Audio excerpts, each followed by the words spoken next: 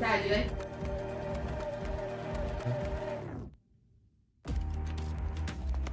Viên Minh có làm chế độ gì? Performed the miracle the year prior, and he has been one of the talking points for DK. Hasn't quite reached that 2022 form just yet, but as we have a look at the draft, some bans coming in. I love the Skana ban. I think getting rid of that, I think the Skana meta we were seeing unfold yesterday was something that was getting towards problematic territory.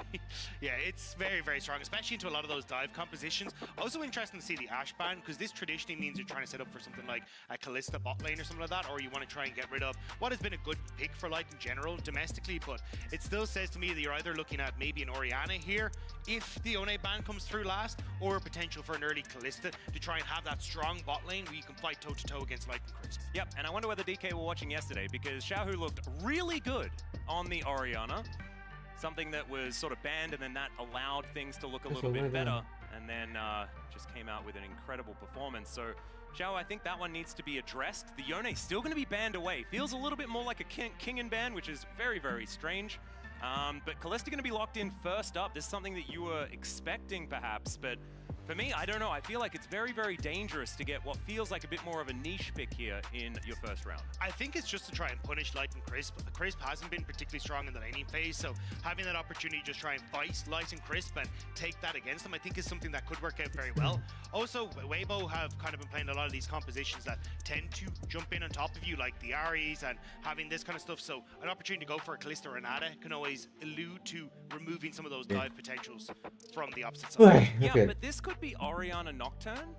Yeah. Orianna Nocturne's like pretty good, Dagda, I think. It's not bad, yeah. Yeah, so I'm a bit worried about that part of it. I think if you go like Renata Maokai, I think you're on an okay spot. You're just like, hey, look, I'm not going to be able to do a huge amount when it comes to outpacing the Nocturne, but as we start to move into the later portion of the game, I just deny Chào sếp ăn cơm gì chưa? Also, if you try and jump on to, say, the Renata, it makes it very difficult for you to finish her off because you've always got that Kalista with the Well, this LeBlanc is something that was đây phân tích Kalista hợp lý, được không lấy Orianna Nocturne hợp lý. Đấy cho mình LB cái tướng đấu sĩ giữa đầu với Orianna Nocturne, cái này với đó là Renata. Rồi để xem con LeBlanc với Renata này nó vận hành game như thế nào. Cái chiếc tướng này vận hành game nó rất là khó, không phải dễ. Đối đầu với cái tướng này thì có lẽ sẽ tướng nào sẽ được thực hiện đây? Giảm tiếng game xíu Azui. Cảm ơn béo nhá. Is way more difficult to lock down with the Orianna Nocturne combo because she's so mobile. So it kind of just says, hey, Amy, have this. You get to have fun with this combo, and I'll just see what I can do as I try and blast someone out of it on the back line. But Jax on the opposite side coming through for a breed. This is something that he's looked relatively decent on, and can just be that split push threat. We'll have to see what Kingen is going to try and respond with as they start to ban him out. Well, it's not going to be the Cassante, that one, as you said. Hello. Okay. Off the board. We'll see where the bans do come through from DK, which direction they're heading towards. I think maybe something like an Ezreal just to remove some of Light's comfort picks does seem like a bit of an option, but we could look towards the support pool as well to make sure that this Renata is going to be working out, and that is where they're going to sit. The Rel already taken. Rắc bằng Cassante hợp lý. Bây giờ mới đánh bố con này cánh yếu à? Có em có cá sấu à? Bạn em cá sấu à?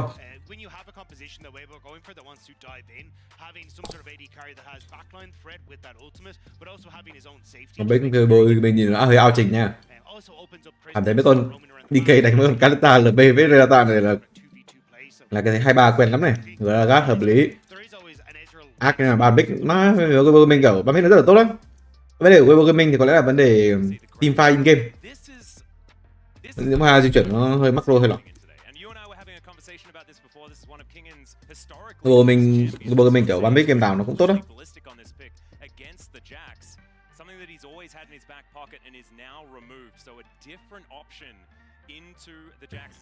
Bàn Rakan hợp lý, Real cũng hợp lý. Làm game Leona với Fortune thôi. Leona Kaisa được. Leona biết Fortune an toàn. Cứ biết Leona chắc đã. Ta đánh bỏ cũng được. Leona bỏ Maokai. Kết lên lóc. Nữa à. Cây Linh cảm thấy rất là mạnh ở trong meta hiện tại, tại vì con Kết Linh đối phương đâu đường được đâu. Nếu mà đổi đường bạn tele xuống dưới bạn sẽ bị đặt clap blue rất là khó. Mà không ai chơi. Cho nên thì đối đồ rất là quen thuộc rồi, vô cực kiếm kết hợp với đó là cái đại bác hải tặc, súng hải tặc gì đó. Udia bắt đầu phải pick một con tành nữa, mà Udia này thì chắc chắn là không chơi nhiều rồi. Lee Sin Udia đội hình nói chung là theo thiên hướng cá nhân rất là nhiều chứ không phải là mà thấy rất là hợp. Cá sấu sẽ an toàn hơn. Cây Sante cái đó cá sấu kiểu gì cũng phải thảo lên một con à. Tuần cuối thì có lẽ là con lắc, con bạt. Hay là không có bạt, bạt đối đầu với LB Lee Sin lỏ lắm. Lắc, cái bạt cũng được nhưng mà tôi chắc là không nên. Rumble, Renata, LB, nó cái đội hình nó nhìn nó có thể nó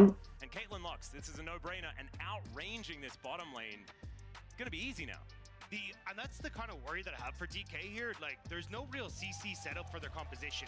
Sure, you've got the equalizer, but who enables the equalizer? như là cái thế 2-3 thôi chứ. You're kind of hoping that Renata ult slows down a lot of Weibo's advancements to maybe try and set something up.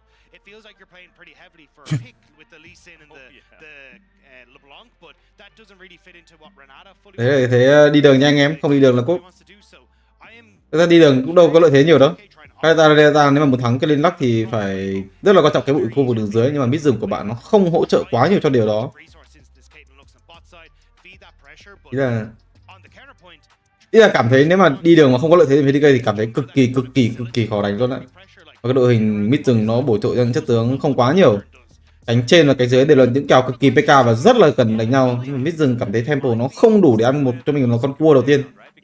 Cảm thấy con cua đầu tiên cảm thấy đánh xong mọi game mới. Theo đội hình họ xích lỏ chứ. Nói chung là kiểu cái vòng rừng 1, kiểu đội hình DK nó rất quan trọng vòng rừng 1 đó. Vòng rừng 1 mà không đổi đường mà pick Rumble chả biết nữa.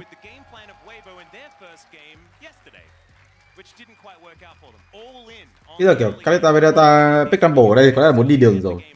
Nhưng mà đi đường mà pick Lee Sin với LB thì không, con LB thật sự là để được đường á. Nhưng mà con Lee Sin ăn cho mình là bùa xanh trước thì thật sự là có ăn được con cua dưới không? Nhưng cái kèo đó bot mà không ăn được con cua dưới là trừ nặng á.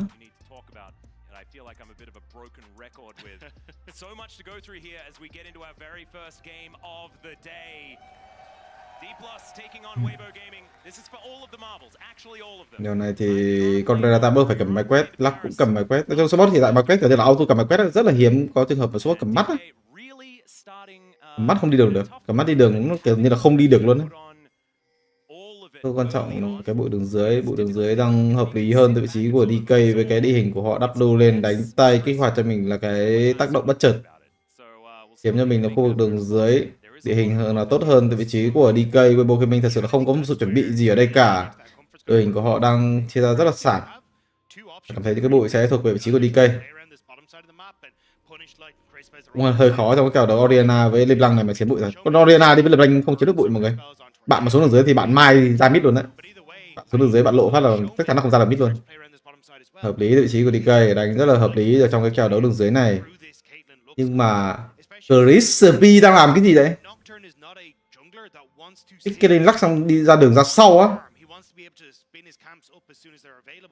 Trước có một trận đấu mà Crispy đánh cho mình là Caleta Renata, xong rồi con Renata không đi đường luôn, con Renata lên một chạy đâu luôn, thảy luôn. Cái lane lắc đường ra sau luôn á, bây giờ phải đi theo lính á. Nó nhìn đối phương ăn xong con lính rồi.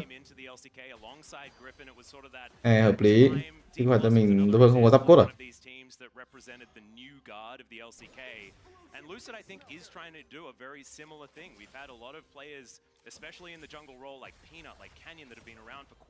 Tuga mới lại, ok. Ok, đổi nó mới phố cái bố mình cho đội ác vậy. Cam lò. Bên mèo máy các bạn. Em béo như đổi tên thôi chứ. Tên này hiện tên là em béo xong vậy thành mèo béo. Trao đổi rất là tốt từ phố cái gaming không để được đường, hợp lý rồi. Kèo này thì bình thường sẽ không để được đường. Nhưng mà trao đổi lời hơn về máu. Ok, thế trận rất là căng ở đây. Trong con Renata cả tên là auto đẩy ấy. Nhưng mà hiện tại là máu mất hơi nhiều, 2 bình máu, 3 bình máu mất hết rồi. Nên phải đi cây đi đường lỏ, xong rồi quy vào lính luôn, nó hết. Xong rồi nhưng đánh hơi sớm. Đánh cho mình có lẽ là 1 giờ chiều bên 2 giờ chiều gì đó bên Pháp hay là bên gì đấy quên rồi. Nên là mấy đội không đi đường cái gì đó. Trời ơi, bot cút luôn. AK endgame luôn. AK mất cho mình con cua dưới, đối phương 2 cua amazing. Yay.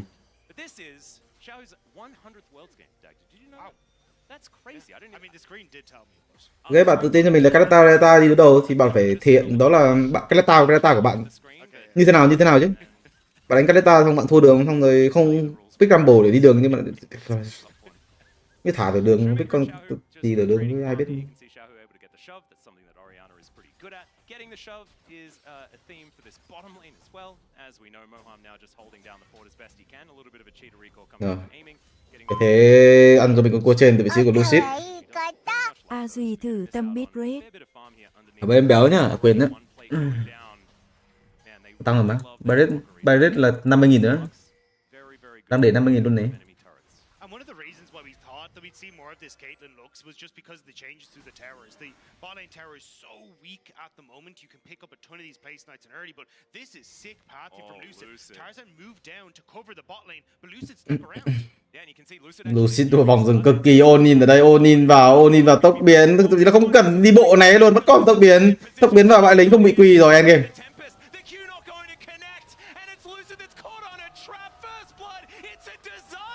Vậy sao phải tự làm khó mình với cái con Kalista Renata LB vậy?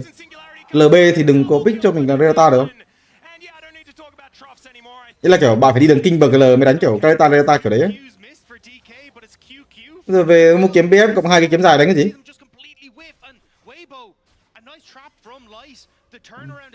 Nói chung thì hơi đen cho vị trí của DK. Không bốc chúng hai đội băng Mỹ. Kiểu bốc chúng với Bogaming phát là 2-3. Cảm thấy có thua phải quét luôn á, có thực sự được thắng được phải quét rồi. Hello DK nhé, mình ở đây từ mấy ngày trước rồi. Cái thế 2-3 nặng rồi còn gì đánh không quá đánh. Kêu họ chuẩn bị cho là Lucid không đánh tranh nữa, họ chuẩn bị những con như kiểu LB Lee Sin để Lucid có thể đánh. Tướng carry dành cho Lucid, vậy thì thằng SofM nó phải đánh một con gì đó nó liên quan tới mid rừng chứ đánh Reta đi đường.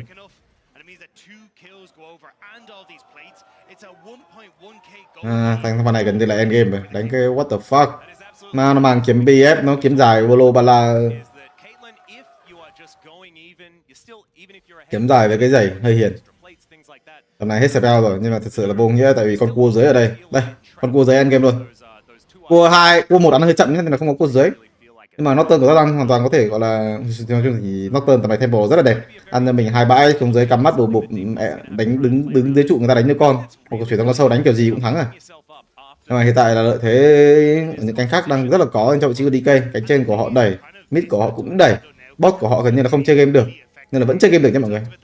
Thế này vẫn chơi game được. Vòng thứ 2 rất là quan trọng, vòng thứ 2 bot có chịu được nhiệt hay không để Lucid ăn cho mình là con sâu để có lợi thế. Đó là điều quan trọng ở vòng thứ 2. Không có quá nhiều mắt, Maker bị xoáy. Xử lý tốt vị trí của Sehu, mát Sehu đánh. Cái Sehu cái phong độ nó gần như là cực kỳ tốt luôn á.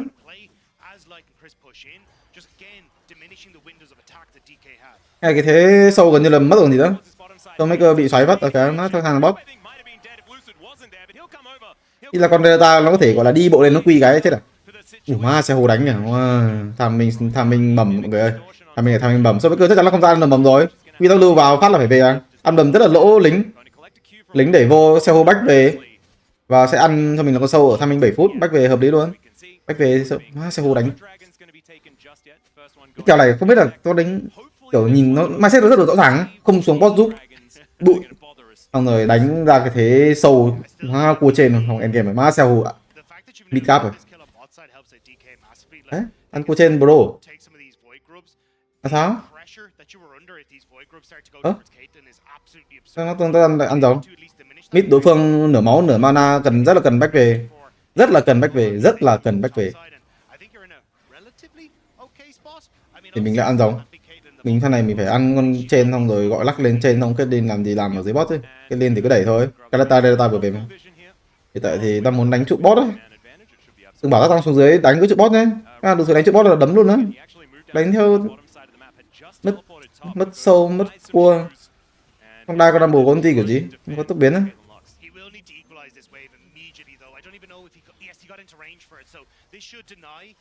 Wow. Thế sao đánh đấy ra lợi thế thì để làm gì?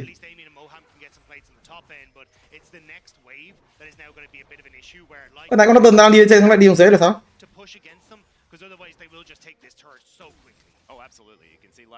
Thế bot mình thắng là để mình lựa chọn mục tiêu dễ hơn, hóa ra là bot mình thắng nên là mình phải xuống bot à? Kiểu bình thường có cái mindset nó rất rõ ràng, đó là mình đánh cái lên lắc mình không spell mình phải xuống.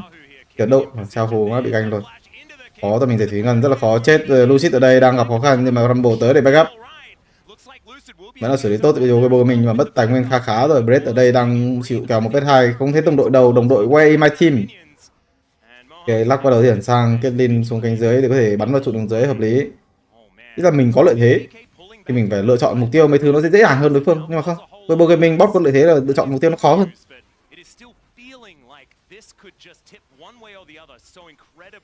Lại cái thế trận của họ vẫn chưa được đấy, tại vì cái lên đang đứng lấy cho mình cái trụ đường dưới, sách trụ cũng như là trụ. Nhưng mà kiểu chắc chắn là đối phương vẫn ở cái thế ok thôi. Đối phương ở cái thế không chơi được game thành cái thế ok. Ăn cho mình con sâu con cua trên, ăn cho mình 2 sách trụ đường trên. Mặc dù cái lên rất là xanh, nhưng mà những người khác thì sao? Kiểu Nocturne nó thế chắc chắn là không thể nào xanh được bằng đối phương. Rắc gì cũng vậy. Đang ở cái thế bú vào cờ, kiểu Sahu cũng tự nhiên đang cái thế nó lại ra. Sahu đi đường nhìn đúng ghê luôn. Kiểu mấy trận nữa, không phải trận này thì đường ao trình quá rồi. Nhưng mà cái thế đồng đội đánh thực sự là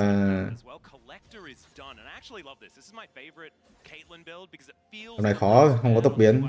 Má tầm này đúng khó luôn, đánh đang đi đường như thế. Ủa má này e luôn. Lụng. E thì mình đẩy đường đi set way, xong rồi tầm sau có tơ lề. Để quay để lại không có tơ lề này hợp lý. Mindset đúng rõ ràng luôn á.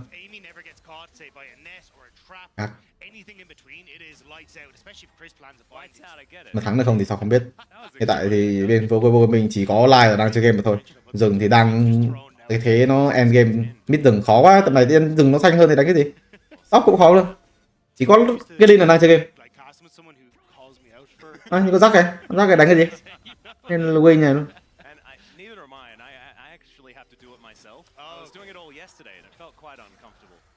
So don't worry, I'll call you back.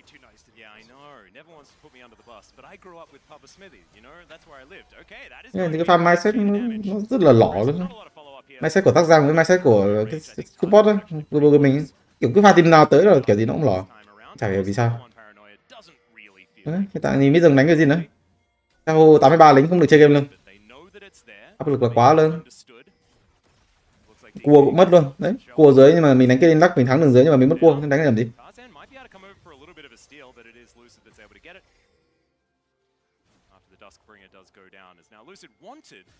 Bắn không bị tele sao? Bắn trụ luôn á. Dữ đấy. Mid di chuyển xuống dưới. Không mở được à? Không mở được à? LB di chuyển xuống dưới sao không mở đây? Cái ta R cái chết mày con Kelly rồi. Sao con Kelly nó không R phát đấy?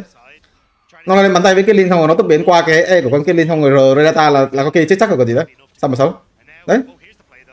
Tele Marcel tele được pha này luôn.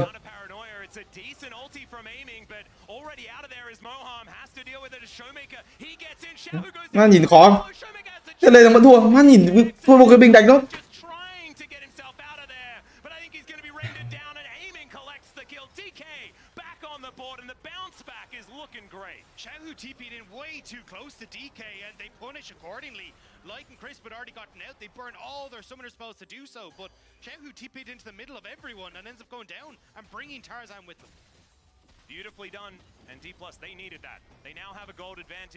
Đánh xong rồi về sau bị chửi, không biết sao bị chửi luôn.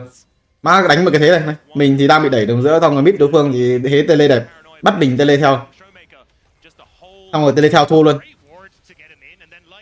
Thực sự là liên quan đến xử lý lỗi kỹ năng cá nhân đâu. Vừa đáp xuống dưới không có tốc biến bị collision phát chết luôn.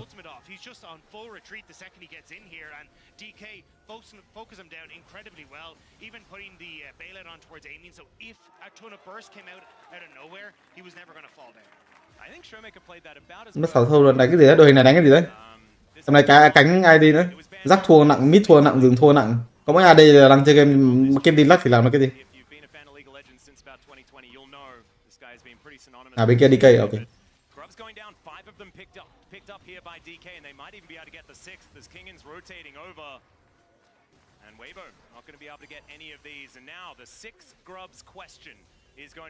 Nó nhìn đánh nó kiểu bị kiểu nó bị cay ấy. Nhìn đánh mà mình cay dùng luôn, cay thật. Kiểu mà nỗ lực của sau đầu game đánh vào cái thế như thế mà vẫn có thể thua được. Thằng Jack nó đi đường như thế mà cũng có thể thua được luôn đấy. Kiểu cái thế.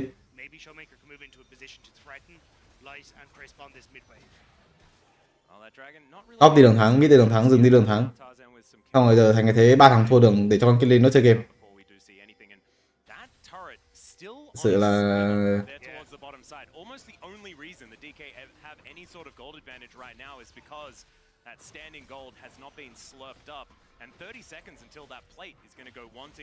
người xem bên phía WBG Gaming chơi game cái gì họ không thể biết chơi game cái gì nữa.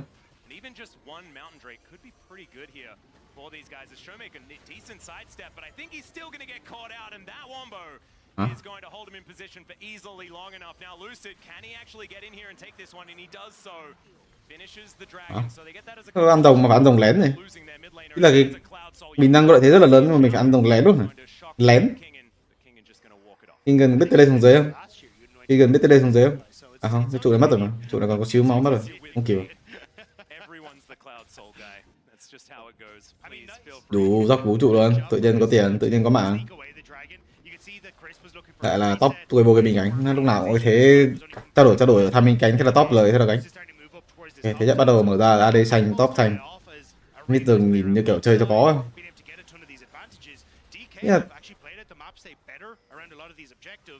Thế tưởng bên phố của mình là mid rừng côn chứ đánh như kiểu cái thế thằng support nó côn đấy.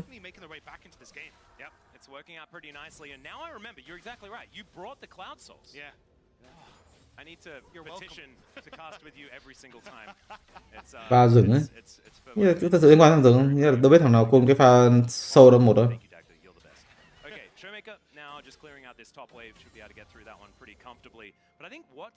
Going to happen in the next 10 minutes will be really, really important for both of these teams. I think DK need to keep up the pressure as much as possible. Hiện tại vẫn chơi được ấy, AD xanh với top xanh nhưng mà cái thế trận sẽ ngừng về phía đối phương rất là nhiều tại vì mid tường đối phương rất là xanh. Xin và LB xanh thì ở cái đoạn giữa game là rất là khó đánh. Gần như là cặp bài trùng quá hoàn hảo rồi. Rất là khó để chống đỡ. Kiểu thế chủ động sẽ nghiêng về phía của DK rất là nhiều ở Tham minh hiện tại. Anh nhìn bản đồ vào thêm, anh nhìn cái bản đồ vào thêm. Chả biết chơi game cái gì luôn. À, đối phương còn đứng rừng mình back về luôn, nhìn phiền này.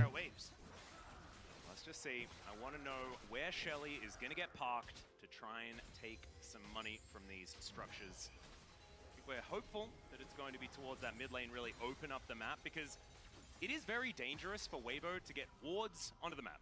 They have a Lux, and she just does not enter the jungle. Em chọn G2 BLG vào vòng trong mà nó ra cái trận đội 2 đấm nhau lượt cuối nên không biết nói gì hơn. Cái thế thua và thua.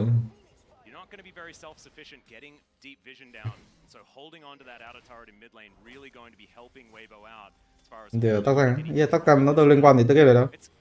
Thế là cái pha sâu chỉ đơn là có cái pha sâu à?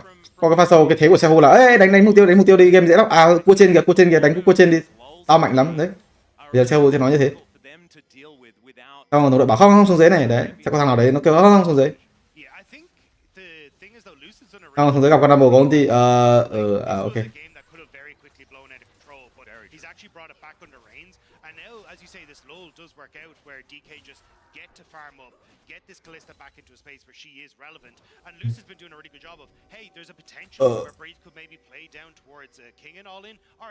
Cái trụ cánh trên đẩy quay này là cái trụ top bỡ tắc rồi. Không biết sống đỡ kiểu gì 6 sâu. Ok,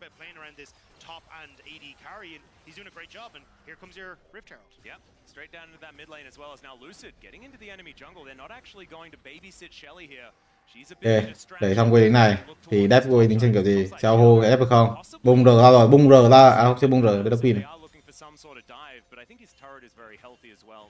Nhưng là lấy trụ đường trên kìa, xong mấy cái đắp lôi bắn bột cái mất tới.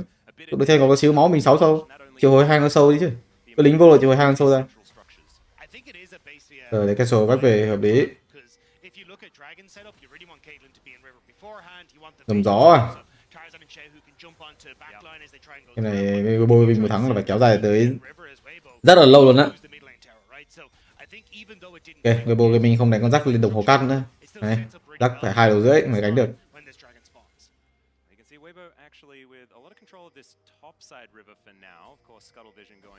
Rồi cái trụ đằng trên nói chung là chỉ cần thắt xì cái là mất rồi. Ok, quý tốt, e tốt, mà số mấy cười ngác. Mất rồi đó. Quay sau là mất rồi.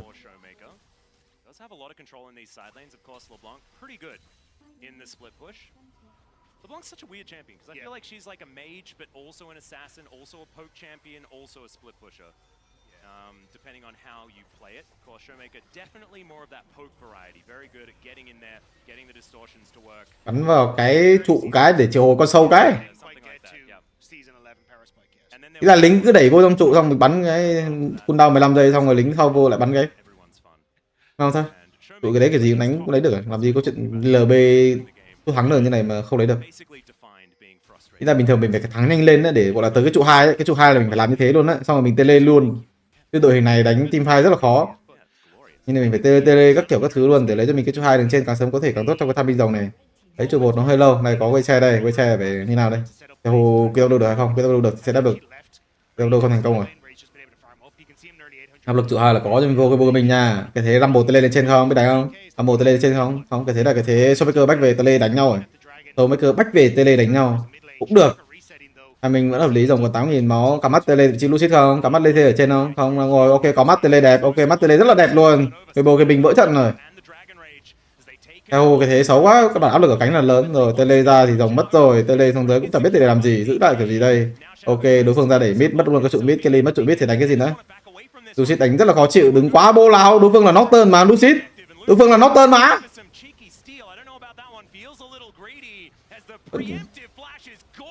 Biết trích cả mắt luôn, nhưng mà sao một mạng đổi được một trụ hay không? Không được.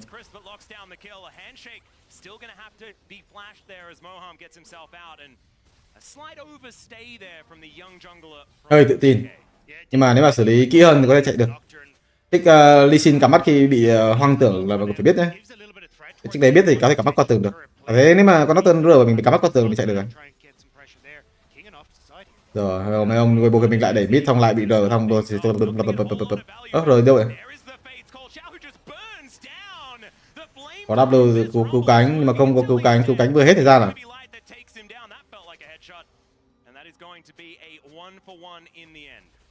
Trao đổi nói chung là 19 110 vị trí của hai bên. Người lỗ ở đây đó là chắc chắn là vị trí của Sao rồi, mất tốc biến, mất tele không được chơi game. Bên DK thì cũng không lỗ to lắm, mất hơi nhiều tài nguyên một xíu mà thôi, chấp nhận được. Tiếp tục là đánh tham minh cánh rồi.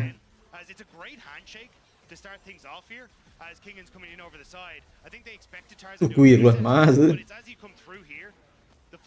Rồi hơi xấu. Cứ không chắc chắn là phải tốc biến về rồi. Không sao.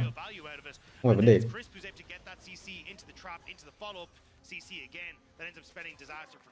And it could have been so much better as well if that Fate's Call gets the knock up on top of the equalizer. That is a lot of damage, but it was just a little bit later than that. So slight miscoordination from DK as aiming. Was trying to hit the pierce onto the Baron, and Lucid going to come on over. They do have vision. As there is no teleport from Breathe, and he's going to have to walk all his đã way gửi up. 5.000 đậu. Thì WBG là đội cũ của anh đúng cô ạ. Cảm ơn tối lên rất là cảm ơn bạn. Thử đam tí từ vị trí của DK. Sao tầm này Showmaker ra cánh đánh trụ 2 đi chứ. Nhiều cái linh mạnh đấy. Nó giống thua ấy. DK giống thua ấy.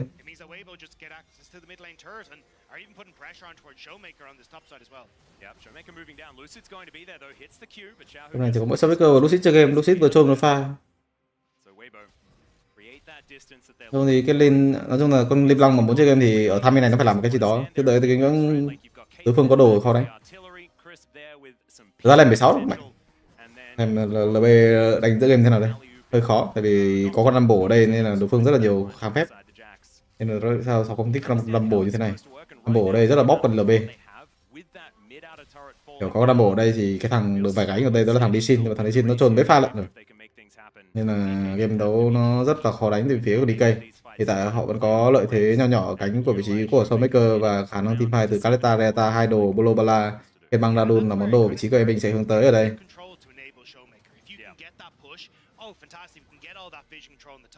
Kiểu Sehu đánh một game đấu hoàn hảo xong tự nhiên thành cái thế khó xong giờ chuẩn bị chửi.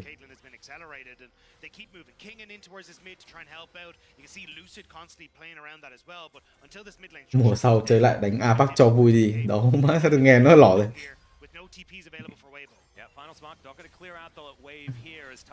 Bây giờ mình cái trụ được giữa 6 sâu giờ mới lấy trụ được giữa, không sao, không phải vấn đề. Đẩy cánh tiếp, macro xuống cánh dưới. Đánh ở cái thế mục tiêu đó là im mình ở cánh dưới, ăn cho mình trụ đường dưới.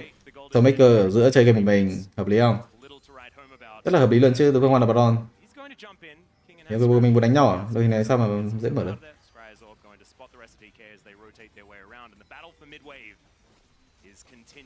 Ok, xong ra rồi. Thế Maker ở mid, em mình ở cánh dưới không? Biết cái thế không? Ra đội hình này đánh Aram. Không nên đánh Aram á, Kata đánh ở cánh là đúng mạnh luôn á, đối phương không độc được Kata luôn á.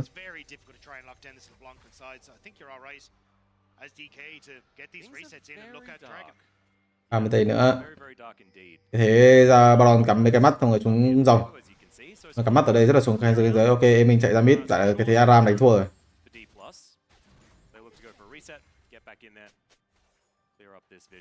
Nhưng mà Aram thì không phải thua nhưng mà ý là cái thế của mình nó sẽ là đánh giữa chừng kiểu không thắng không thua, xong rồi nó rất là 5-5. Sau rồi thằng rắc nó sẽ thắng ở cánh. Nhưng mà mình xuống dưới là mình sẽ có giải quyết được con bài đó là cánh của mình, nó là con rắc ở đấy. Mình đánh Aram mình đâu cũng thắng đâu, mình cũng không thua. AG giải thích vụ mùa sau chơi lại hoặc XTV lên 20 clip. Cảm ơn em béo nhá. Hay gì căng đấy. Ok, thế là ôm bên nào đấy. Ok, bỏ rồng, cái thế bỏ rồng. Okay. Bỏ rồng Big Baron hợp lý, nhưng mà tham cổ này thì mai ăn Baron. Đối phương 2 thấu kính. Sao lên cái gì đấy? Sao lên đồ rồi what the... Maker level 14 sắp 15 rồi, thiếu một xíu nữa level 15 rồi, pop đẹp, vị trí đẹp. Người Abaddon đẹp, vị trí rất là tốt, Maker tự chơi game hợp lý, vị trí DK macro bắt đầu hợp lý nhá.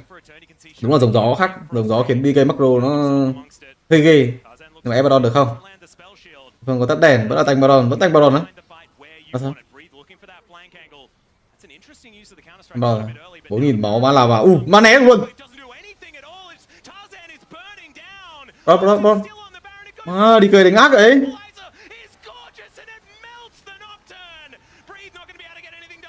Khó. Đi cười macro ác, đánh ác luôn á.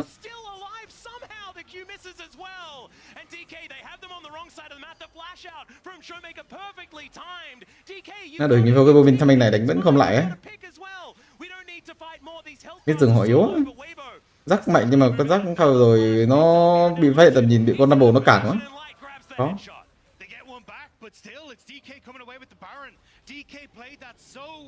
Đi cây đánh ác vậy.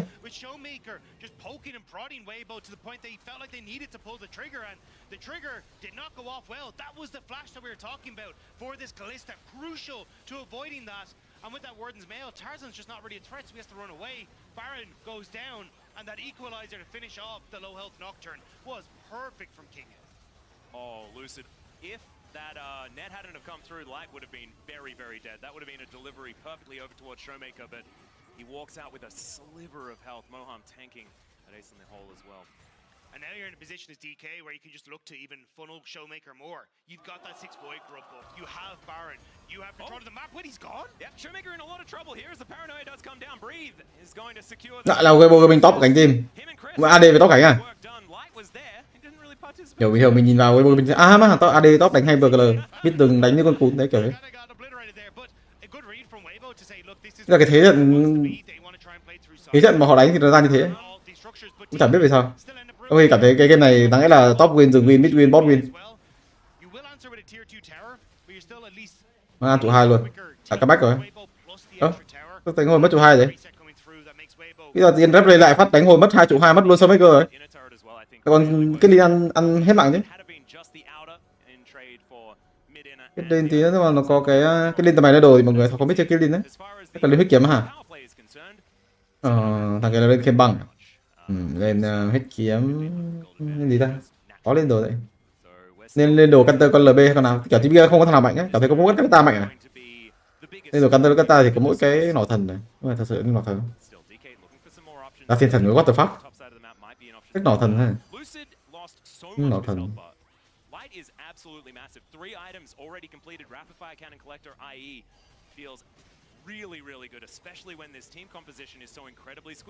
Đấy, đồ đánh rất đó là nỏ thần, xong rồi lên cái bảo hộ xuyên giáp. Rồi bên mình không có chiếc của muốn giữ Moham lại. Moham là người có Karata rồi nhưng mà không có Karata ở đây cả. Tắt đèn hợp lý, bay vào, không có xoáy mà vẫn sẽ phải nằm xuống mà thôi.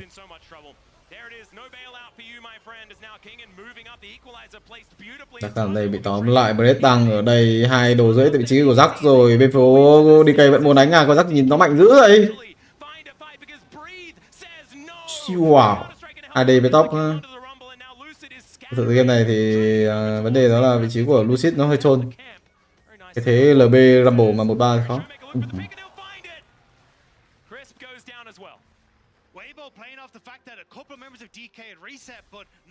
Giác các bạn là tự nhiên cái pha gì tiên lấy mạng ở đường dưới xong rồi lấy mạng của Soulbreaker xong ăn cái trụ đường dưới nên là nó mạnh, nên là top gap, nên là Soulbreaker chết phải đấy, ăn rắc các mạng vào đấy nên là mình có thể trừ được kinh gần, hợp lý không?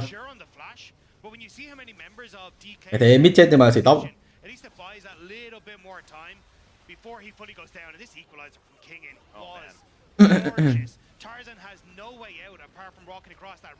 Soulbreaker trồn mấy pha rồi ạ.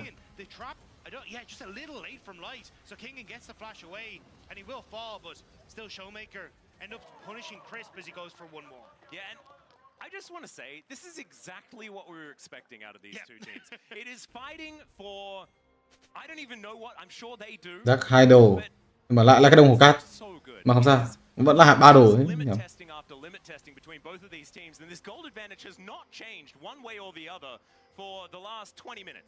Ok, ôm cảnh dưới, má biết là cái thế này luôn, nhưng mà con Rumble, cái cảnh mid có thật hợp lý không?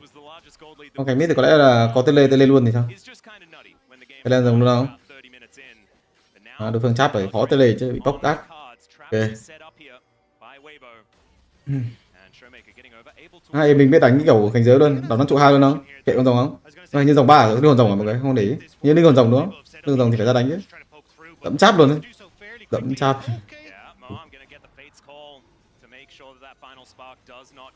Ăn rồng luôn chứ, sợ gì?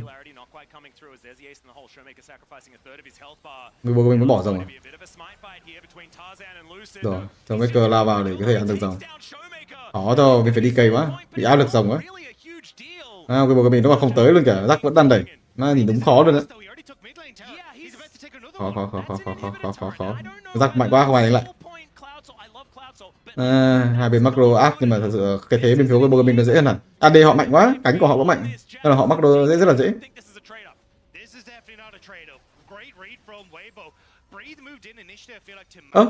Không phải linh hồn rồng á? Không phải linh hồn rồng thì mắc gì áp lực dữ vậy? Đánh đúng kiểu bị áp lực luôn. Có tưởng là linh hồn rồng chứ.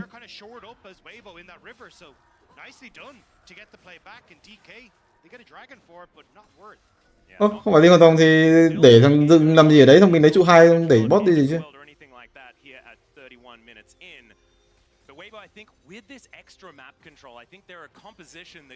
Baron hợp lý, đội này là đội hình đúng kiểu có Baron ra là bú. Baron ra mình ép được Baron, đối phương lao vào mình sẽ mạnh hơn, nhưng mà mình còn sâu đã, ăn cua đã.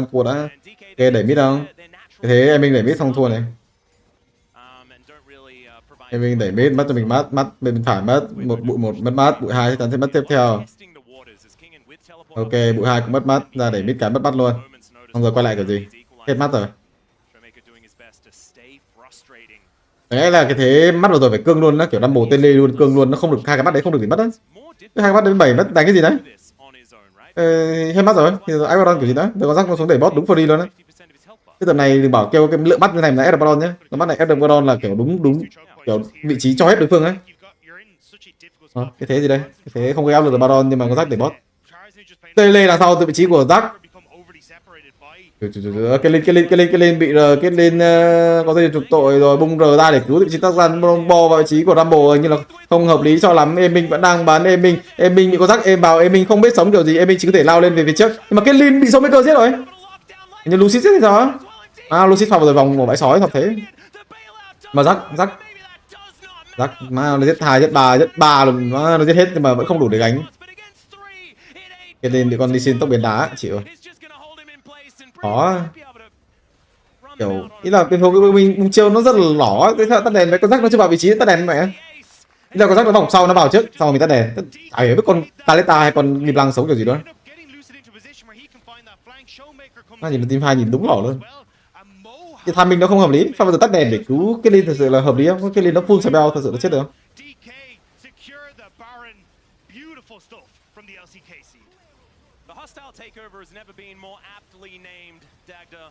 Rồi thì có lẽ lỗi nói chung là kiểu 4 người bên kia giữ thế không có tốt. Lai đang rất là mạnh 4 đồ nhưng mà cảm thấy dùng cái chiêu cuối Norton để cứu Lai trong pha vừa rồi là không hợp lý, khiến cho không có người lao vào cùng khi con rắc nó ở vị trí đẹp.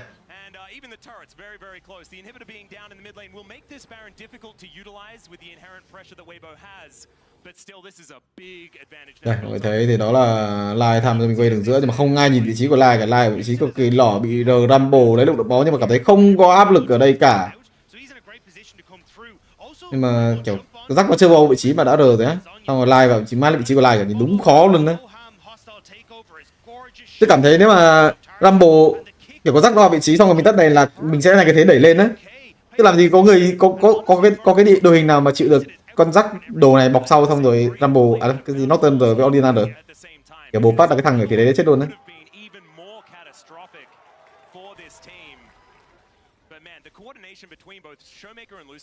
Ở bộ Baron. Ở này giờ anh quá rồi thì nó đội hình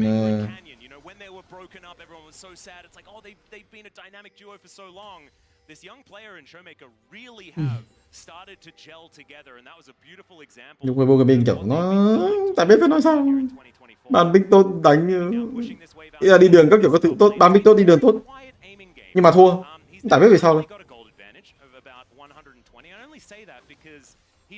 Như thường top win, đường win, mid win, bot win mà đánh thua luôn đẩy.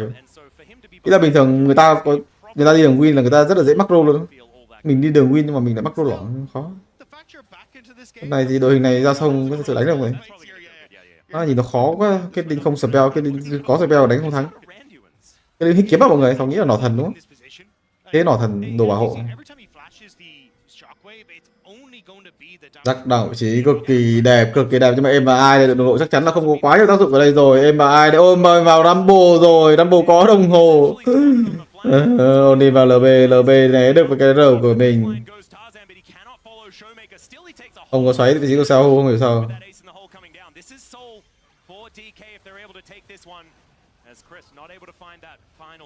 Rồi hết chiều cuối rồi, đứng đây ha đợi chết thôi. Endgame này. Team 2 này bộ mình sẽ phải lao vào để đánh hồn rồng, lao vào xong rồi đối phương ha chết xong rồi endgame mid endgame ok dòng cướp được, rắc lao vào để chết vậy thì đối phương sẽ là cái thế đuổi đánh như con rồi, cái thế đuổi từ nhà tới trường rồi. Nhưng mà Soulmaker trôn rồi, W vào cái quy của Lắc lẽ phải giữ thế từ là xong rồi mà không phải vấn đề gì cả. Okay. Lắc bị lính bắn chết.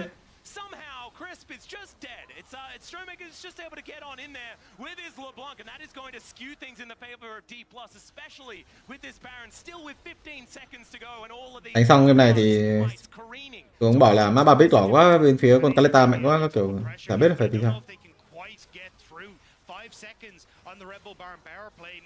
Đấy, chiếc cuối nó hồi lại nha, nhưng mà đánh được không có rắc thì chả biết là đội hình này đánh khó.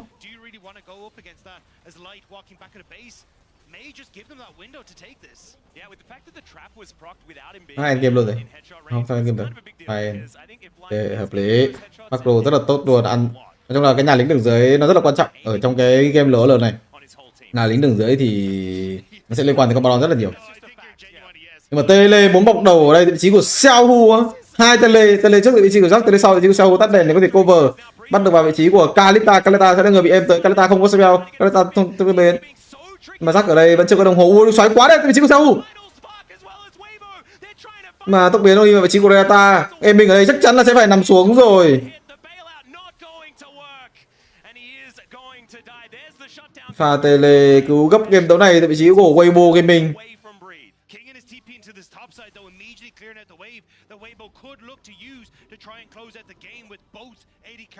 Không có mục tiêu thì hiện tại nhưng mà spell bị bắt đi rất là khá. Ba game đấu đúng căng luôn, mỗi bên 3 rồng. AD hết spell từ vị trí của hai bên ở trong Tham Minh Baron. Cái này thì bên phía của mình khó quá, không chả biết đánh thắng kiểu gì. May mà so với cơ trôn đó nên là chết. Jack thì bị outplay, vừa nhảy vào bị ăn cái Renata nên là ăn đam nhiều quá. Cái con Jack này hơi khó chết. Crisp on the opposite side, but at this stage you're just trying to hightail it. My big worry was if Weibo lose this, there's already a wave in mid that DK could look to win off of, but now the double TP in behind. I'm shocked that like Showmaker was in base, so I like the call from Weibo here, but Lucid just being a little bit more mobile seems like. Phần này Seoul đánh ghê á, Seoul kiểu đánh nhìn nó đánh đúng ghê đó nhưng mà sẽ bị chửi lắm. Bây giờ mọi thứ làm gần như là quá hoàn hảo rồi. Có thực sự là cái này mắc lỗi không? Thế chả thấy có đoạn nào mắc lỗi luôn. Nhưng mà chắc chắn là sẽ bị chửi.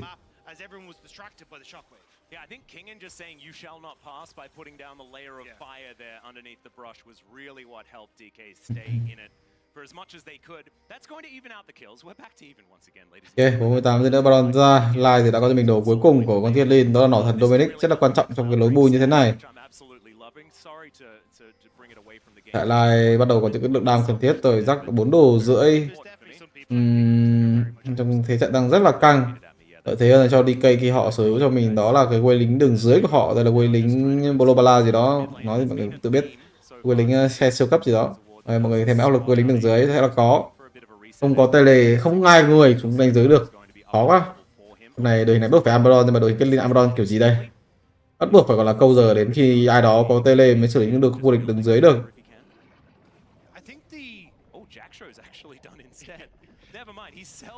He sells the QSS and he's like, no, I am the tank.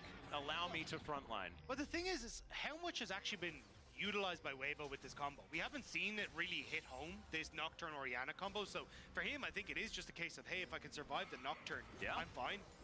And we have enough damage coming through from Showmaker and King, and as Weibo aren't exactly the tankiest team in the world. So I think for DK, it's kind of a good read. Quay lính đường dưới đang quá áp lực, DK đang giữ thế ở đây với những con bắt Baron. Thời gian của phố cái mình hết rồi, bắt buộc phải đẩy cái mid này vào xuống dưới đép, bắt buộc phải làm như thế, không có tham gia Baron. Cái phía DK biết đánh không? Tầm này thì game mid sẽ để cho một thằng nào đó tự đẩy và anh em ra ăn ra Baron là xong game rồi, nhưng mà cũng phải ăn cho mình nó có bồ đỏ trước đã. Chắc chắn là phải ăn bồ đỏ rồi. Quay lính đường dưới đẩy vô chắc chắn là phải ăn bồ đỏ. Tầm này phải chạy ra Baron đánh, tầm này đang cầm lao vào Baron rồi đấy. Người ta đang đép xong rồi mình ra Baron. À không, mình đang gọi là chạy ra Baron, người ta đang đép, người ta đang chạy ra Baron. Đang chạy ra thôi. Ok, rồi cái không, má thằng đây nó đâu nhỉ? Không biết là đây nó đâu full đồ rồi mà. Rồi Amaron hả? Rồi Amaron thì có thế tele mà. Ok, Amaron Onin dắt vị trí đẹp. Tele cạnh đồng đội không? Baron bao nhiêu máu vậy? Ok, tele cạnh đồng đội hợp lý, dắt của vị trí đẹp, rồi dắt vị trí quá đẹp luôn. Nhưng mà DK vẫn biết điều đó và bắt đầu chạy. Ok, hợp lý, đối phương tele thì mình chạy hợp lý. Để thành cái thế con dắt xuống dưới.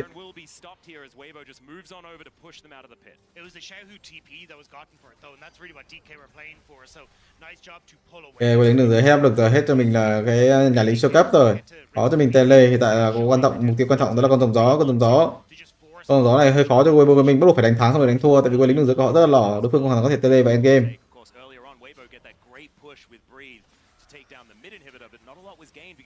Di chuyển ra xong kiểu gì đây, không có mắt, quá khó cho bên phố của Weibo Gaming.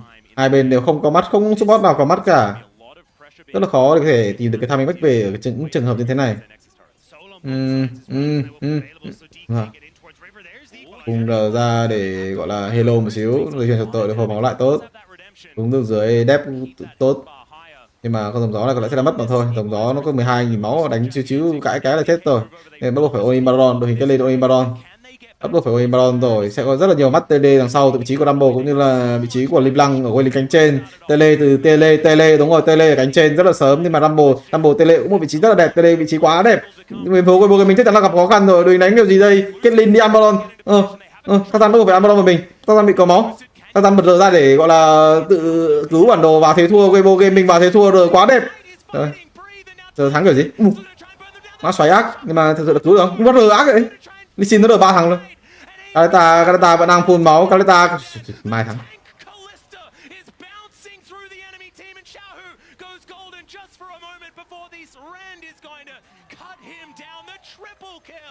for the front line. Callista is gorgeous from aiming, and now it looks like DK are going to push forward for the win. Showmaker is doing so much work in these fights, getting access to light Lại continues. thằng mới game này thì mình sẽ bị mid chắc chắn nó sẽ bị trừ rồi. And DK are cutting down Weibo. That should be the game end. DK going to be able to take down this turret at least. Crisp, the last man standing, but we are late into this game. It is 42.5 minutes. Mấy cái thế gọi là AD cánh còng lưng mấy thứ. Chứ là đánh cái kiểu game như thế rồi hết tài nguyên cho cái Lin thì rõ nó phải gánh rồi. Rồi tài nguyên cho nó không gánh what the fuck.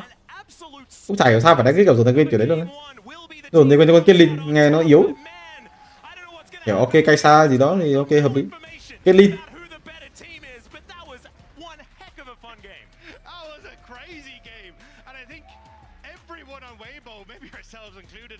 nghĩ là thật sự là top thắng, rừng thắng, mid thắng, bot thắng. Mình từ chối ăn cho mình là con cua 2 kết hợp với 3 con sâu để xuống đường dưới chơi với con double con gì.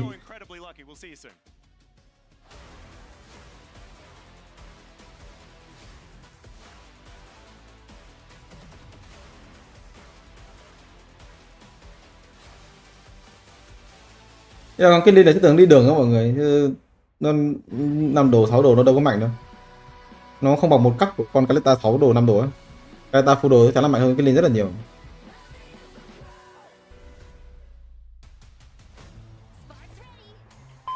Tướng nó thế mà.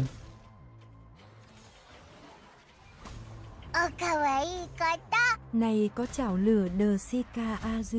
Em béo nhá, nay đánh xong 3 cặp trận BO3 sắp tới 2 giờ đêm 3 giờ đêm á. Cái này hiện tại là máy nó cũng không thích hợp để chơi game á, ngồi coi thôi. Chắc chơi game chắc vẫn được ấy. Phải lười thôi.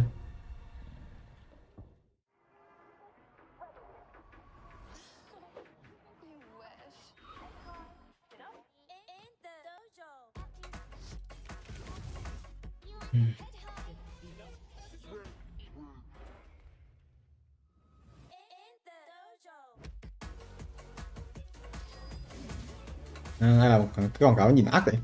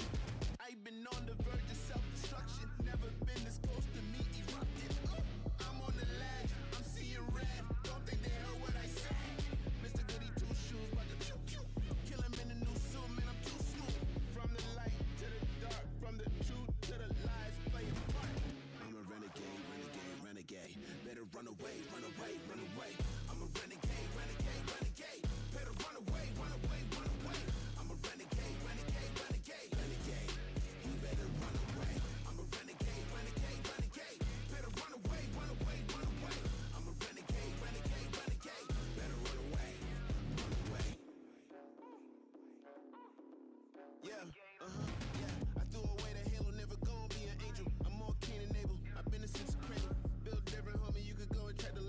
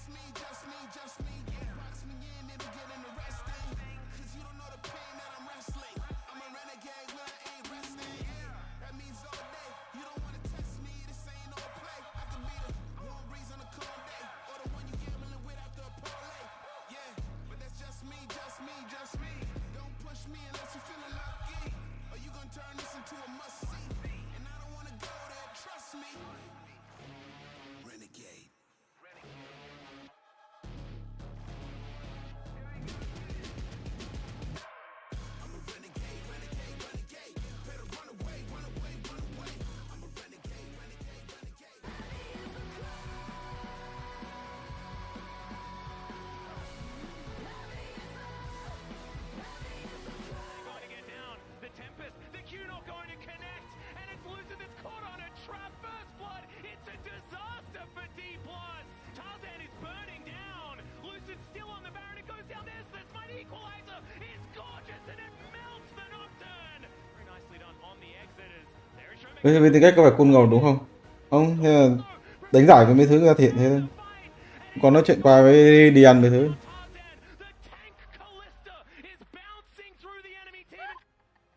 How do you get in there? God, Mark is losing his mind, and why wouldn't you? You know, I was promised a roller coaster. I was promised something crazy between these two teams, and I was still caught off guard. You shouldn't. Oh my God! This is exactly what we wanted. Whoa! This is why we were excited about this. Are you excited now? I'm very excited. If I get 3 games of this, I love it when we come out of a and me and Emily, right? Like having watched these teams, and we're like, this is what they'd want. Yeah. This is for both teams. This for both teams are like.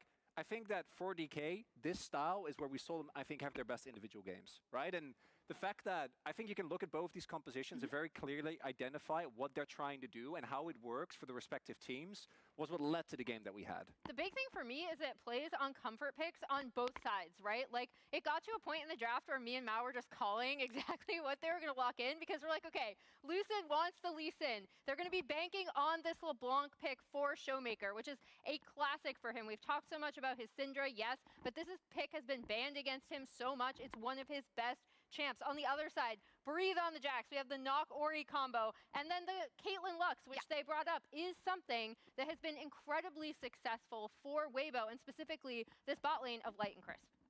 The Knock Ori wasn't good, though. No, the execution. Yeah. The Orianna was kind of okay. He landed some good shockwaves like in the middle of fights, but they didn't do a good Knock Ori combo the whole game. yeah, That's probably the difference. Like, if we're true. going to try to isolate a difference in the game, that might have been the thing that pushed it over the top for That's a good point.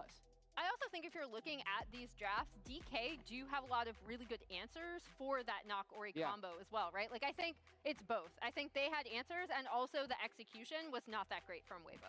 And I want to take a look at the HyperX Reflex replay, specifically the fight for DK, because the reason why I love DK when he plays these type of comms, and this is something that goes back all the way. As we zoom out here, initially the setup here looks a little bit rough for DK. If we can pause here, because the counter engage comes in, right? They are fairly solid. Look at this angle found here by Lucid, right? It's fine. This is something that he has been doing since 2022. DK in Challengers played the skirmishy style, and with Showmaker on LeBlanc as well, the amount of damage that they can do in these extended skirmishes is absolutely insane. And we talked about what we wanted to see from DK in terms of like, okay, what have they been kind of missing in this tournament that helped them get here? And Lucid's performance is one of those things, right? Like, we've kind of watched him slowly evolve over the year and hadn't been a great performer for them thus far at this tournament, I think. And so for him to come out and have this game together with Showmaker on the LeBlanc, like this mid-jungle combo is exactly what we want to see. I mean, it was what was lacking, right? The mid-jungle combo when they weren't doing well. And I remember you said it on one of the prep videos. I don't know if it was on Mark's video or what. You said Lucid does have a little bit of young player syndrome. Even in this game. And he's playing Lee Sin, so it's perfect. He died taking wolves after a one play.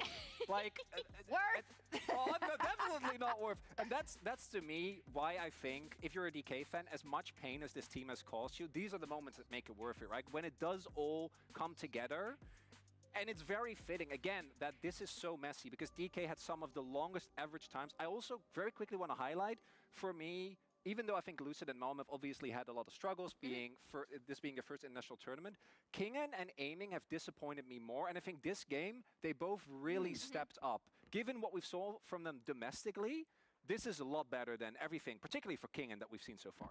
Yesterday, we saw Weibo go down in the first game. They ended up winning the series. What we saw is that they moved on to the blue side, as telegraphed, so they will. And they reverted back to a very stock standard composition, right? And they took the series from there. Are we seeing a similar path here? Because it obviously worked very well yesterday, Jad. It did. I mean, yesterday, both games, the game one winner lost the series. So I don't think it's completely over yet. But Emily, I kind of want to pick both your brains because you have the most emotional attachment to this. is What? being down. Unfortunately. How much do you feel like momentum will play a part? Because game one's what we expected. They're evenly matched, messy teams. But is one team more likely to tilt after a loss like this? You should speak for Weibo. I mean, they've done this before where they can recover. Like, the thing I'm most curious about from the Weibo side is, do they stick with this draft knowing that DK do have some answers for this Nock Orianna combo? Or are they like, we didn't execute on this, we think we can do it again? From blue side, that's the thing I'm most curious about, because yesterday I felt like they locked in a really good like early game composition, didn't execute on that, and then changed. It's also a DK special to have a composition like this and then never pick it again. That has happened in the past, so I hope that doesn't happen. And if they lost, I do think that would have been it. DK is a super emotional team, have been for a really long time. So I think if they lose like a 43-minute slugfest like this with getting a lot of what they wanted, I do think it would have been an absolute disaster. I do think that when they're playing well, though, like this team can, again, match the best. They were the one that ended Genji's win streak that was, they literally hadn't dropped a single game. Is it enough? If they keep playing the way they did in this game number one, definitely. Maybe. We're waiting for the glow up. Maybe this is finally it, right? But we saw it from Weibo yesterday. They don't go down without a fight. And they are poised to take this game too. Yeah, let's head over to our casters. Hello. Thanks, Sharks. Hi. It's time to get into game number 2. And whew, are we expecting just the same thing, Dagder? Yeah, I think it's bedlam. Yeah, okay, it's just going to be the same. I really do appreciate Emily and Chronicler and Jad sort of like analyzing and trying to go deep into what's going to happen here. And it's just going to be, we're going to fight a lot, and it's going to be great. That's it. That's the game plan. That's what we're going to see. And it's who has the coolest hands as these skirmishes unfold that's going to be the victor. It's the way League of Legends was supposed to be played. Exactly. We're going back to grassroots. Yeah, exactly. Yeah. And that's what I appreciate about the series. I think that we need to understand that this is the original view of how League of Legends is supposed to go, and it's absolutely beautiful. I just have to see which one of these teams is going to be going over to Paris and which team is going to be going home right now. Xiaohu, that man on your screen right there, is on the cusp of heading back to China, and D+, one more win. That being said, if Weibo win in game 2, the bounce back potential of D+, you heard it from Chronicler, they're an emotional team. It might just break them here. So we'll just have to see what happens on the red side for DK, as already Lucid's Vi is going to be banned away. Cái bộ của mình chọn cho mình ở đội xanh. She will continue to get banned away from Lucid. He plays every champion as if it's Vi. The Lee Sin Vi looked really good in game. Dynamic vẫn rất là tốt rồi, nhưng mà không biết là khi thua thì bạn có thay đổi gì hay không. Will the Yone, will the Aurora both be taken away as well? I imagine they will be. The question mark for me though is like, what do Weibo actually do differently on the blue side? Because I feel like they got the things they wanted, right? Orianna is a potential first pick. They got the Nocturne follow-up. That's kind of been the combo that we've seen paired with this. Maybe they try and take away something like the Kalista, but they actually, okay, they ban away the Kalista themselves. Like but it's like, I felt like Weibo kind of got a lot of what they wanted, but they just weren't able to perform on those picks in the moment. Well, this is going to be Yone or Aurora, whichever one they would like to ban, or they ban Skarner and Nocturne. That's your options. And then you trade. And so they're going to go down the Skarner route this time. And so that means that if Aurora is banned here, then you ban the Yone, and then it's sort of a wash. And if they're not banned, then we go for a trade. And Kingen, pretty good on these majors towards the top side of the map. He's got a very extensive champion pool. We don't have a lot of tape, just because Aurora wasn't enabled for all that long. But this is a bit of a gamble being taken here by DK. Yeah, and I'm kind of surprised because it was DK who banned the Aurora on blue side, so I thought they'd at least, well, they probably will just keep it here, but I think it's also a bit of a call out to Xiaohu because Xiaohu was notorious in the LPL for the banana combo. Thế là bốc thăm á, trong giải thích để làm gì không? Hai NA gặp nhau thì kiểu họ vào tứ kết nhưng mà kiểu không ai công nhận ở khu vực họ mạnh á. Chả để làm gì.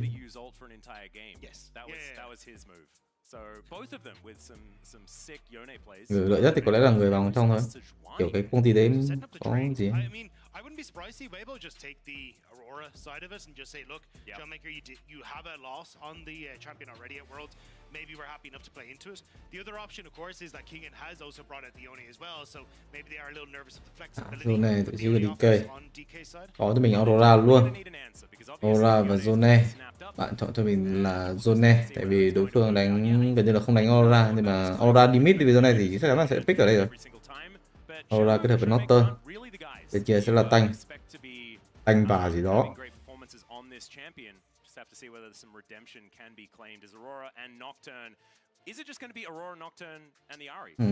Hơi khó pick. Đã cái xa. Kiểu sống nghĩ nên là Tanh dừng và cái xa thì top sẽ pick đấu sĩ, nó sẽ đội hình nó sẽ ok hơn hả? Nhá cái gì Nocturne Blind pick ở đây mấy con kiểu vũ công với đi thì rất là khó ban pick ấy. Hoặc là Nocturne an toàn nhất rồi. Lợn mua lợn để tìm Maokai. Maokai cây phao, Maokai gần A, Maokai cao xấu. Chắc tôi nghĩ là Maokai gần A hoặc Maokai cây xa thôi à? Cái gì ngon đấy? Quá ngọt luôn. Anh đi nhá. Cá sấu cây xa.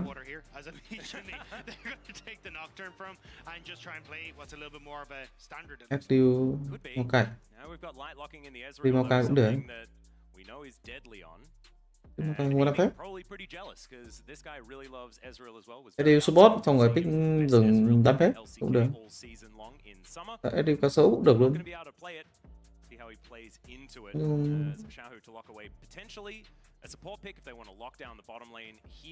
Chứ FTU Kaisa này là pick AD để đi đâu với những chất tấm bên kia tại vì nó sẽ sống sót. Đi gần A Tham dữ này. Thì dừng gần như là nó không có Maokai rồi. Dừng chắc chắn không có Maokai rồi, có con nào Counter nữa. Tức là dừng ở đây rất là khó, phải pick sớm. Thật sự là còn nhiều tướng như thế không? Không một Maokai LL có thật sự có nhiều con như thế không? Đối phương có Kaisa luôn. Đâu. Sợ đã ghê. Lại là cái thế phải bàn top rồi. Đây thân tê phải bàn, cá sấu phải bàn. Đối phương ngầu ra top mid Chitana endgame. Paranoia, and then immediately that killer instinct comes down on top of your target, and both of them are just dive bombing into backlines. If Kingen gets good flanks, or a Showmaker on the Aurora, if they do decide to flex it, good flanks, then the amount of follow-up is there in an instant, and we saw how well it worked. Đội hình cũng cần Dona nhiều. Maokai biết đâu nào? So Jack's going to be taken away from Kingen here, not wanting to allow him to have that on 4.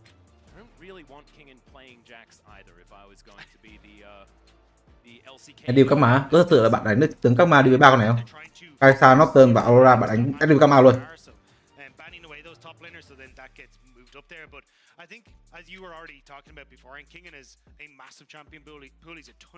Bạn giác không bàn cây thân tê, láo thật. Không cây thân tê thì... Không, cây thân tê kiểu đội hình nó đánh kiểu dùng cho Kaisa cũng được á. Đi với gần A hơi lỏ tí nhưng mà cũng được. Con đẹp nhất ở đây có lẽ là con Chitana nhưng mà họ không có đánh Maokai hay là Maokai hợp lý. Ba Maokai sau luôn, rất là lạ. Má đánh bài cũng ác chứ. Ba Maokai sau luôn để đối phương nghĩ nhiều hơn về lựa chọn rừng.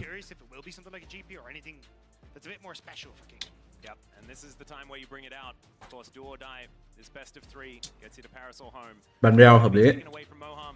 If you were watching the playoffs of the LCK, you understand why this ban needs to come through, something that wasn't understood by some teams. Bình thường ở đây sẽ là pick support, Naughty à? Naughty gặp Bram, nãy phải 3 Bram á. Không nên 3 con Leona là mình nên pick. Con Leona là mình cần. Pick top trước, số pick sau. Đối phương cứ Bram là mình đánh bạt à?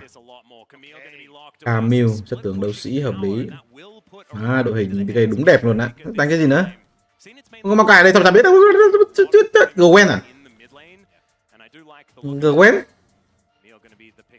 Không có Nidalee Leona. Nidalee Bram. Cảm thấy có mỗi Nidalee Bram không tướng như cước trong đối phương này có bạt mà đánh. Rakan thì cũng không đánh được à? Rất là người lửa. Người lửa bò trong đối phương đánh Rakan. Đấu. Đánh Rakan nào thì đánh mất. Ý là có thật sự là pick pháp sư đi với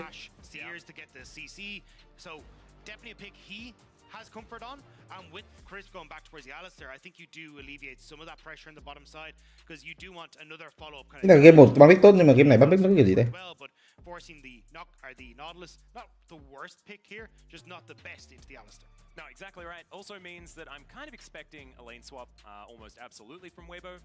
Ezreal Alistair has never really been the most powerful of early 2v2s, and so probably getting away from that seems like a good idea. a lot of firepower, man. Pun not intended. Coming through on Weibo's side, there is damage from absolutely everywhere outside of the cow. And you look over on Deep Loss's side, they're here to fight as well. So I think once again, it's just going to be Biffo. We're just Biffo again. Yay, pháp người lửa đi với Norton Aurora cắm miếu cây sai để theo con người lửa chết bao nhiêu mạng mọi người. Đoán xem game này các người lửa chết bao nhiêu mạng. Mà thực ra đội hình này đánh được á, nhưng mà mai đánh được á, tại vì kiểu đi đường vẫn có lợi thế được á, kiểu Zone có thể có lợi thế chẳng hạn, hoặc là Gna có lợi thế chẳng hạn. Xong người lửa ăn được sâu, xong rồi đối phương mắc macro lỏ gì đó, nhưng mà thật sự là nói, nhưng mà bên phía DK cũng có những khó khăn đấy. Khó khăn của họ đó là cái vòng rừng 1 với vòng rừng 2, kiểu không thật sự thì bỏ sâu 1 cho đối phương là auto win này.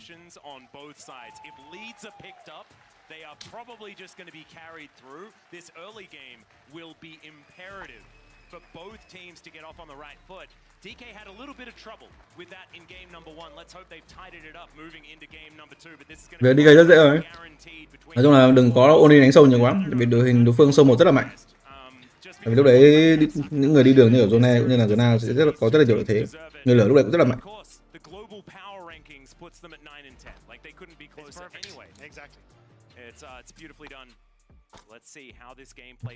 Nên là cảm thấy nếu mà sâu 1 DK không đánh thì game này thắng à. Throughout our regular season, his Kai'Sa was extraordinary. When he was on KT prior to this, nếu mà là đội khác thì là bên này thắng chắc rồi á. Nhưng mà nếu là DK thì Sọc chưa biết. Kiểu nó không an toàn á.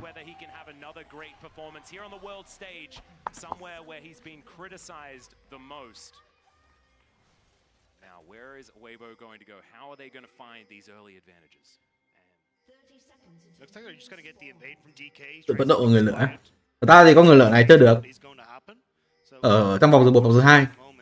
Sau cái timing đó thì rất là khó đánh. Kiểu một cái tốc biến là không đủ á.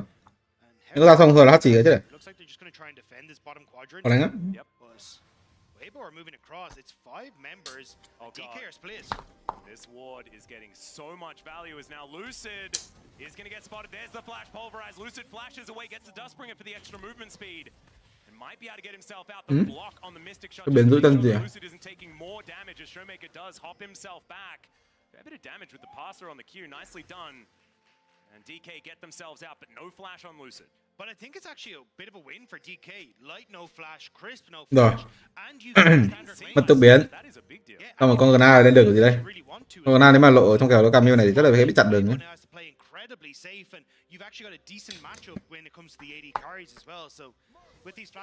Rồi, quy tuyệt rồi. This is where it does get a little difficult.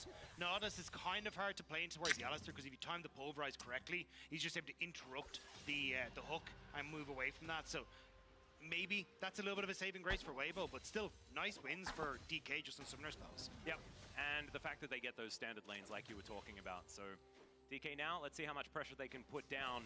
Not really an advantage picked up just yet. It's just the potential for an advantage with these flashes now down. Lucid also going to have to be a little bit careful if the brand does get overly aggressive, but we know that Tarzan's probably just going to try and hoover up the jungle as much as he can. Going to be taking his second camp now as those Krugs are going to fall. But Crash going to come in as Breathe could be in trouble here, gets stunned up by Kingin. Rồi, theo bài lò. Không. The tactical sweep coming out as well. Giữ này Queen, một cái này. Giữ này, đánh Breath đánh ghê á. Tức là đi đường bên phía mình không có vấn đề gì á, đi đường vẫn rất là ghê. Nhưng mà bot thì cào thắng nhưng mà chấp tốc biến. Top thì ra đường sau. It's nice to see Breathe having that step up because when you look back at, OMG days when he was cursed, he was kind of like, oh wait, this guy's kind of like top 5 in the league in 2020, but then started to move on to WE, and you're like, hang on a second, this guy has hands, he can actually really achieve some things, but has been a little while since we really saw him, especially this year, step up. He's been a bit of a liability at times, so having some nice performances at Worlds kind of setting Weibo on hopefully the correct path, but needs to try and do so again here against DK because they need to win 2 games in a row now if they hope to keep their dreams alive. Well, Kingin still just going to be pressured out here by this mini-nut towards the top side of the map, and so far Breathe stacking up this wave, going to be feeling all right, unless Lucid decides to make his life hell. As now Xiaohu down to about 250, not having the greatest of times into this Aurora from Showmaker, and rồi, vòng từ 1 lỏ luôn. Tại vì bình thường người lửa sẽ đánh theo cánh dưới. Nhưng mà với việc đầu game đuổi nhau thì con người lửa nó phải ăn ở dưới trước. Bot không để được. Vòng từ 1 quá lỏ luôn. Thậm chí nó tự ăn 2 sâu không? Nhưng mà nó tự không ăn sâu. expected as now cool. Lucid is going to look to take down Breathe. Great sidestep to deny the hop as now the hook shot comes through, but Tarzan great positioning. Lucid, oh, he's still going to get stunned up by that. Mà Lucid tuần nữa rồi ăn hai sâu không ăn? À không chết không That cost him so much of his health. The tactical sweep from Kingham was clutch though, managing to get the outer hit so you get the slow meant that Breed couldn't really follow up for the auto attacks, get another proc of that hyper. Tôi chả hiểu sao không ăn gì luôn á, lại ganh top trong khi con nó không có tốc biến. Không chả hiểu, nó cứ mindset nó cứ kỳ kỳ của gì ấy. Cái bộ mình vào rồi con nó tận hai cua lại game nữa. Almost a 10 CS advantage here for aiming the same time. This is his comfort zone, getting more money in bottom lane. That's what he really likes. It wasn't happening in game number 1, so it was probably a little bit uncomfortable. This is feeling better. Yeah, I mean, look, Light has had great performances on the Ezreal, so would definitely like to be getting some of that money as well. And he is someone that can, and for a long time, has been able to step up for teams like LNG when he first started in the league to. 35 chỉ số lính tốt. 35 chỉ số lính là về back về có thể mua được cái 900. DK have relied on aiming for so much to get these early leads and play through. Breathe. Yeah, Kingan actually flashing here. Do we have it? Nope. Not quite enough damage as Breathe is able to walk this one off, and teleport up and available. Not a massive advantage picked up here for Kingan as both flashes were traded as well. So Lucid starting off this dragon now. No big leads picked up for either side, and I was expecting a before 5 minutes first blood. We're already not getting that. We'll have to see where that is going to be drawn.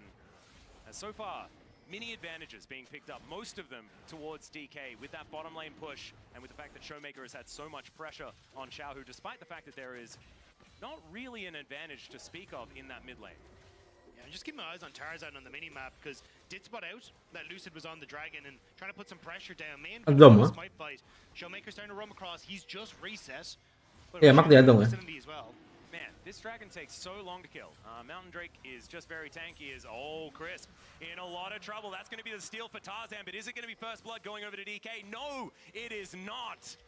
And so Weibo, the highway robbery is going to work out. And it actually isn't a worse time for Chris because he's pushed out bot wave. He gets the reset anyway. Was looking for it around this time or anyway. So in the grand scheme of things, Weibo just kind of get to steal that dragon away and walk out. Nicely done. Still going to be a reset here for Light and Crisp. As I thought maybe there'd be a push, and I was going to talk about maybe some turret plates, but that doesn't happen as Tarzan, oh man, Brand pretty good at killing grubs, and Xiao going to come over and assist as well, and that will be 3 going over to Weibo to start this one off. So already it feels like their grip on the map is better than what we saw in game number 1, despite the fact that they're not starting off with a 2-0 Caitlyn. Tarzan just trying to help Breathe get a little bit of an advantage off the plates. There's the Demolish proc, they will just move away, but Lucid also very close to level 6, so kind of finding that timing window where they could play aggressive on this top half, but Moham moving up as well. They're going to back away, and then it becomes a question of what happens now the level 6 are hit for both junglers. You've got the opportunity to play around mid lane, potential for that lockdown, and also looking at potential for Light to be caught by this Nocturnal. You have to be so careful on the map for Weibo now that Lucid is starting to come online. Well, you can see Moham just clearing out vision where he can. His next dragon will be. That's not going to be the soul this time. See exactly what it is going to be. I think all of us kind of want Hextech Dragon to be that soul, just because it does mean that players can get to fights more. And when both of these teams can get to fights more, we're just going to have so much more action in this game. Once again, it's extraordinarily even. Anh Duy có hút thuốc lá vape cô, em tặng. Chẳng hay em béo nữa. Không có hút. Not escaped more of like the 2K mark until the big lead is picked up at the very end. It is crazy that we've had like 5 to 6 flashes burned though, and absolutely nobody has died at any point in time. Even both objectives taken, and nobody's batted an eyelid essentially at each other. But for Weibo now, trying to get position on towards the spot half. I do really think with Lucid ticking over to 6 though, there is a potential for a play, especially if Moham hits 6. Nhìn căng vãi. Ult the Ezreal with the nod, Nhìn rất là căng thẳng. then immediately follow in with the Nocturne ultimate. Just makes it very difficult to escape that on the bottom half of the map, but Lucid starting to sneak in behind. Yeah, a little bit of a wraparound here as Control Ward does go down. Tarzan in the area. Lucid does have a spell shield. Lúc mình thắng mình thua như nào mình phải biết. Để mình đừng có lãng phí như cái mắt như cái Lucid. Mắt cắm rất là lãng phí, mid mình thua. Mình cắm mắt ở trong rừng đối phương hắt xì phát mất cái mắt. For some reason, it's still 2.5 minutes before the Dragon Dagger. I don't know. It's all the posturing. It's all about sending a message. The message is, I want to fight you. And it's just replied, received. Yes, we do. Loud and clear. think though in this position, like Weibo definitely spiked very hard off of singular. Lần đầu căng thẳng quá. Đây rồi, 1 phút 37. Quay lính 9 phút và quay lính 9 phút rưỡi rất là quan trọng để có thể tiến hành đổi đường cũng như là con sâu 2. Một tham minh mà vị trí của DK ở tham minh hiện tại tướng team fight của họ rất là khó đánh ở con sâu này. Back về hợp lý. Cái áp lực đổ back về luôn. Chuyển số quân lực dưới backup cho em mình một pha xong rồi chuyển quân lực trên hợp lý. Cái áp lực và tụ tên chốt trong kèo Gna Camille hợp lý.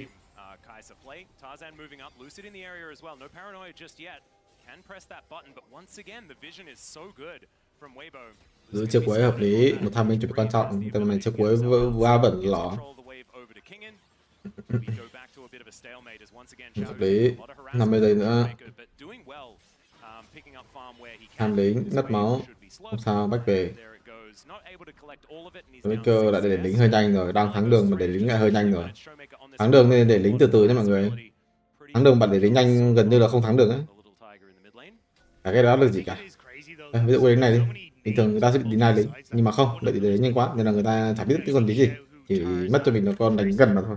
Đây, em điều trái mít vẫn hớ được con xe. Ok, 15 bên nữa back về tham minh, nói chung là có lẽ là tham giao điện hay gì đó. Maker xuống cánh dưới, em mình ra mid, hoặc là Camille xuống cánh dưới, ok. Maker lên trên, Camille xuống dưới, hợp lý.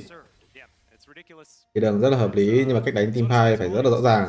Đó là đội hình này đánh team fight không lại, nên là bạn phải xuống ăn cho mình là con rồng này, cũng như đó là con cua dưới. Còn những người khác phải gây áp lực ở cánh trên để nó turn xuống cánh dưới gây áp lực. Nhưng mà vị trí rất là lỏ, tham minh mindset không rõ ràng, quay lính cánh trên như cức nhưng mà vẫn đứng ở đây. Tham minh này là nó từ đất ra gây áp lực, giả vờ gây áp lực, nó turn xuống cánh dưới, bú cho mình là những mục tiêu ở cánh dưới. Rồi vẫn ra đây nhìn xíu, chơi hello, ok đối phương ăn xong rồi, đứng ở đây, đối phương mở vào mình. Ok vẫn đứng ở đây, chả biết ta làm gì, ok vẫn đứng ở đấy, ok bị mở vào, bị tung spell vào, tung tốc biến chạy. Ok đồng đội lao vào cứu, đồng đội không có tốc biến, đồng đội vào thế khó, tắt đèn để mở ra, kéo vào được hay không, kéo trượt rồi. Cung đờ đẹp vị trí của Soulmaker, nhưng mà Xiaohu có cho mình chiêu cuối, Xiaohu không dùng chiêu cuối mà không vấn đề gì cả. Cũng là chỉ có thể đi cây đánh được mấy pha như thế.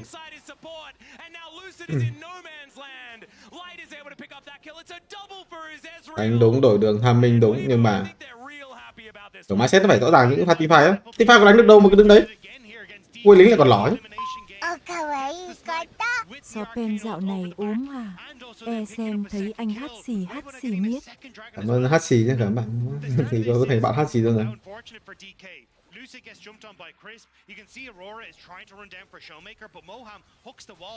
Nói chung là Bambic nó rõ ràng rồi đó, sâu mình rất là khó đánh, đội hình đối phương Gna thắng đường rồi này mấy thứ đánh nhau ở sông rất là mạnh, người lửa nữa. Là cứ bỏ đi xong rồi thành nhưng cái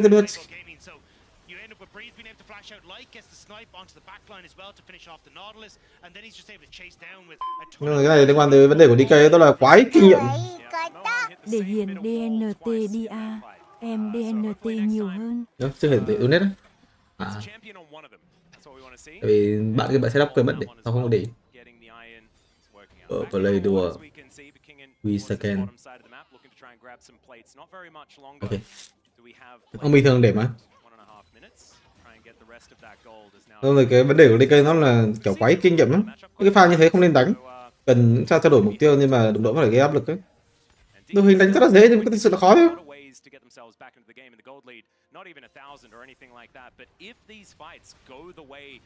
Hôm nay thì hai dòng đội hình đánh team fight rất là mạnh. AD ăn 2 mạng, ở lửa ăn 1 mạng, toàn những vị trí quan trọng thôi.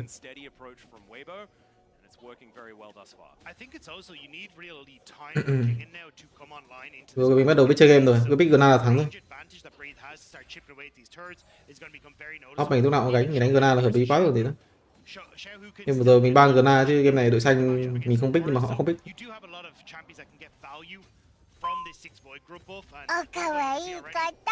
Nghĩ thế nào khi XTV toàn lên bài va anh?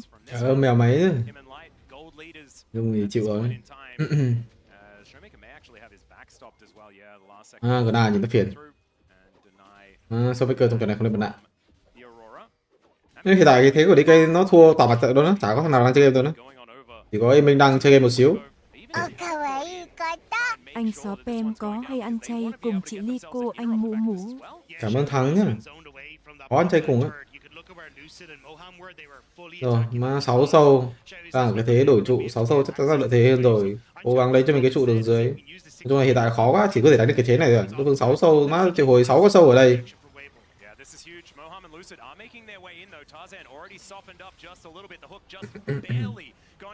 Chào hủ quất tờ nhiều đuôi. Nhưng mà combo vào Lucid tiếp tục làm xuống. Moham không tốc biến. Tốc biến QE muốn đổi mạng từ vị trí Soulmaker cũng sẽ phải nằm xuống mà thôi. Nhưng mà một mạng dành cho vị trí của em mình có lẽ là lời 1 đổi 3 lời hay không? 2 mạng dành cho vị trí của em mình. Nhưng mà trụ 2 đã mất. Đổi rất là nhiều tài nguyên trong pha vừa rồi để có 2 mạng cho vị trí của em mình. Cảm thấy bộ mình nó xử lý nó lỏ hơn đó. Cảm thấy 2 mạng của tôi không nên gửi cho em mình ấy. Nhưng mà đấy cho mình trụ 2. Họ lời hơn về tiền nhưng mà cái thế trận của bên phía DK là có. Cảm thấy nếu mà em mình mà không ăn mạng của cái Tham vừa rồi là gần như là xong cái game rồi đó. Làm gì có chuyện con Gacha này mạng mới phát đấy. Cái đẩy trụ có thể sự khó không? Quay sau thì sao? Ý là quay sau thì sao? Không có phải gọi là làm cái này làm cái kia đấy. Ở vào combo tốt. Xong rồi xem như nào, xem DK em mình ăn mạng cái gì. Combo tốt, ok, nó tới đất một nó tới đất cũng chết luôn, dí vào vị trí của con thỏ này là không cần thiết. Giết con thỏ nhưng mà vào cái thế đối phương ăn mạng. Sao Hù muốn đổi mạng. Vì lao vào cứu chỉ Sao Hù, cái DCP cũng nằm xuống. Thì vấn đề của ai? Nhưng mà cái mình vẫn có lợi thế. À, nghỉ 3500 vàng. Hiện tại DK chỉ chơi game bằng aiming mà thôi. Hôm nay sẽ có những cái con gọi là đi kia có mỗi con Kaisa mạnh à, em lên kháng phép anh em ơi. Ok, tí nữa tao mới có kháng phép, đợi xíu. Tao không có tập biến nhưng mà không sao, có mình cái hạt nổ thông thần gì đó. Tele luôn nhưng mà có hạt thông nổ nhưng mà bị kéo. Macro bắt đầu có những tình huống quá lỏ rồi.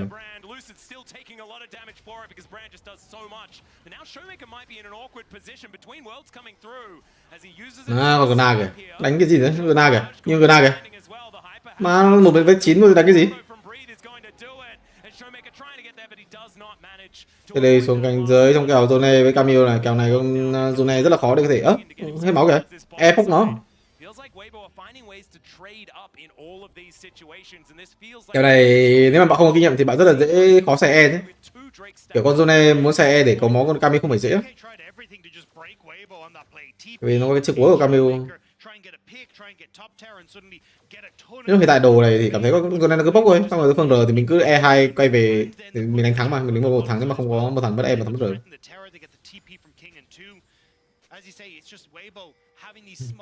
Nhưng thì tầm này trời cứ DK rồi. Cứ kiểu gì đây? DK chắn nó sẽ đánh một pha teamfight này. Cái teamfight này thọc thái biết thắng kiểu gì.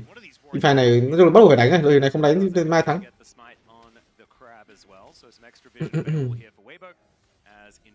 Soul as well. We haven't even really spoken about it.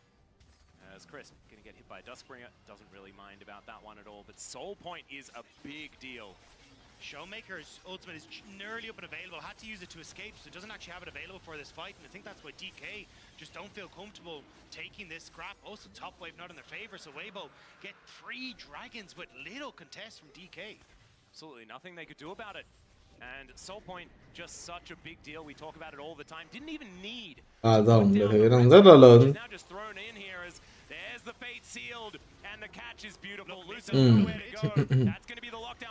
Còn nhìn vào chữ lại là Ezreal quá khó để gây áp lực. Keegan vào vị trí có Keegan sẽ phải nằm xuống. Chỉ có Emin là đang chơi game nhưng mà đồng đội không có những cái công cụ để có thể giúp Emin chơi game. Emin vẫn chưa 2 đồ. Đối phương thì cứ 6 sâu đẩy trụ liên tục để đánh cái gì. There was a great flank coming through from King and started to move in at the back of Dragon Pit, but Lucid gets caught. He goes for the all-in anyway, and there's just too many health bars and gold on the members of Weibo to really distract them.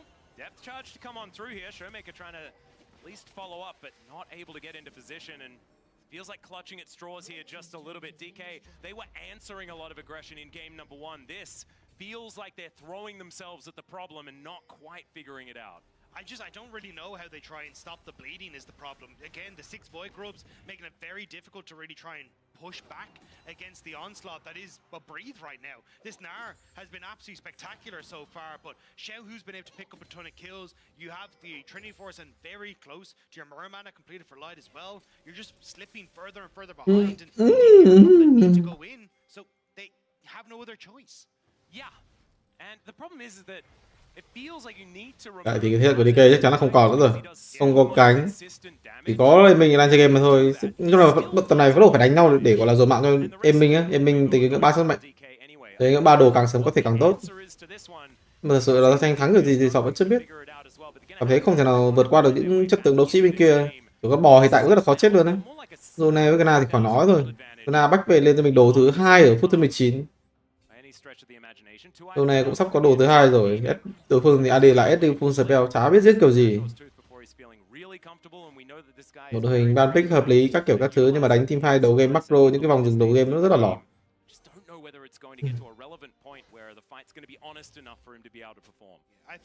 You can see what DK are trying to do though. It's, hey, we pushed out bot side to be king, and let's try and move him up and look for an all-in brawl with Lucid being able to follow up with an ultimate, but it's just so difficult. I actually think they should be going for nearly the reverse. Ok, một vị trí đẹp, vị trí của Lucid, nhưng mà bị phát hiện tầm nhìn chưa? Chưa bị phát hiện tầm nhìn. Ra chuyển ra cánh gây áp lực vào con Gna này 2 đồ nó sẽ cười ha ha. Tiêu để mid không có áp lực gì cả, Tiêu di chuyển sang bên trái, hợp lý. Đang chạy vô cái bụi rồi, đồng đội đang tới gần, ok, chạy vô cái bụi, cắm mắt tốt. Hiện tại là đẩy thêm Quê Lính đằng sau thì sẽ thành cái thế đẩy cho mình Quê Lính ở dưới, nhưng mà không. Mình có Quê Lính là muốn chơi chậm lại để có thể đánh vào những mục tiêu ngoài bản đồ. Không muốn hướng tới những cái trụ 2 nữa rồi. Ép Baron ở Tham Minh hiện tại, ép Baron để có lẽ là lấy tài nguyên mà thôi. Vào những lúc khó khăn nhất, em mình hiện lên và nói, cover me, we can win. Gì đấy, đúng Slayer hơn bạn nam nhé.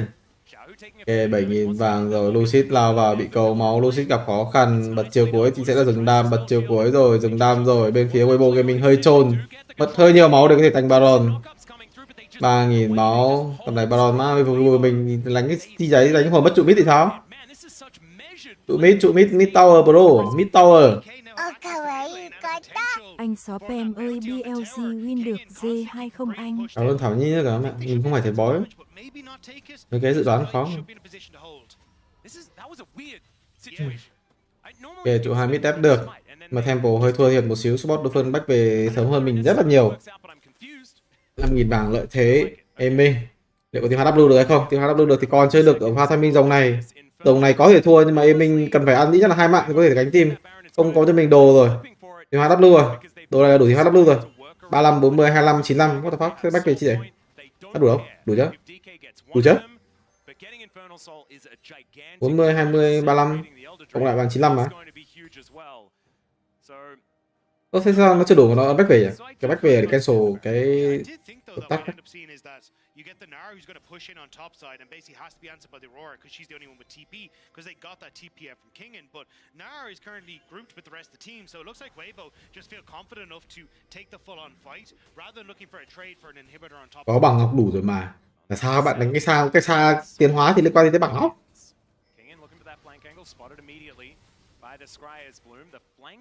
AP từ bảng phụ. AP từ bảng phụ. W. 3 số đủ rồi kìa. Nó thật đủ rồi. Tí vô test thử.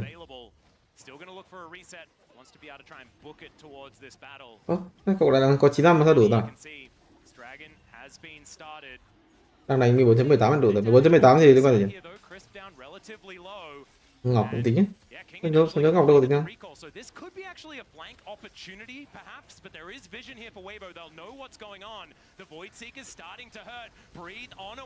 Ok, dòng thuộc về chú Weibo Gaming 4 dòng rồi, quá khó để lao vào. Lucid bị chết, kịp tắt đèn. Kingen lao vào bắt vào vị trí của Lai, thậm chí là lao lên bắn vào vị trí của Nautilus luôn, không có quá nhiều áp lực. Kingen ở đây gặp khó khăn.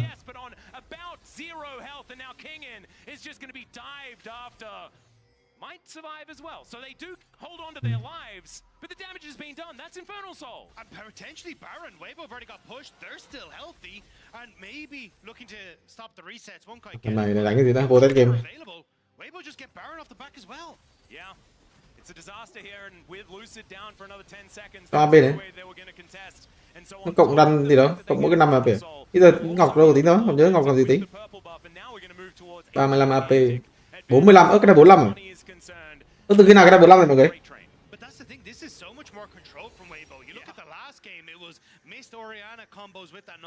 Từ khi nào là cái này 45 đấy?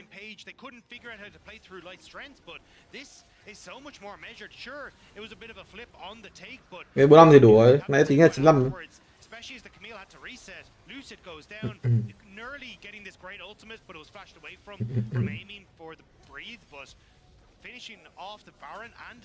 Ồ, 14.1 đấy. Cũng có đoạn 14.1 luôn. Khá rồi. 14.1 thì đừng có nói ra được.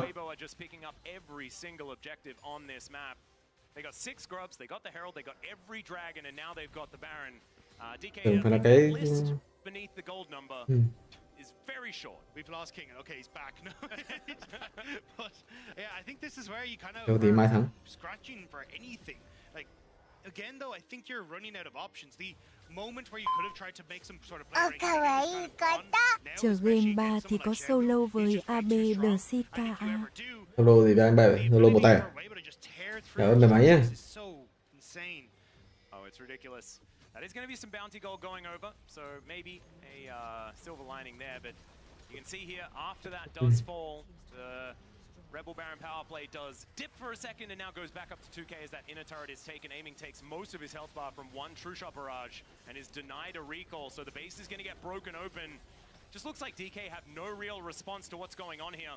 The inhibitor going to fall down, they at least clear the mid wave. The top lane wave is also very far away. Tại sao phun chí mạng có đánh được không Sofm? Ý là AD tầm này có AD chí mạng không mọi người? Ý là giờ là thật sự là có AD chí mạng luôn. Well, I was gonna say, I don't know if they want to go back and spend it all. Breathe is immediately moved up towards his top side, so this is a little greedy from Weibo. They are sitting on a lot of gold. Bây giờ có làm gì có mấy con vô cực kiếm gì đâu. Vô kiếm giờ đồ giáp mà. Những con lên vô kiếm thì mới mất hết khỏi game mà. Nick thì đó đâu có xuất hiện được nhiều đâu.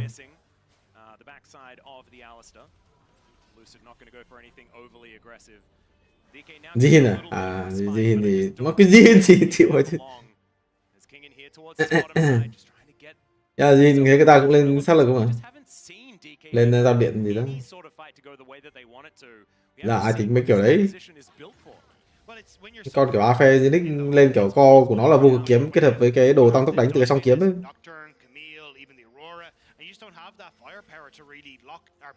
Chuột á. Chuột hiện tại là nó gầm suy vong kết hợp với... Bây giờ vẫn là gầm suy vong mà, kiểu lên đồ đầu tiên. Lên đồ thứ hai, lên đồ thứ ba thì vẫn có vô cực kiếm.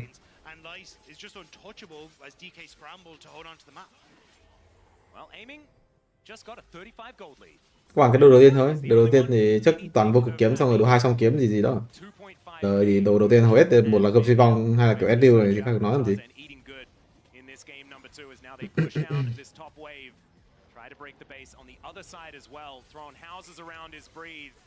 I just don't know whether DK can stop this siege from happening. They're going to have to go for some sort of all-in as Kingen makes his way back. The tower does fall down. Now DK with 5 are going to look to try and push this one out. The anchor not going to hit the target. Game này cái xa nhìn ba đồ nhìn đúng mạnh thôi nhưng mà game nó thua rồi.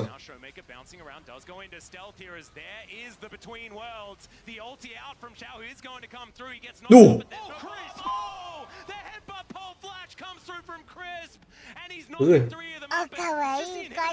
Anh SofM hôm nay stream tới mấy giờ vậy anh? Cảm ơn đêm nhé các bạn. Hiện tại với cái tình hình như này thì một đều rồi. Có trận thứ 3 ở cặp BO3 đầu tiên. Hình như có lẽ thêm trận thứ 2 xong thì sập out luôn. Hợp lý không? Kiểu gọi là mình trao đổi á, mình team đến 2 trận BO3 thì mình nhỉ. Cái trận cuối công nhận bọn này cũng hợp lý chứ, nó làm trận cuối kiểu 2-3 Mỹ xong rồi nhét ở cuối. Kiểu 2-3 Mỹ gặp nhau xong rồi nhét ở cuối. Nốt cái gì nó qua team chắc tới 2 giờ đêm luôn á.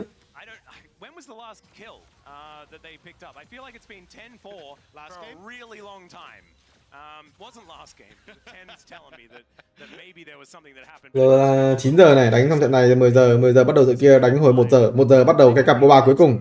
Wow.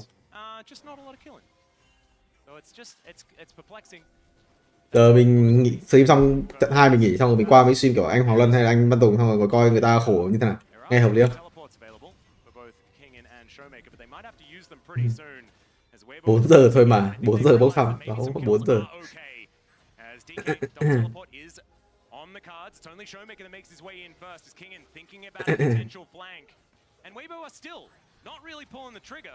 They don't really have to. They're just keeping DK in position as the Elder has just spawned.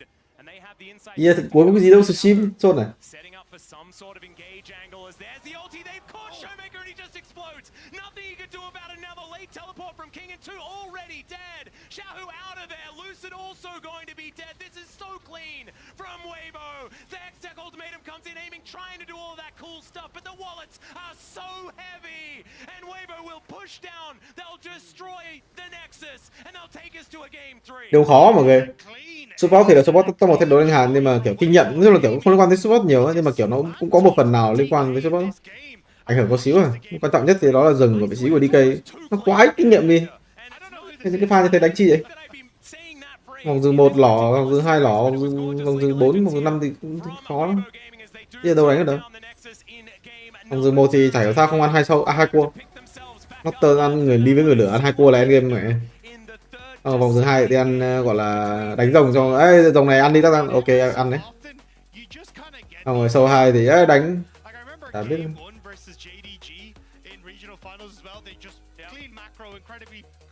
Hơi ba rồi sao rồi để vô game ấy.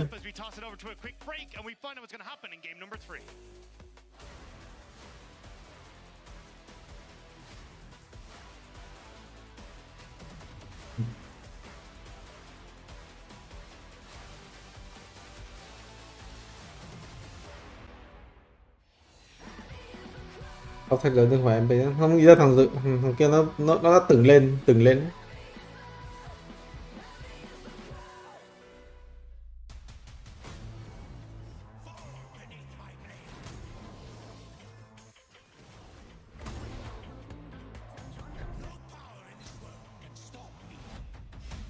Ba không có cái bạn nhỉ? Là gì? Ba nick là thì mọi người gửi xong cái. Làm gì có cái bạn đó?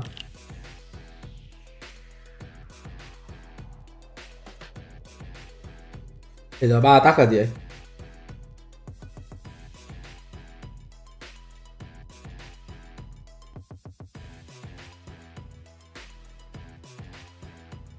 Không 175 thật sự không vậy? Ryu phản hồi fake rồi.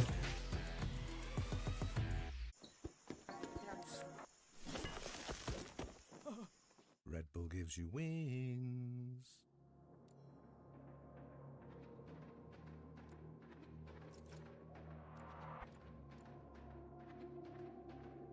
Làm gì? À mấy ông fake lúc này lúc nào chứ?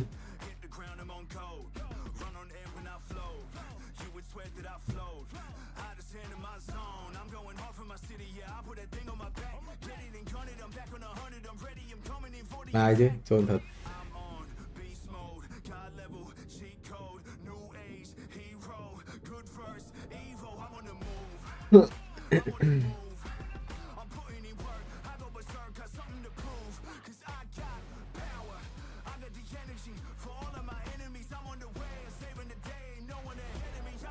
Cờ caro á.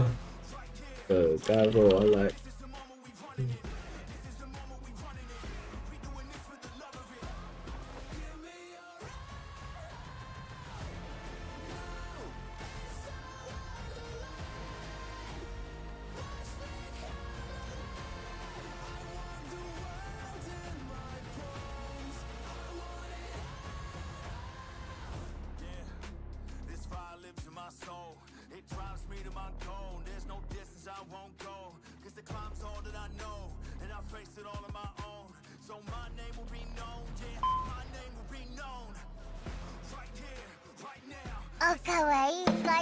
Anh Duy chơi rắn chờ game đi.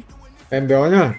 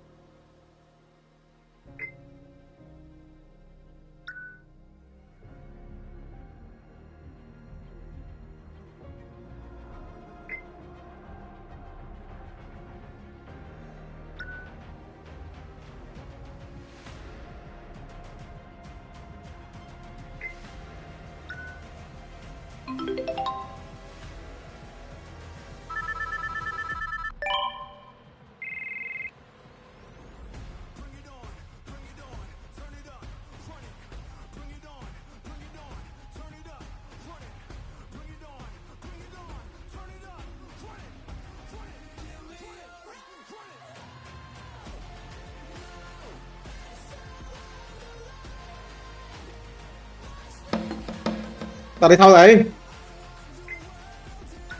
Anh Tâm mà.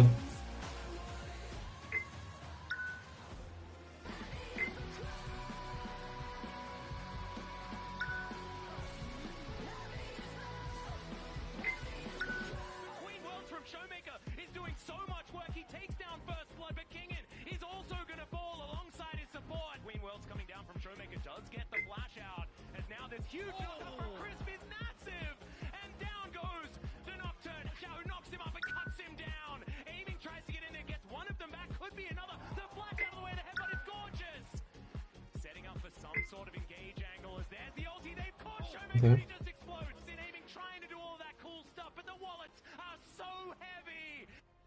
It was never going to go any other way than into a game 3 between these two teams. I see that Caps' dad, Michael, is already ready and primed for the next best of 3. But hey, there's another game of this one, Emily. Yeah, I think the big thing for me as we look at this like post-game breakdown here, the big thing for me is two things. One, actually insanely clean game from Weibo, right? This is not a typical LPL gold graph. And then the other big thing I want to point out, Light on Ezreal, because we talked about Light being kind of a stable force for them, even when the team was collapsing around and they weren't doing super well in LPL. Ezreal is one of those picks, as we pointed out at top of day, he is going to excel on. And even though he didn't necessarily pop off with like a ton of insane kills, he consistently was able to get in and do so much damage in these fights. Yeah, I absolutely feel like he was controlling the game, even if his scoreline didn't say so. And these are some of the highlights from game 1, unfortunately. But in this game number 2 on Ezreal, here now we have the clip from this last game. Once he got a little bit of gold, he was always marking Camille on the backside of fights. He was never really in danger, but you could see all of DK's team composition was about trying to reach the Ezreal, and he played that range so expertly.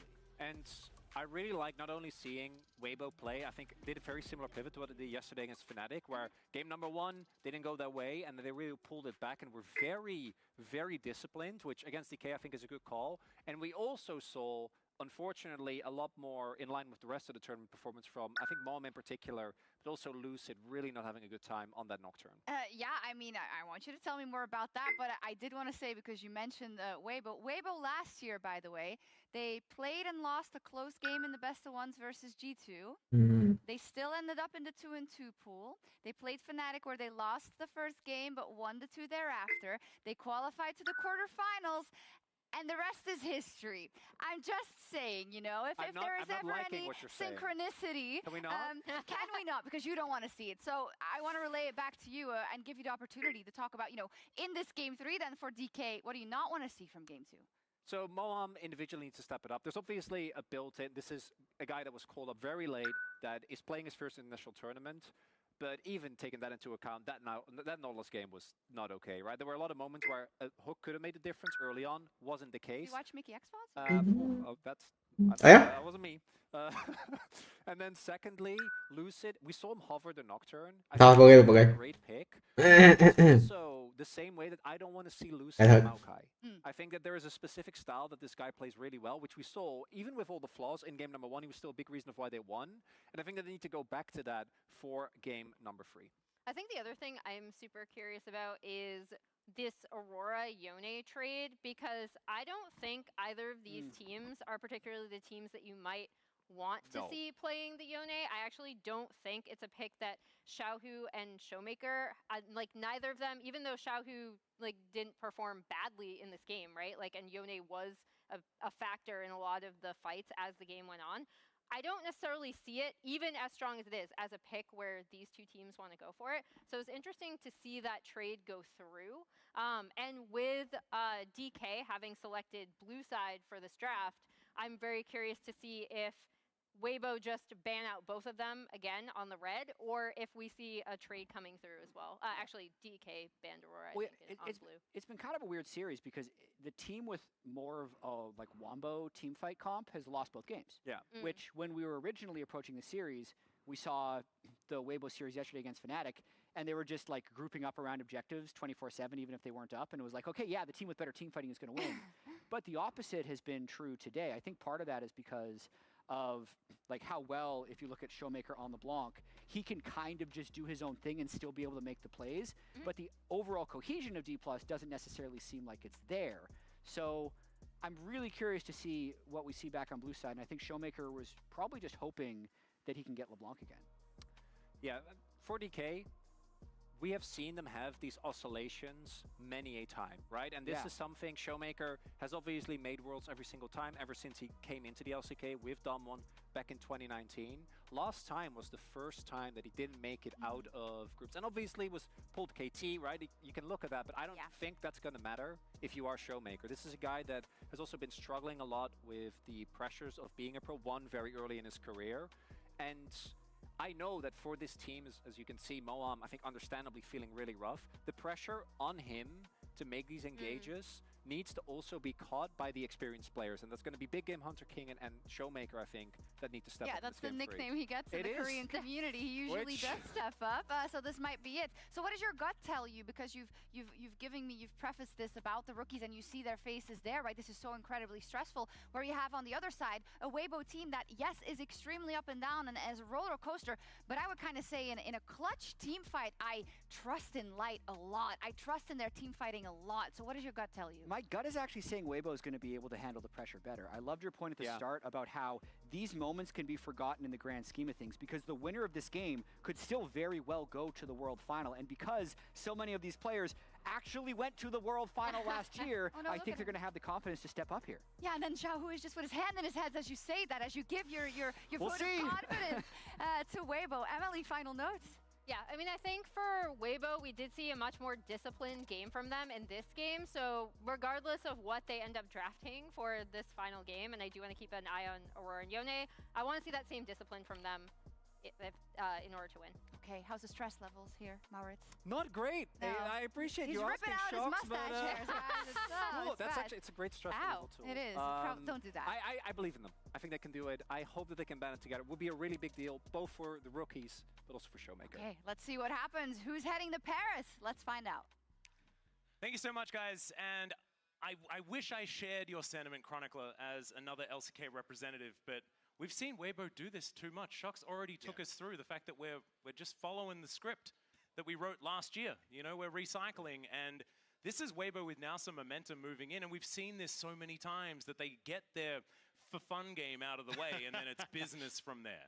Yeah, I mean, look, you never really know what you're going to get with Weibo. The consistently inconsistent was always the best part of watching them in the LPL this year, but it is always a question of, even when you look at international, what version you get from them, because obviously last year they hit the main stage, or sorry, they hit the final stage, but in years past as well, didn't do so hot at World, so you never really know what version you're gonna get. It's a little bit up and down. What isn't up and down? Ê, một game DK để thua trận có cho mình là đội xanh, họ sẽ bị chịu bớt đi những áp lực zone gì đó, mà có lẽ Aura vẫn cần phải ban.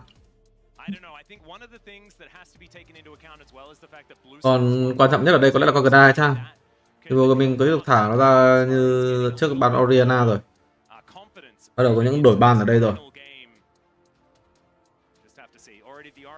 Bình thường shot 2 từ vị trí DK đây là sẽ là con Kalita.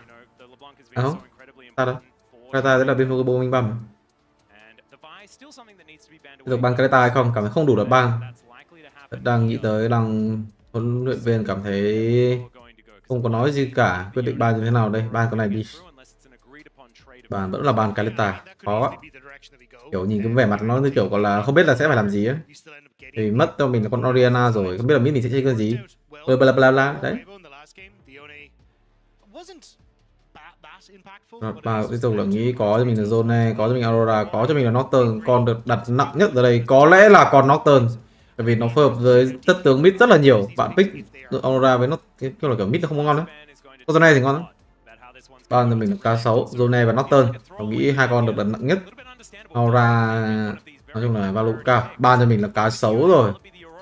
Weibo mình đã từng ban Gna ở đây, liệu có ban Gna hay không, hay là phải ban vào những chất tướng như kiểu không liên quan, như kiểu là Ace chẳng hạn. Vẫn đang nhìn trời. Huấn luyện viên thì phải gọi là nói chuyện với Xiaohu để có thể biết là mình bao con gì, mid mình chuẩn bị bao con gì, thả zone này chăng? Có lẽ là thả zone này rồi. Ok, ban trích một con không liên quan tới khu vực mid rừng. Vậy thì chọn như nào đây? Zone, Aurora, Northern. Ba con đang quá hot thì hiện tại. Nếu mà là Sọp thì Sọp sẽ chọn cho mình là Northern. Không thể tin tưởng vào Zone của Showmaker được. Mà không. À đâu, Zone này là Zone mid top mà quên mất. DK mà quên mất. Sorry. Zone cũng hợp lý tại vì Zone của họ có thể đánh mid top. Bo Gaming ở đây thì lấy cho mình là Ezreal Northern á. Là sao Aurora Northern thì không lấy? Tôi thả Northern cho đối phương à? Đối phương đánh Northern mid rồi. Northern xong rồi mid pháp sư hoặc là Northern Azir chẳng hạn, hoặc là Northern kết hợp với Kennen chẳng hạn. Northern Double. Nhà đây, Northern Double không? Northern pháp sư, Northern Salad. Tăng cả 6 rồi mà, chuẩn bị cho con Zone top rồi. Không biết Northern Kaisa không? Northern Kaisa, ủa, Northern Kaisa nghe mạnh đấy, top pick con gì cũng được á.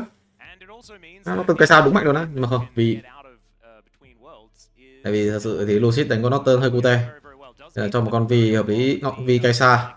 Vi Kaisa là mạnh nhất rồi, chắc chắn là Vi Kaisa mạnh nhất. Vi Ari kiểu bị chốt con Zone này top sớm quá khó lắm. Đối phương đánh con rắc là lỏ luôn. Vi Kaisa. Kaisa. Bở lại pick Gragas đi top.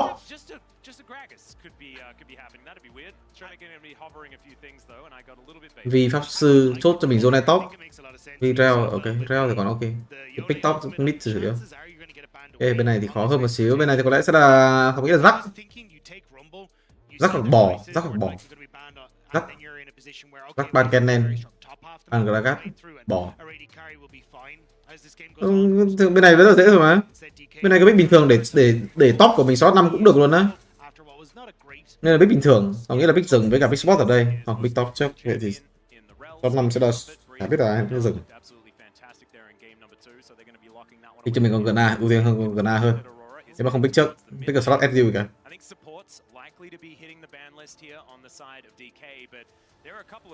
Đúng thì đội hình rất đẹp, Gna, Orai, SU, dừng đánh ở đây đánh có gì nữa, đánh đấu sĩ cũng được, đánh tank cũng được.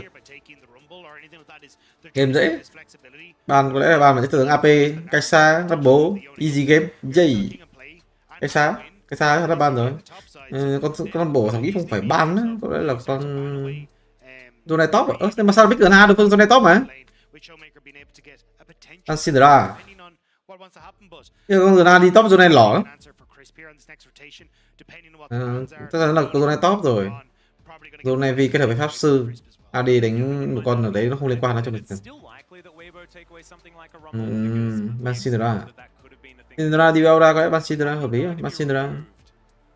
Thấy ban Syndra rồi. Bên DK chắc đã ban bò rồi. Đội hình này rất là sợ bò.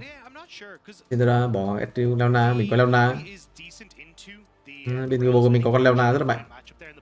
Thậm chí là số 5 bích bạt không? Số 4 bích rừng, số 5 bích bạt không? Má kiểu cảm thấy phía Global mình có lợi thế hơn rất là nhiều luôn đấy. Cả top hơi lọ hơn Gna với kèo Zone này. Ban Double, ok, cái sao Double nhựa nói. Nhưng mà đối phương có như chắc chắn là Syndra kết hợp với một con AD ở đấy, con AD thì tùy hứng. Còn ở đây có lẽ là có một con Jihin hoặc con Fortune. Jihin thì Fortune chẳng hạn. Ok, cùng bàn Northern nữa. Cùng bàn Northern rip. Cùng bàn Northern thì con Syndra của mình chơi cái gì? À, copy chi vậy? Copy chi vậy? Anh mình Leona hợp lý, pick Syndra. Để đối phương Northern không? Đừng để bếp, đừng pick một con nào đấy làm cái thế nó Syndra, đối phương gần như đánh Syndra chắc ấy. Đừng pick với con đủ mà không ghép được con Syndra. Northern ở đây là game dễ quá rồi còn gì nữa. Game quá dễ. Quá dễ. Ra Sezoni cũng được. Sezoni Maokai Northern. Sezoni Maokai Northern. 3 lựa 1. Một Gna rừng. Là sao? Cái thế Syndra. Cái thế toàn đôi hình mình sẽ thành pháp sư này. Ý là con Mona thì cần con Vi ấy, nhưng mà đấy, Miss Fortune Syndra đánh cái gì đó. Mà cái đội hình sao nhìn lò đấy. Ý là đối phương gần như 100% là con Syndra nhưng mà mình pick Morgana một con đi rừng nó pháp sư bị. Miss Fortune Syndra nếu là biết chơi. Gần như là hai con mạnh nhất của DK rồi. Bên kia thì nếu mà biết chơi thì đánh bạt, nhưng mà Morgana thì sao pick bạt. Zone này mid. Tin tưởng vào Zone này trong tay Showmaker hơn là Kingen. Thật sự thì kèo Gragas Gna là lỏ lắm, cái kèo đúng lỏ luôn á. Kennen hợp lý hơn, ok, Kennen hợp lý. Vậy thì không có bạt, có bò cầm cái sức. Bò cái sức bot thua. Top thì cũng thua tại vì kéo cái nền nhưng mà không Gragas rồi. Gragas đổi đường rồi. Bram nhìn mạnh đấy. Bram nhìn mạnh đấy. Còn Bram này kiểu cứu mấy con mít rừng Morgana với cái gì nữa.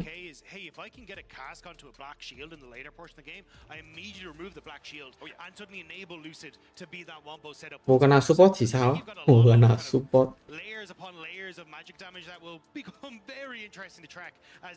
Bên kiểu so với kênh khác thì như không chơi cùng một game hay sao ấy. Thật sự là chúng mình đang chơi cùng một game đấu là lửa. Weibo, we'll have to see how they try and play this one out because it's a very interesting composition both sides. Yeah, exactly right. That does confirm that Tarzan will be playing the Morgana in the jungle. It is where she's most often been seen. Như thằng này Syndra ra. Syndra kiểu game này là cái thế Syndra mạnh luôn á. Cái kèo tuần này với Gana là không nghĩ là cái thế cho con tuần này chứ. Quite effectively at the same time. Also one of the greatest answers into the cask as well, especially with the change in the. Cái thế này Syndra đúng lụng luôn á. Thực ra thì Gragas thì nếu mà Showmaker đánh ghê thì Gragas cũng được, nhưng mà thật sự là con Gragas với Gana thật sự là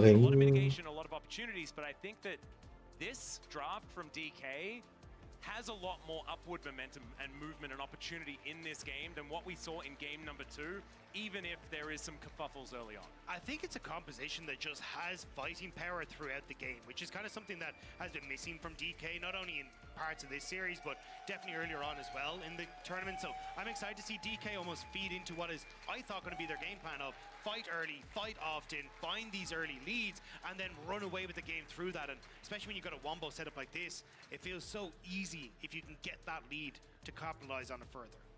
Man, Tarzan on a power farmer as well once again, this time in the Morgana. Something that we haven't necessarily seen as much of, but she's been sprinkled throughout this year in a lot of these metas. All comes down to this. Kingen on full comfort. Lucid on his most comfortable champion that we've ever seen. He is a Vi player. Fan DAX đã gửi 10.000 đầu. Sao bên xanh có ưu thế như vậy mà Rito vẫn không thay đổi nhỉ? Đi quay lại win rồi. Cảm ơn bạn làm với nhé. Rel and Vi are exactly what they wanted. It's just whether the answers from Weibo are going to be good enough that we're going to be looking out for. And just a fun fact, it's the first Morgana that we've seen in the jungle here at Worlds ever. Wow. The last international appearance was, of course, MSI 2021. We all remember that because that was every game. Yeah, did reasonably all right, but Weibo getting at least into the bot side jungle here. I don't really think they're going to do too much more. I think it's just trying to figure out exactly if there's any sort of swaps or anything weird going on, but it looks like it's just going to be standard lanes for the moment, and I think you're happy for that as both fans and both teams, as a lot of these matchups are fairly dependent on just being able to get that 2v2 or 1v1. It's pretty interesting. I would have expected that Aiming and Moham would have been happy to go into a 2v2 against Ezreal and I guess it's Ezreal Braum. Yeah. It's not quite Ezreal and the Alistar that we saw last time, so going into a lane swap does make a little bit more sense. Rồi đường, như đã nói với Gragas hầu hết sẽ hướng tới rồi đường. Mà cảm thấy đội này đổi đường cũng hơi khó. Đường kiểu gì đây? Đổi đường kiểu Kingen tele xuống dưới. Ezreal và Ram Morgana có lẽ sẽ không đai được hay chăng? Mà vấn đề hơi lỏ đó là không kiểm soát được bãi bồ đỏ bên phía đối phương. Là sao đổi đường nhưng mà không kiểm soát bồ đỏ bên phía đối phương? Đối phương đang ăn chim vào bồ đỏ với mình kìa. Giờ ta mà biết chơi ta đang gọi người vào vô đánh bồ đỏ.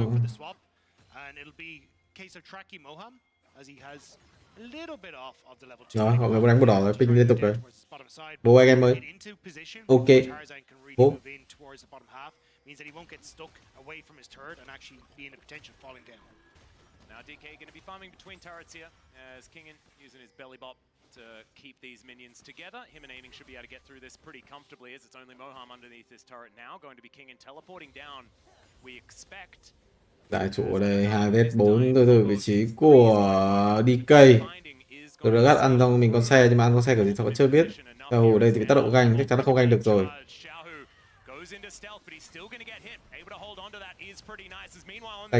Thành 3 hit trụ hợp lý tới vị trí của Weibo Gaming. Băng trụ hơi lỗi một xíu nhưng mà không có vấn đề gì cả, vẫn là băng trụ quá dễ dàng. 2v4 tiếp tục làm muốn đánh theo kiểu ý là làm gì có cái thế swap 2v4 kiểu này. Kiểu support với cả top của bạn phải mạnh lắm á mới đánh được chứ. Kiểu có game đấu DK gặp cho mình top support, họ là rắc, họ là một con support nào đấy reo, nhưng là kiểu một con support cộng một con rắc mà đánh 2 đánh 4 không đánh được. Thì cơ thì 2 đánh 4 kiểu gì?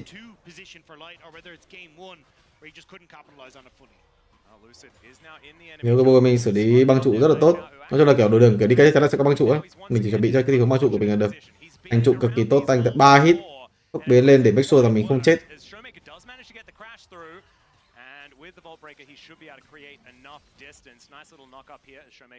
Sao bây giờ đánh ác. Yeah, but kind of happy to be on this top side because there's still a lot of camps for him. He's going to be able to steal away these Krugs on the top end, and even if he wants to move back over to pick up the Scuttle Crab in River 2, Tarzan moving back down to this bottom side as well means that he should be totally safe if he wants to try and get that play. Tarzan. Trong pha trụ vừa rồi thì vị trí Logic cũng kiếm lại được cho mình bãi sói cũng như là bãi bùa xanh ở phía đối phương, gỡ gạc lại được phần nào về rừng. Mà hiện tại Ezreal đang rất là mạnh. Is that going to be enough to try and mitigate the early advantage already picked up here by Weibo with the first couple of kills underneath that bottom turret? Showmaker now to clear out this ward as Tarzan moving through. We'll be able to head towards bottom lane now. Aiming, moving his way back over. You can see Moham on the rel will also be able to join him on vision here as well for Weibo as Tarzan slinks back into the enemy jungle once more. Đang khó quá, các bạn bãi rừng của mình không có mid thì thua nên nó không ăn được chim hay. Không, rất là thọt, băng trụ thông bị thọt đó. Xong rồi bắt đầu phải vào bồ đỏ bên phía đối phương nhưng mà bot thì đối phương đẩy. Khó ta rằng nữa. Rồi chỗ này tới cái áp lực. Nhìn rừng cũng khó luôn đấy. Bãi chim thì rất là cần ăn nhưng mà đối phương bách về rồi.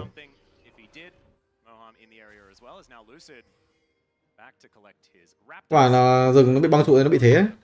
Mona băng trụ xong thì khó. Bình thường ăn trụ thông thì ăn bãi golem mấy thứ, nhưng mà lại vòng ra đuổi con vi, mắt đuổi con vi đúng tốt thời gian rồi. Rồi bất thăm mình bãi chim hai của mình.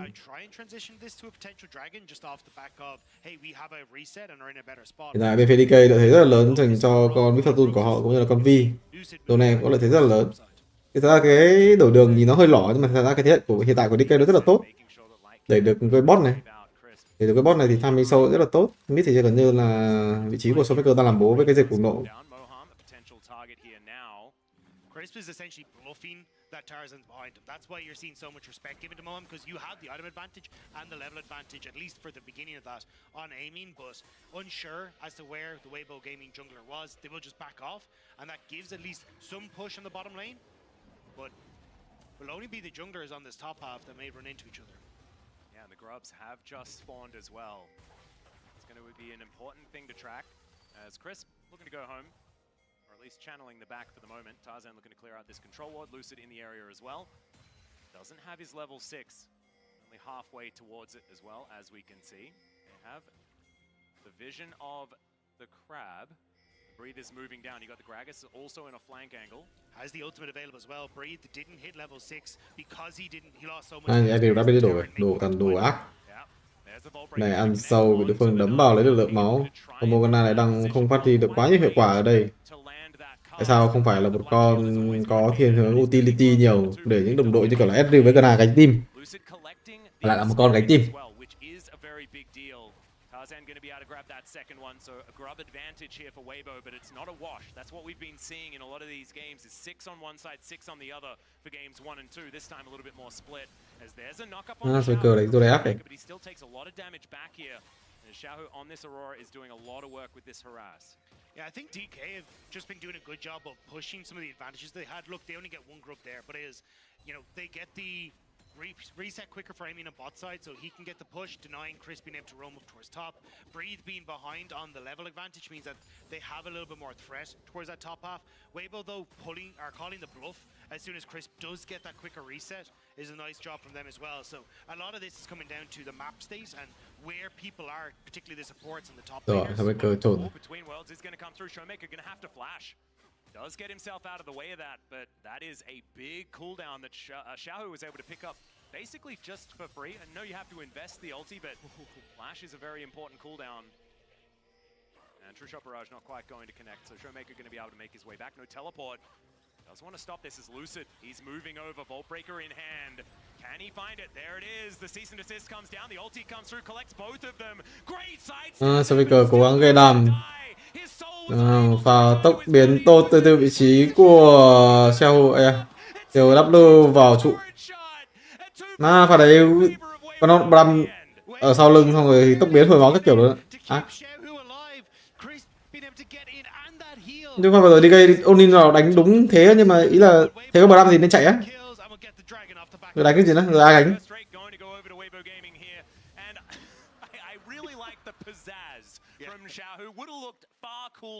If he hadn't have just been hit by the turret and taken down. But let's have a look at this replay. Yeah, and I think this is a great call from Lucid. Showmaker wants the reset, but the wave is not in a position where it's favorable. So bring in Lucid, gets the ultimate off despite the invisibility, but the jump in from Crisp gets in front of it just barely and has that heal to keep his mid laner alive. The black shield as well means he's able to escape, and this is nice from Lucid, but the black shield lasts just long enough to deny the knock-up from the Q, but it still means that Xiao Hu just barely walks into turret range.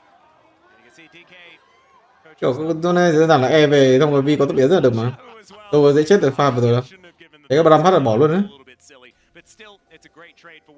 Tức là nhìn giao tranh của bên phía DK nó đánh nhau nó không có khôn ngoan ấy, kiểu. Khó gì cày.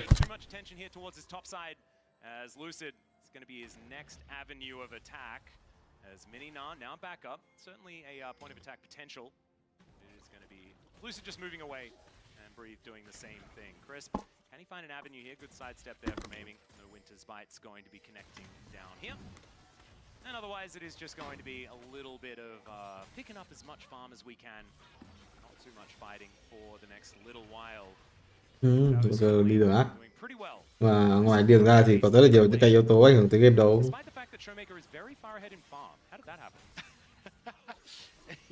I think it's just with how much there's been happening around this mid lane, but I think it'd be heartbreaking for Showmaker if he can't get the best of Xiaohu in this series, because even you look back at like MSI 2021 finals, lost to RNG, lost to Xiaohu, and I think Showmaker has been pretty open about how he wants to try and get back into Worlds and really showcase what he's capable of, but now sitting behind Xiaohu once again after losing that 2v1 in the mid lane, or 3v2 even I should say, it's got to be at least bringing back some memories of that.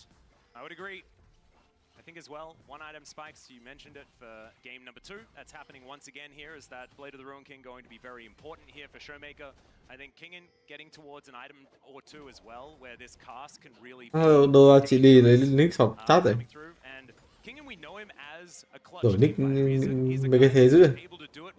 Kiểu có hai cái điện thoại, nick này thì nick chị Ly, nick này thì nick sọc à?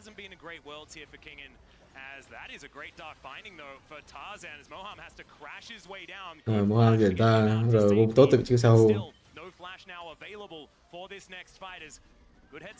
There from Moham, able to avoid the true shot barrage that wasn't going to land, but I still respect it. Keeps his head in the game. He's now still looking for a reset. And now the Void Grubs should go over to Weibo here. Not enough people on the map as Lucid now moving over.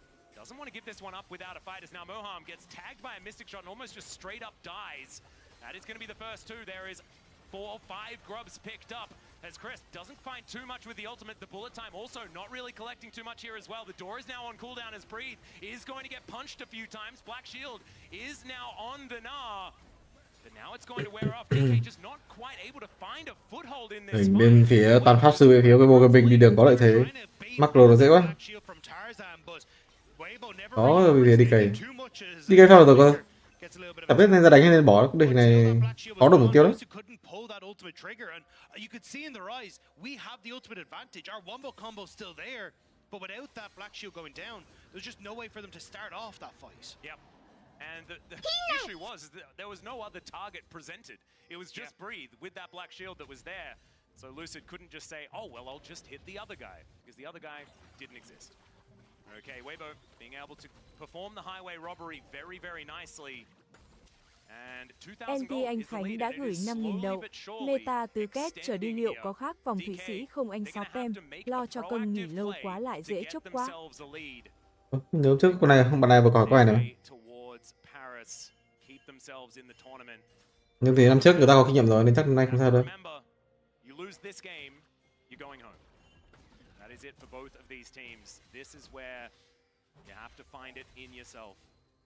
Pick up the win. So Showmaker now underneath.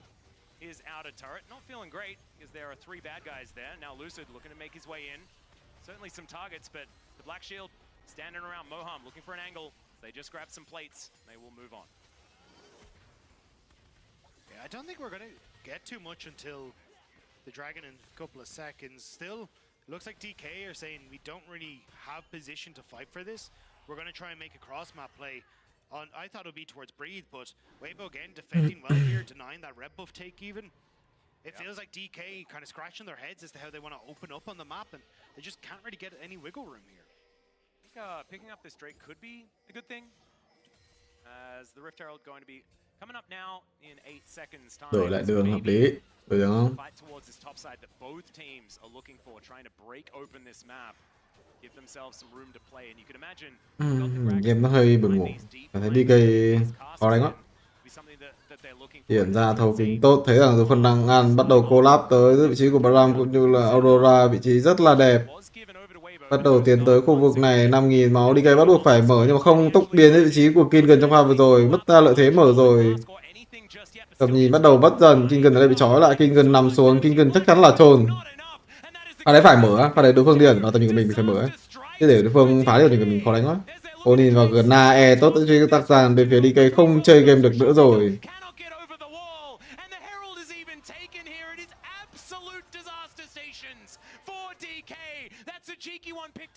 Rồi lại được mạng cho vị trí của em mình, nhưng mà thật sự là cái game đấu này bay xa quá rồi. Managed to outplay him across the map. The dark bindings hitting from Tarzan, and even on the top half, Lucid and Kingen considered going on towards Breathe, who's in Mininar, but they don't pull the trigger fast enough. You'll see it as we get into the replay here. So you go where this is a 3v4, but the eyes of Lucid move up top towards Kingen, which then isolates the Gragas here, who ends up falling. On the top of the map, Rift Herald is still started, so Weibo are just chasing down members of DK, and as they finally decide to turn on towards Breathe, the Black Shield comes in just in time for a Showmaker to not get that CC for Breathe. And it has to be Aiming who finishes things off, as Breathe will just pick up the Rift Herald on the way out. Yeah, collects that one. Aiming is going to be able to at least get 1 kill back, but this is a disaster, and Weibo, yeah, pretty happy with how this one is going. There goes the outer turret as well. In the mid lane, Showmaker looking to try and trade for the bottom outer as well, but trading up here for Weibo absolutely. And as we have a look at our master snapshot, it is looking Morgana game này chưa thấy làm gì đâu nữa. Giờ đầu tiên là cái pha băng trụ. Thì thật sự thì cái sự là Morgana băng trụ là con tướng mạnh nhất đâu. Cái pha vừa rồi tôi không thấy làm gì đâu. But so far, so good as far as getting back there in this game. 5,000 gold. This is looking a lot more like game number 2 than it did like game number 1. DK có cơ hội nào win được không á? Thực ra thì với cái đội hình này thì để học nghĩ xem. Tổng lửa SDU má SDU đồ này thì vui kiểu gì? Fuck. Mai win. Hiện tại thì out hết rồi, cánh out team fight, out AD, out mid, out hết rồi. Chỉ có Zone là đang chơi game một xíu mà thôi, tầm này thì cứ thấy Zone ở đâu mình đi ở đó được. Ok, Zone cánh dưới thì tao đi xuống dưới.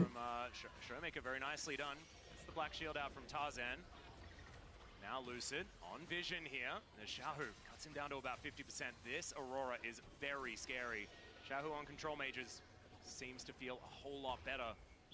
They were able to win the last game as now Between Worlds comes through once more. That is going to be... Mấy ông quay bộ cái bình làm gì vậy? DK, can they find more off the back end of this one though, as Lucid still has the ulti available. Tarzan still with that Black Shield there, and DK not going to push for more. They pick up 2 kills, and this might give them an avenue back in. And that's exactly nó trêu anh so với cờ. You overextend. Rồi cái chết hết được hàng rồi. Plus Kingen was pushing in that top side the whole time. Trên mặt Zone này nó rồi cái chết. That's a nice go back in towards DK's favor. Snipe onto Moham really won't mean too much. There's no objectives up, but DK, they deny that access to bot lane turret. Weibo going to try again here. It is a 2v2 because Moham did stick around. As they say, if at first you don't succeed, just try again. And we'll see whether they're able to take this one down. Under 50% on this one, but they are running out of minions. And with an AP Gragas, he does pretty well at clearing out minion waves relatively safely with those barrels. Lucid looking for an opportunity towards light, of course, pretty slippery. on this. Ezreal does clear out this vision as they move toward through the enemy jungle. Breathe will finally get that free time that he was looking for. Utilize those 5 grubs and take down the outer turret on that bottom side of the map. So 4 turrets picked up here for Weibo. Feels real good. But let's have a look at this fight one more time. This Between Worlds looked devastating, but the Magnet Storm from Moham paired with aiming. But look at where Breathe is, right? He has to try and walk all the way through the tower. He's not really in a position to follow up on this. So while it looks fantastic, it's just a 3v4 that Weibo are taking, hoping they can come out on top. And especially with the King and TP coming through as well, you can see the frustration on the face there. And the smiles on the DK side. They know they got away with that one. I wouldn't be celebrating just yet, Zephyr, but let's see whether it is something that DK can leverage moving further on in this game. They have the Yone. Yone's been pretty good at winning, but Showmaker is not one that has utilized it to its fullest so far here in 2024. Can he channel some of his previous years where his melee play was just so incredibly good? He's pretty good at playing Yone's brother, of course. Yasuo has been legendary for quite some time. As Crisp making his way in on vision here, knows about it, as this control ward will finally be addressed. I do think, though, even if the fights are kind of a little bit back and forth, DK have been playing at the map better.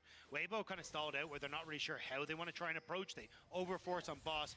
Kingen is constantly playing and pressuring on sides.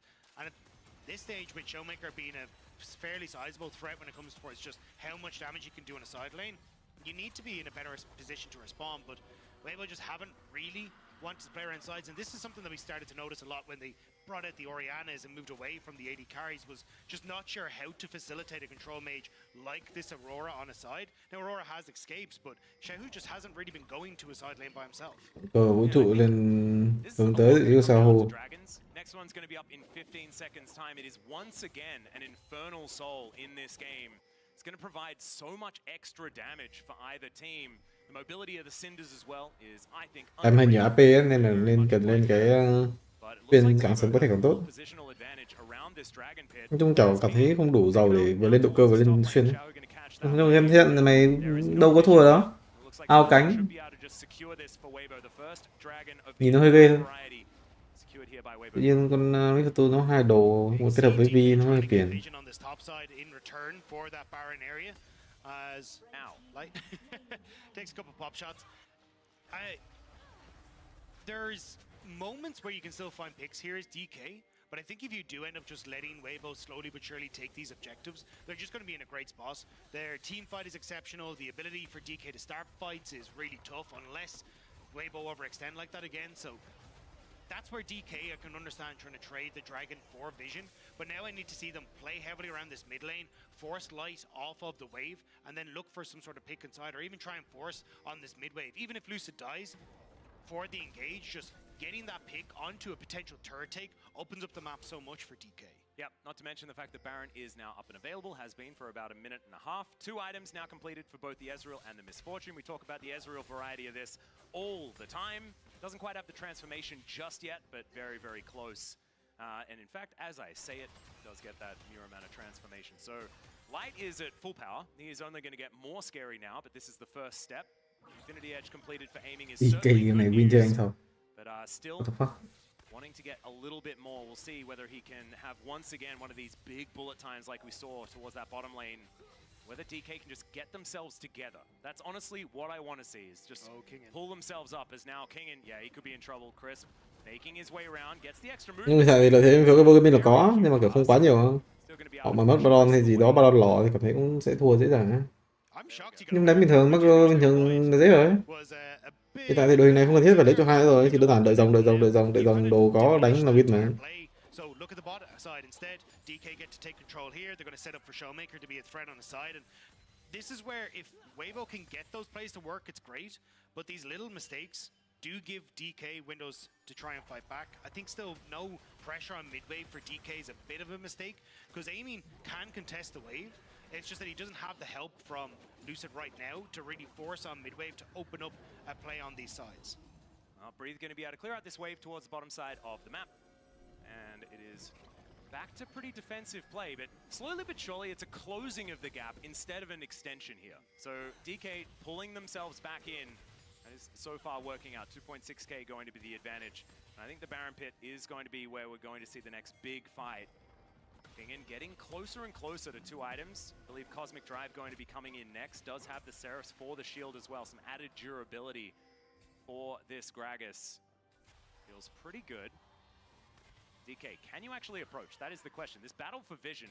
Cái nào để trên mạng thế này không? Nó cho chết vẫn được mà. Mà tụi nó hơi xanh nhưng mà kiểu có ví có rồi này với Gragas thì đó. Dễ chết mà, cứ tốc biến vào cái chơi. Is pretty nice for an upcoming fight. I'd say the Dragon in 2 minutes time or a Baron pick is crisp. That's a little bit of a dangerous position that he finds himself in. Shows them the door. They'll accept it. Black Shield also going to be invested there. Chris makes his way out. Does buy a little bit of space here for DK to clear out vision inside their own jungle. Some mobile champions as well. That body slam on the Gragas. Breathe back on bot side though. Again, just putting this pressure on towards DK, but DK want to fight as a result. Yeah, the battle for the crab. You love to see it. Darkbinding going to go wide once again, and they're not going to win that battle. As Breathe is going to win his battle with this inner turret that is completely unprotected. Kingen going to turn up just a little bit. Game này DK win 100%. Going over to this now. Randuin's already completed here for Breathe as well. He is very, very scary. Also very close to Meganar, which is why Weibo are starting to posture in front of Baron. There is TP wards for Breathe to try and come in and be a bit of a nuisance, but has now ticked over. So Weibo, I think, just going to back away from this one. Minutes until that next dragon. That is definitely going to be the focus here for Weibo. It should be. DK now with that opportunity, spotting the reset. It did just come through. So much posturing. Kind of want game 1 back. You know, where we were just, it was just fighting and fighting and fighting. It was fun. It was a bit stressful, but it was fun. This is feeling like so much more of the mind games between the 2 squads, the battle for vision, wanting to get a perfect fight, you know. There's so much pressure on them right now, though. Oh, yeah. Like, one bad fight, and that is your year done. You don't get another attempt. Vừa vũ trụ có những mảnh đồ đã bắt đầu có cho vị BO với bộ game mình. Rồng lửa ở đây, cảm thấy một đội hình này bên phía DK nó rất là khó thắng, nhưng mà bọn cũng phải đánh nhau. Kiểu một ai đó từ cặp mid top rừng của họ phải CC kết hợp với bão đạn của Mifortune để có thể gây áp lực vào những tuyến sau như kiểu là Aurora, Ezreal cũng như là Morgana. Đây hiện tại tuyến trước gần như là không qua được nữa rồi. Bắt buộc phải đánh như cái thế đó. Ok, cái bộ mình đánh ok, DK đánh rất là tốt, áp lực vào cánh dưới, ôm cho mình cánh dưới. Mình biết chuyển ra đây để đánh cánh dưới luôn. Nếu mà cái bộ mình đánh ghê thì họ chuyển ra Baron, đội này Baron rất là dễ. Còn hình tao bác sư mà Baron rất là nhanh. Còn không, họ ra giới thiệu đó là ôm cánh Aram của họ, cánh khu vực đường giữa. Kéo rồng tốt từ vị trí của DK, DK tự nhiên game này đánh ghê đấy. DK đánh ác nha, nhưng mà thật sự muốn thắng team fight này cũng rất là khó. Cái thế rất là đẹp, chỉ có thể chấp rồng một thôi, muốn thắng thì vẫn rất là cần nhiều thứ khác. Chấp rồng ở đây.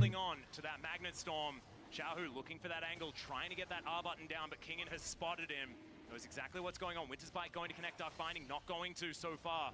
And no one pulling the trigger just yet.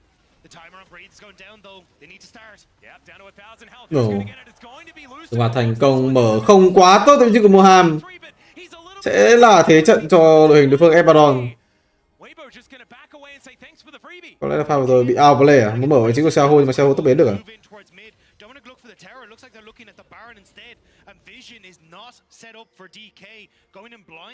Chung là sao mà mở được, đội hình đối phương Morgana tự cover Ezreal với Bram, nhiều con nó rất là khó chết đấy. Kiểu nhìn thấy đội hình bên phía với mình kiểu rất là khó chết luôn. Người mở có lẽ như kiểu Kingen, người khác hoặc là cùng vị trí đẹp. Ebaron nhưng mà cảm thấy bên phía Bobo Gaming, Ebaron kiểu gì đây? Ebaron mắt mũi đâu hết rồi.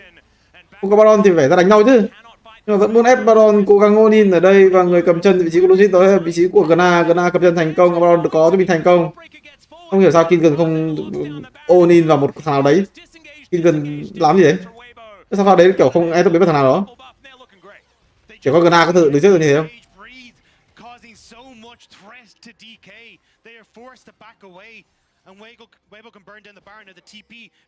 Lucic thì bị con Gna nó nhìn rồi thì những người khác rảnh như kiểu là Zone hay là Gragas nó phải làm gì việc hơn nữa. Nhưng phạt đánh khó, áp lực từ Ezreal cũng như Aura có chiếc cuối là rất lớn nữa. Nhưng mà không đánh thì khác gì thôi. Looking more and more dire here for DK when we thought maybe they were trying to claw their way back. Yeah, and I think this was unfortunate for Moham because they are basically có xem quá nhiều anime để biết là DK sẽ 2-3 rồi. Mất cho mình rồng, đâu, rồng ăn được nhưng mà ăn bị mất Baron, mất cho mình là những cái mạng không đáng tiếc. Cảm thấy DK hiện tại mai thắng rồi.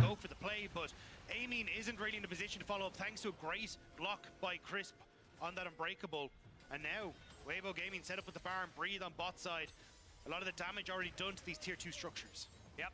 And with these Void Mites coming out here as well. I mean, that is, yeah, there's no minions there, so they're not going to be able to grab that one just yet, but... Rồi, Sao sẽ là người bị em vào, sang em vào Gna gần chắc là không em vào được.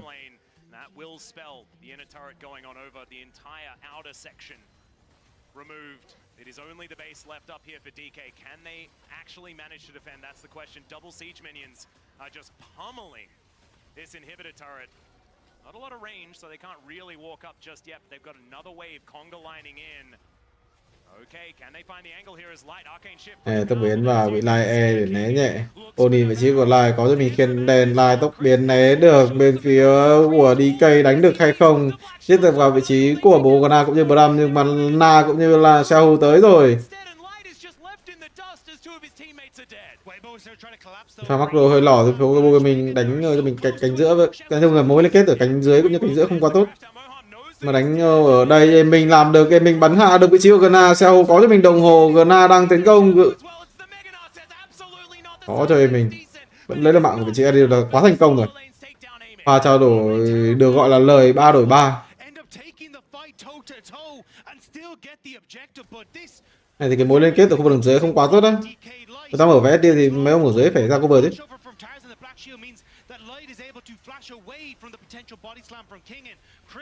Denying a lot of the damage, he still will fall, but it gives time for Weibo to collapse and get into position, and this is where it gets a little bit dicey, because you've got so many low health bars on the DK side, but Amin steps up. Moham is the focus, but it ends up being an arcane shift in towards light where he goes down, and Amin with that ultimate turns the fight single-handedly, but Weibo just barely able to come out with the 2 for 2 left standing. Yeah, the double up there as well, and yeah, I completely agree. Both sets of coaches, Và honestly. là comeback. Lợi thế Vàng vẫn là có, cảm thấy đội hình này vẫn rất là khó thua. Nhưng mà cảm thấy những cái này cái kia bắt đầu mở ra hay chăng? Em mình có cho mình mạng sắt down. Otherwise, it's preparation for the quarterfinals. This feels like a fight. It's just so incredibly close between these teams. Outside of the gold, which Weibo has in spades, these fights still seem to be something that DK are finding ways to wrangle. And it's a question mark now around the Đúng được, Tham hiện tại có DK sẽ phải bỏ mà thôi. Lucid thì hướng tới lên đầu rất đánh tranh, lên cho mình cái siêu đen là món đồ thứ hai chứ không phải là cái móng vuốt. Thấy nó không quá khác biệt. Các cũng đã có cho vị trí của Xiaohu, cần cho mình là cái xuyên càng có thể càng tốt. Gna thì như bố rồi, 3 đồ tập này sắp 4 đồ, Tham Baron 2 rồi. Baron 2 4 đồ, Edu 4 đồ thì đánh cái gì nữa. Một con Fortune 4 đồ thì không thể nào bằng một cách của con Gna 4 đồ với Edu 4 đồ được. Maker thì đang hướng tới cho mình đó là một cái đao tím, không hiểu sao vậy, hướng tới đao tím. Lucid thì đang có vòng để gọi là hướng Baron hợp lý. Nhưng mà đối phương chắc chắn là sẽ back về và sẽ ra ok, ăn cho mình dòng free và làm back về, bắt đầu mở đường khu vực cánh trên, đánh di chuyển macro thế này thì DK gần như là không có tí cơ hội nào nữa rồi.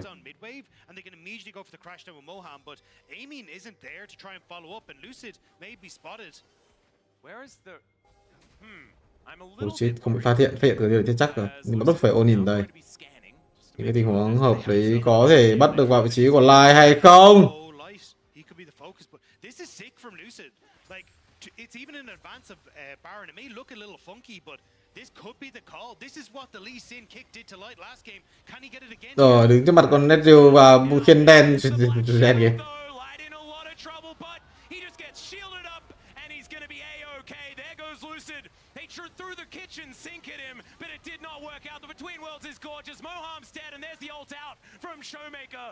Đang đúng cái tham minh mở thì thấy con Morgana phát là cảm thấy end luôn đấy. Tried everything there. That was the Hail Mary play from DK, and it is spotted. There is no miracle for the LCK third seed. It will be Weibo who push into the base. Yep, they're just going to cut down the inhibitor here. Kingen. Không thì DK Bamic cũng rất là ok ở game đấu thứ hai, họ gần như là Bamic xong cảm thấy thắng rồi nhá. Nhưng mà kiểu cái vấn đề đó là team fight của họ rất là lỏ. Kiểu không có người côn chính và hỏi là nên làm gì, nên đánh như thế nào á. Xong rồi cứ đánh với cái team fight lỏ như thế xong rồi nó sẽ khiến cho Bamic mình càng ngày càng biến dạng á. Đánh hồi xong thì Kim cần đánh cho mình Gragas, đánh Gragas Zone Bây giờ cái thế đấy là thế zone top với Syndra pháp sư mà. Cái thế đấy bắt đầu phải biết pháp sư ấy, đội hình đối phương rất là sợ pháp sư. Showing why this Morgana is such a good answer in the jungle, specifically to this buy. Lucy just hasn't been able to get into any of these fights thanks to us. Yeah, Moham is able to get in here though. They are able to clear out some vision. Ép Baron vị trí của DK, đối phương sẽ nhìn vào và cười ha ha ha. Na cầm cho mình 2 cái mắt tím, bắt đầu chiếm cái mắt tím cho đồng đội. Mắt tím thứ 2 được bung ra hay không? Baron có thể ăn được thành công. Tarzan ở đây không có trừng phạt, nhưng mà ăn xong Baron thì có lẽ bên phía DK có lẽ sẽ phải rồi vào vị trí của mình không có tốc biến nên mình không được chơi game. Đừng hô cắt ấn từ vị trí của Xiaohu. Lai đang bắn, Na đang nhảy vào rồi, bắt đầu chết dần, chết một người chết. Đến tới mạng Xiaohu hay không? Xiaohu W chạy được.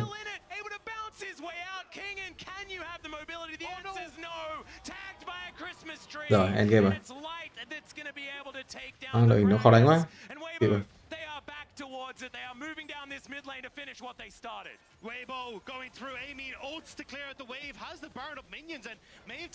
Một con lính. Một con lính.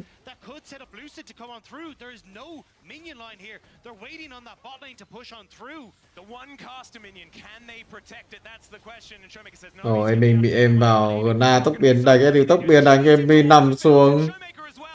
Cơ hội của bên phía của DK ở trong cái trí giờ này gần như là hết rồi. Còn không? Mai còn. It's only Moham that is going to be here, but now the super minions are going to crash, and Weibo, I think they've got enough damage. I think they're going to be able to do it here. This is their ticket to Paris. One last Nexus turret in front. Lucid, can he do it alone? The answer is absolutely not. He takes down Tarzan, but Weibo, they take down the Nexus. Weibo Gaming chiến vòng trong với kết quả 3-2.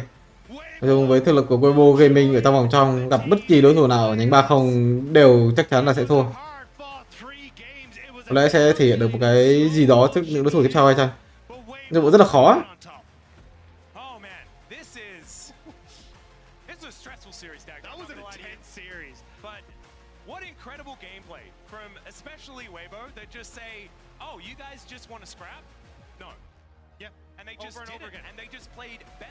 Có thể gặp 3-1 đó. 3-2 gặp được 3-1 à?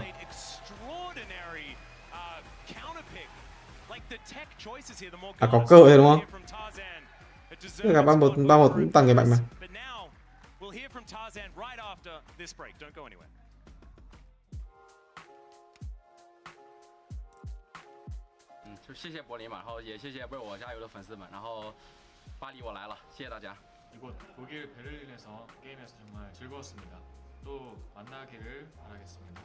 전반적으로 여기서 먹었던 음식들과 뭐 이런 전경들이 너무 아름다워서 좋았던 것 같고요. 베를린 팬분들 이제 다음에도 저희 한번 같이 봤으면 좋겠습니다.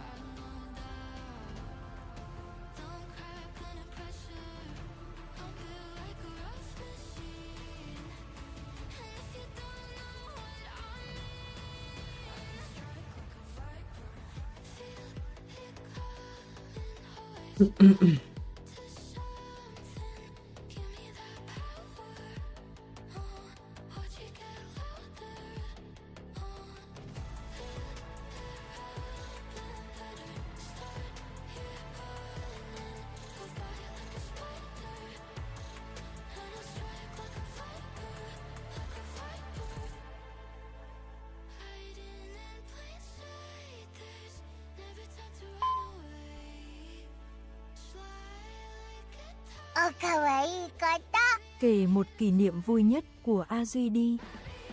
Em béo nhỉ? Kỷ niệm vui gì đâu.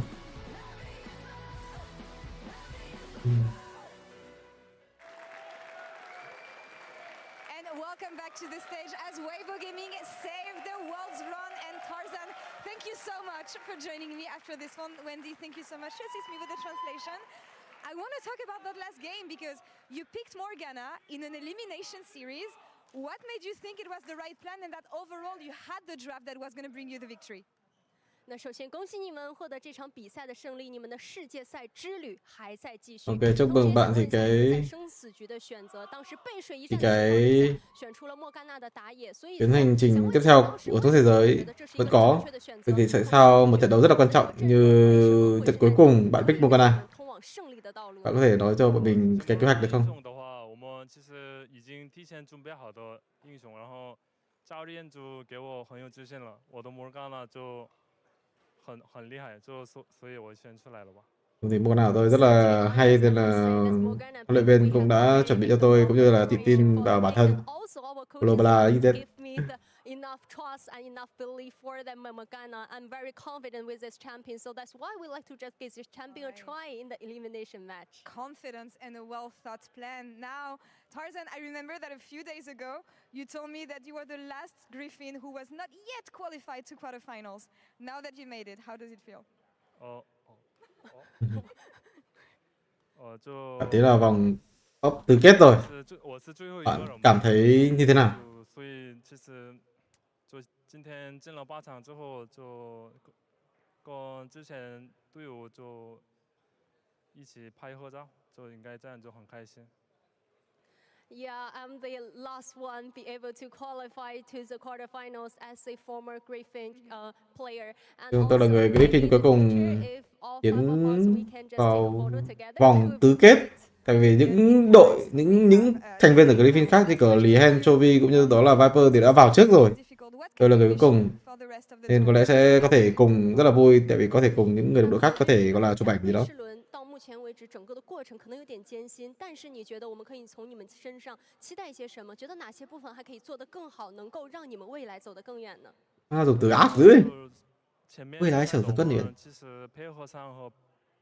Không thì khả năng phối hợp ban pick bọn tôi không làm không tốt nên là mọi người có thể cùng với nhau để phát huy những cái đấy hơn. So maybe from the very beginning, in terms of the synergy and also the ban pick, we have some issues around those parts. But definitely under the effort put in by all the players and also the coaching staff, I think we have made some improvements on already, and we're going to try our best to do better. Wishing you the best in quarterfinals because you made it to Paris. Sheshie, thank you so much for the interview. Wendy, thank you so much for the translation. And Weibo Gaming advances to the next round. Shades of 2023, where Weibo again, after 3 games, make it into the next round, and they make it into the plane to go to Paris, where DK unfortunately has to go back to Korea and will not make it for the 2nd year in a row. But up next, though, it is our featured matchup presented by Mercedes-Benz, G2 versus BLG.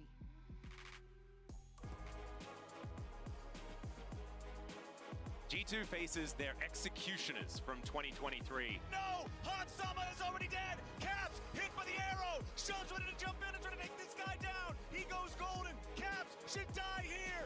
The last vestige Will they overcome history, or will BLG rise again?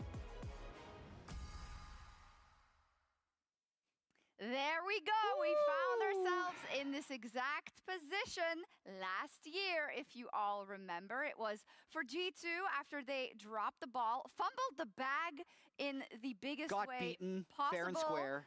by NRG, who beat them fair and square indeed in a 2-0, mind you. And then they had to play BLG, where they lost that series 2-1. And I feel like living in the past is tricky for both of these teams, because this is a different BLG from their regular season, but also from their current form.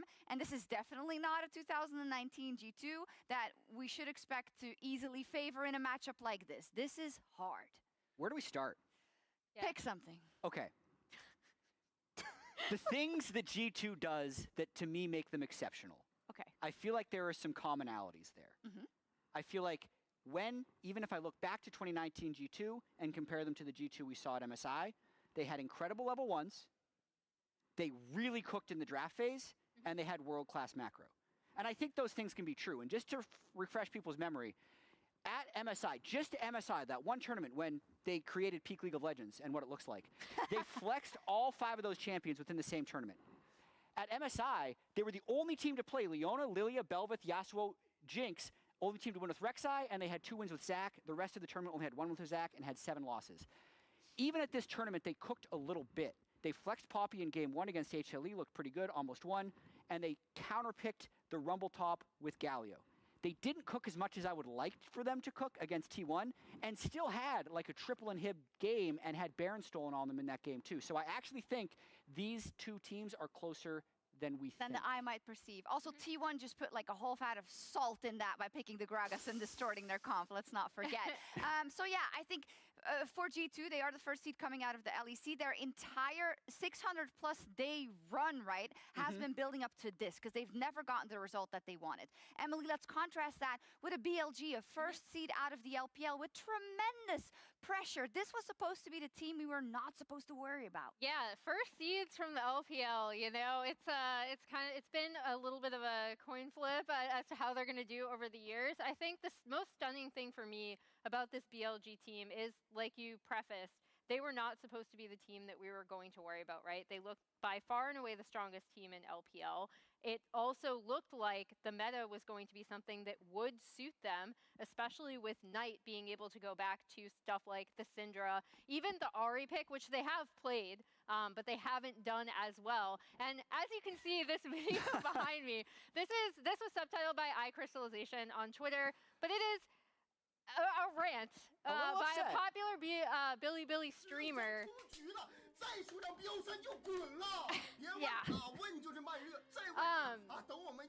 And they are mad.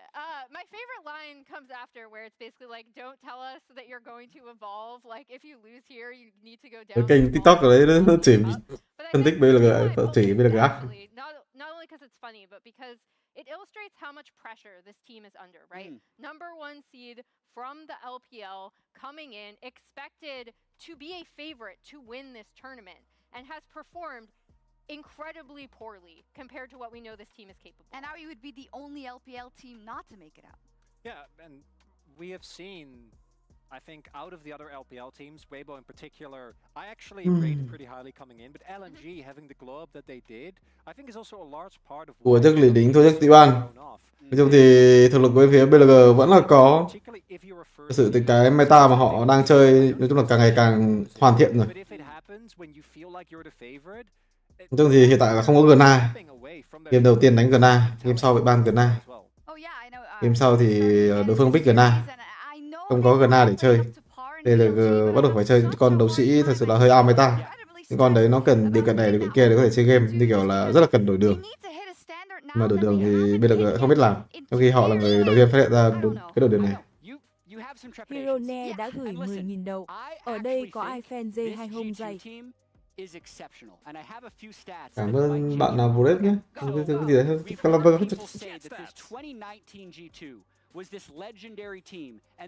BLG với G2, BLG với G2 căng lắm, làm sao mà BLG có thật sự là thắng được G2. Cái này không dám đánh zone mà ở LPL nó sử dụng nhiều vậy. Lại không dám đánh. Đâu phải không dám đánh đâu.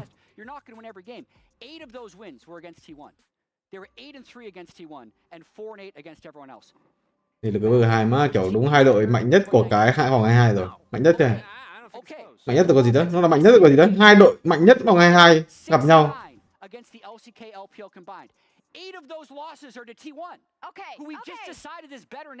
Thế sao G2 vô đây vậy? G2 có kiểu gì mà vô đây vậy mọi người? BLG thì gặp cho mình là Lý Nính với T1. Trận Lý Nính thì bị ngợp. Trận T1 thì 19-1-10 xong rồi throw xong rồi thua 2 trận. Thế G2 thì sao? G2 gặp bốc ai gặp vậy? G2 gặp T1 xong rồi trận đấy cũng 19-1-10 không thua. Gặp HLE. Đó mà sao toàn mấy thằng mạnh gặp nhau đấy.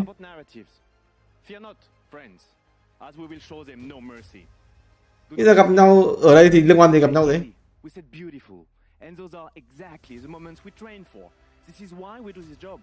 Nhưng hai thằng này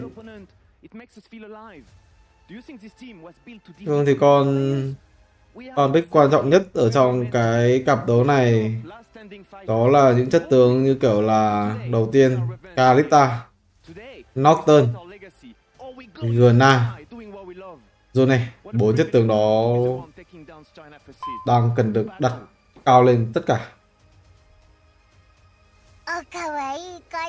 Hai thằng này khó nói hả anh SofM? Cảm ơn Thảo Nhi nhá. Đúng không? Hai thằng này được đánh giá là đội chắc chắn là top 1 top 2 ở cái vòng 22 này rồi. Và những đội mạnh như thế thì thường sẽ chắc chắn là sẽ vào tứ kết đấy. Nhưng mà hiện tại là gặp nhau nên là chắc chắn sẽ là một người sẽ không vào tứ kết, kiểu ở một kỳ chung kết thế giới thứ hai với cái phong độ như thế này mà không được vào tứ kết. Tại vì phải bốc trúng HLE, bốc trúng T1 và bốc trúng BLG. Thật sự chắc là được không? BLG thì cũng thế. BLG thì có lẽ là xếp một LPL thì đường đi nó sẽ dễ hơn. Nhưng mà gặp ở Lý Nính phong độ quá cao. T1 thì game đấy thi đấu hơi lỏ. Không là bốc trúng G2. Kiểu không bốc trúng G2 thì cảm thấy hai đội này đều vui vẻ theo vào thôi. Kiểu gần như một make sure là như thế. BLG sao thua được DK với bộ game mình đúng không? Còn hai Bắc Mỹ thì chắc là hỏi nó rồi.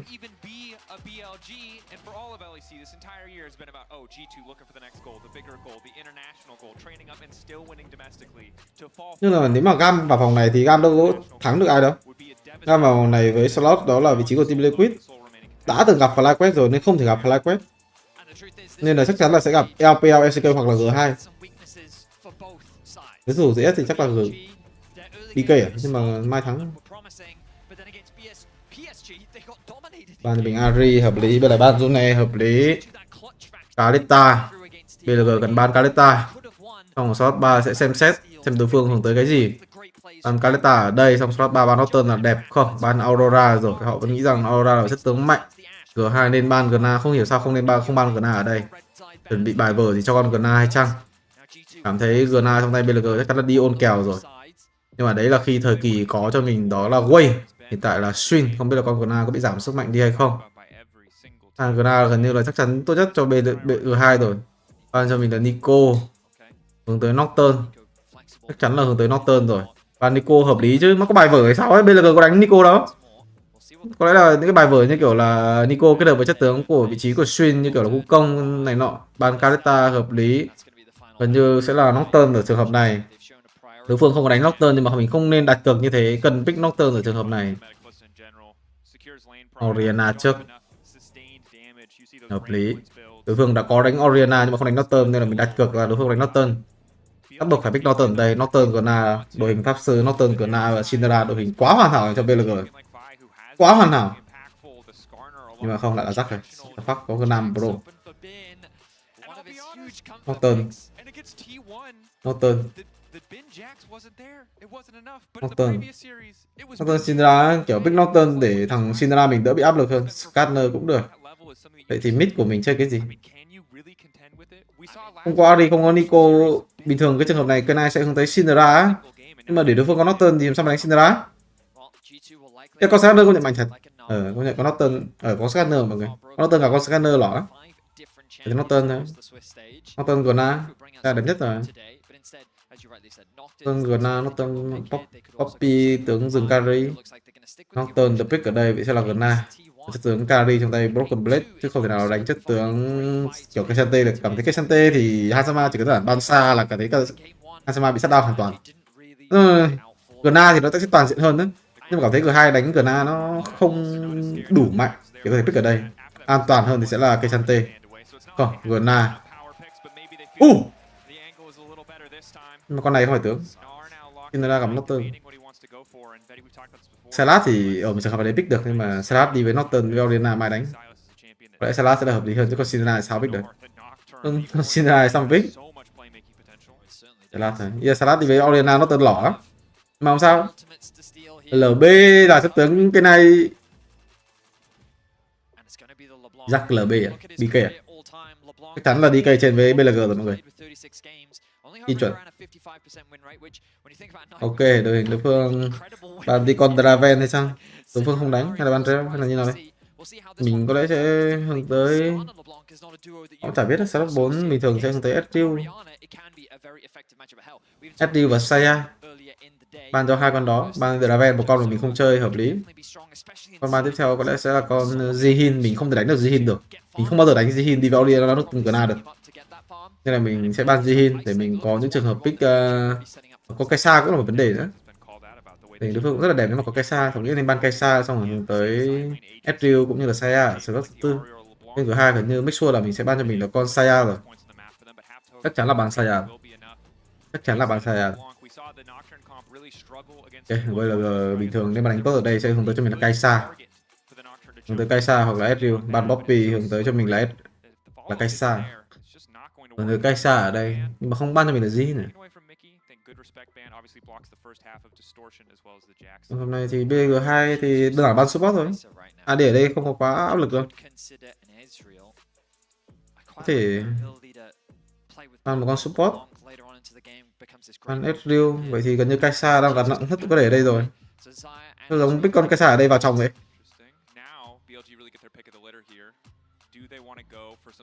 Nhá Varus, nhá cho mình biết Fortune, xong rồi pick Kaisa. Xong rồi G2 đánh top Ken không? Biết đánh top Ken không?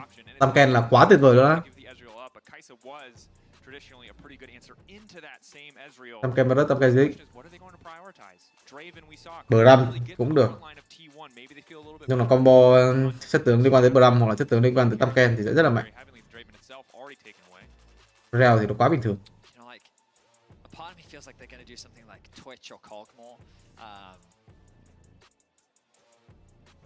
Mà nó nhá. Mà nó nhá. Cái này rất liên quan tới con reo rồi. Đây bên mình sẽ có, bên này sẽ có bò. Ok.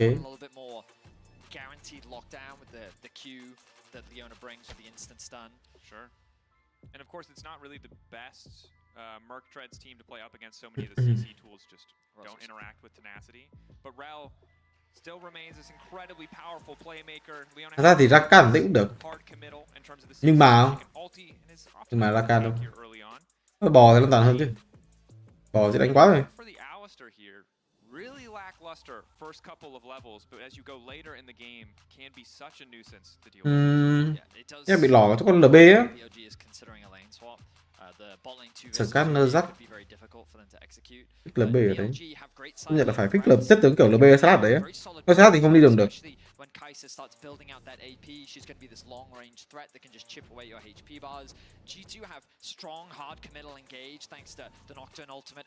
Nhưng mà biết phải nghĩ hợp lý đấy. Có đoạn nào tốt hơn nhỉ?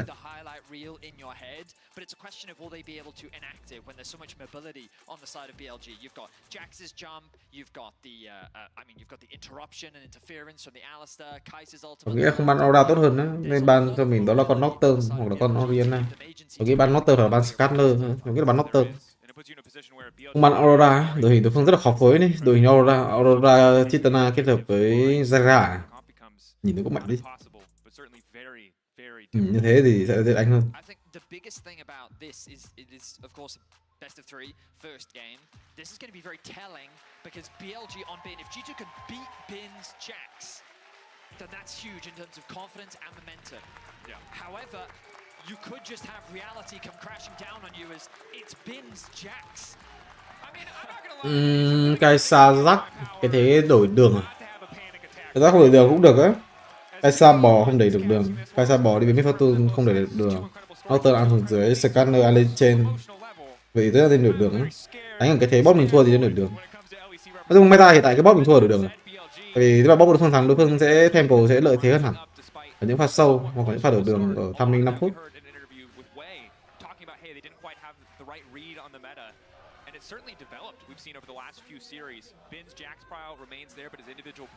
Nhưng mà BLG chưa bao giờ chủ động đổi đường. À không phải chưa bao giờ, nói chung là kiểu rất là ít chủ động đổi đường. Rất là hiếm.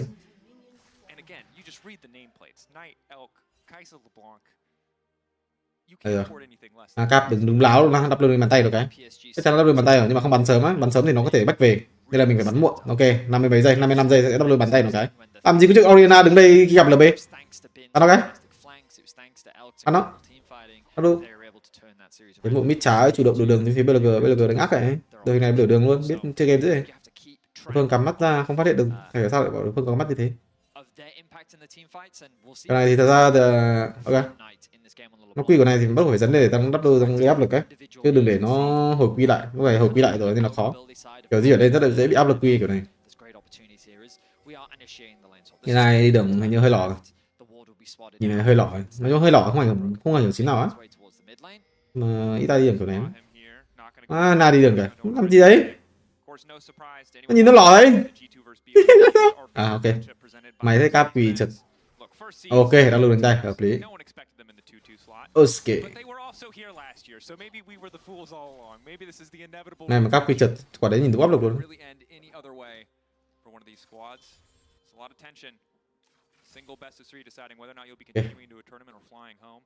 Từ đường hợp lý này, từ đường đánh kiểu gọi là bộ rắc tự chơi. Cái xà với bỏ BLG update dữ rồi, BLG đâu ra biết đổi đường kiểu này đấy.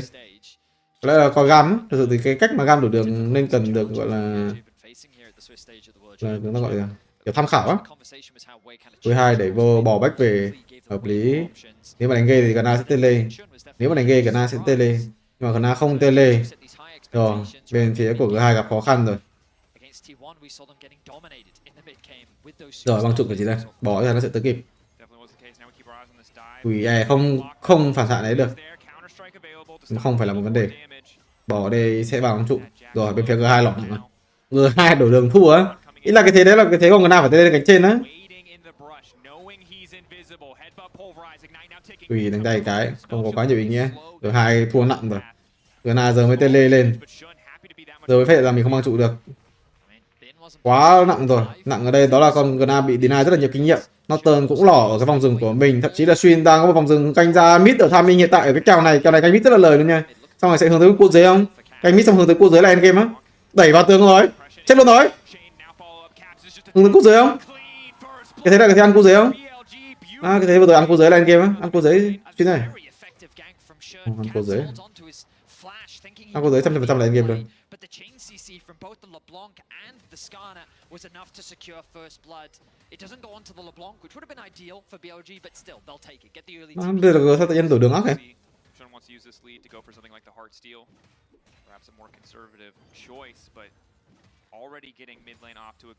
Nên thì lỗ rất là nhiều trong cái đầu tiên đó. Đầu tiên là con Norton bị chịu tác động nặng, không ăn được quá nhiều rừng.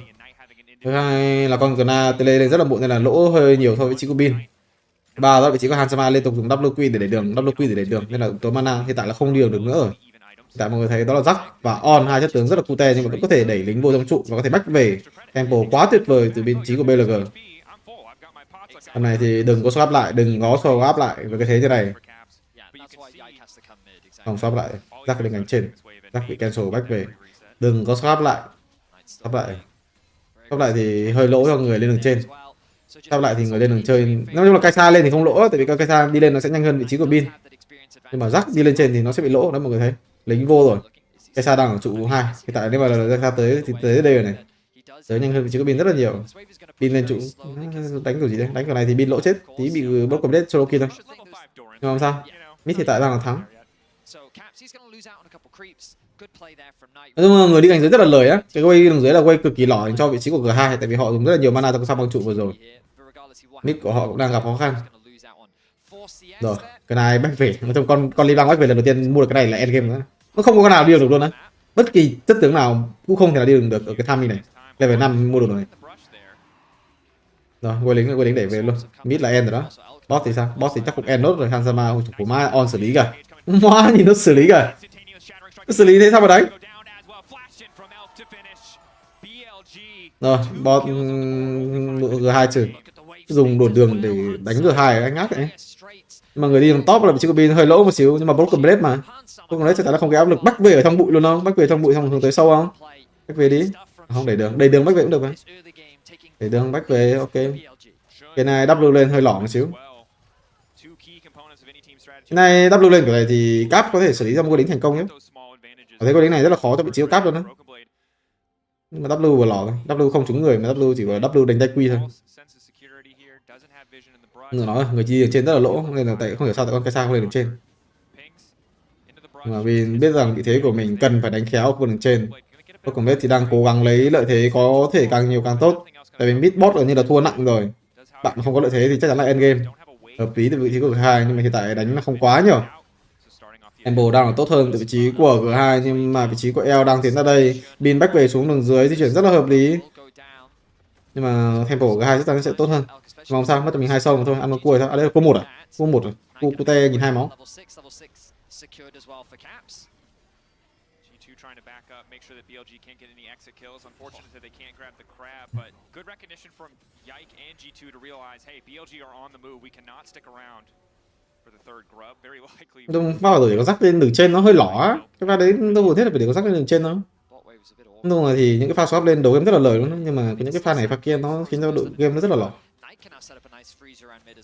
This top wave rather will push towards Hansama and Mickey, so they should be able to catch that one out. But you just look at the bottom of your screen and you can see advantages across the crucial carries for BLG.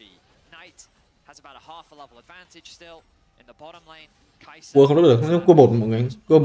Cua đã ai thèm đâu. Cua 1. Kinh nghiệm như nó có 100 rồi. Nó không phải là 250 như con cua 2. Hit gần như là capture nặng rồi. Theo thì ăn cho mình một mạng, ăn cho mình sách trụ luôn. Viên thì tầm này có tele rồi hơi khó một xíu thôi, đây là kèo đấu gần 2-2 rồi. Là sao? Cap với Hansama farm chung luôn hả? Là sao? What are you doing? Bỏ lên cánh trên, backup cho cánh trên, tuyển xuống khu vực đường dưới, bạn cho mình con rồng. Rồng phải ăn sớm á, nếu mà không ăn sớm thì con Gna nó sẽ đẩy đường được con rắc. Right now, it just seems like the goal of each team is to just catch these waves, continue to farm up, get those crucial core items. Game gì căng quá. Yike now ticking over to level 6. Obviously, the moment where Nocturne really feels like he comes online. G2 shouldn't really have an angle to contest here, likely to just concede this Drake. Cái pha mid bên phía bây giờ rất là hợp lý nữa. Nhưng mà những cái pha đánh này nó hơi lỏ. Nhưng mà mid vẫn là bố rồi.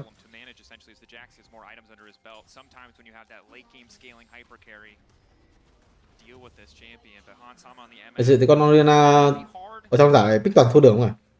Có Oriana của vị trí Xiaohu là thắng đường. Lúc pick con này thua đường thì có tác dụng gì?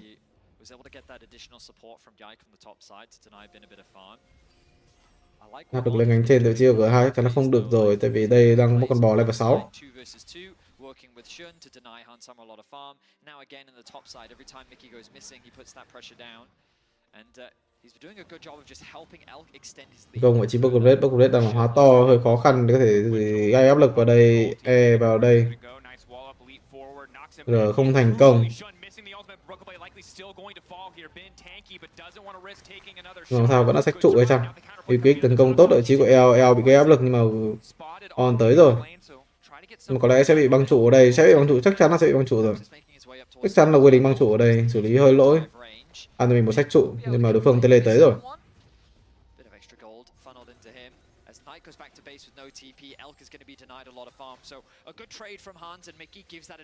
Thì tốt từ vị trí của hai bên.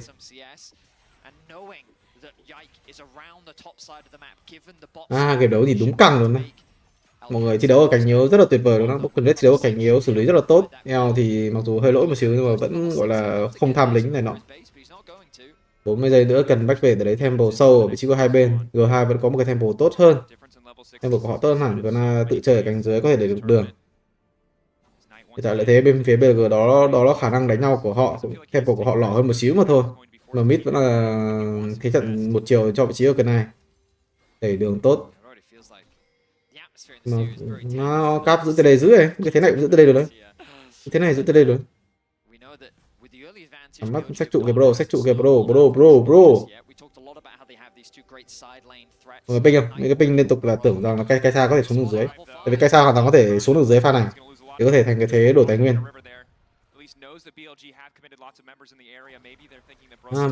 Hai đội này đứng lúc kiểu gọi là lên bình thoại đỉnh cao luôn á. Lên bình thoại đỉnh cao. Với đường giữa thuộc vị trí của bên phía của G2 mất rồi. Tempo hơi lỏ nhưng mà BLG đang muốn ăn cho mình một con sâu và chạy. Ăn và chạy. Ok, ăn xong. Pin tự chơi ở trong hang. On thì cũng có thể tự chơi được nhưng mà On mất hơi nhiều máu. On chắc chắn là đang trôn rồi, mở vào vị trí của Miquick đẹp. Miquick tạo lợi thế. Miquick combo trôn. Miquick trôn rồi. Miquick nằm xuống rồi vào vị trí của cái này bảo á. Pin tiếp tục ăn được một mạng. On ở đây bắt đầu phải tốc biến tại vì cái nào tới On xử lý ác ấy. Cái gì nữa? Em không có tốc biến này. Rắc ở đây thì ăn cho mình một sách trụ, gọi cho mình bot complete ra nhưng mà chỉ ăn cho mình được một mạng, mất cho mình 2 sâu, 1 đổi 1. Rắc của bên thì free ở khu vực cánh dưới với cái sách trụ này. BLG đánh ác. Rồi thì mindset nó rất là hoàn hảo luôn á. Pin cũng như là On dừng với support mindset nó rất là hoàn hảo.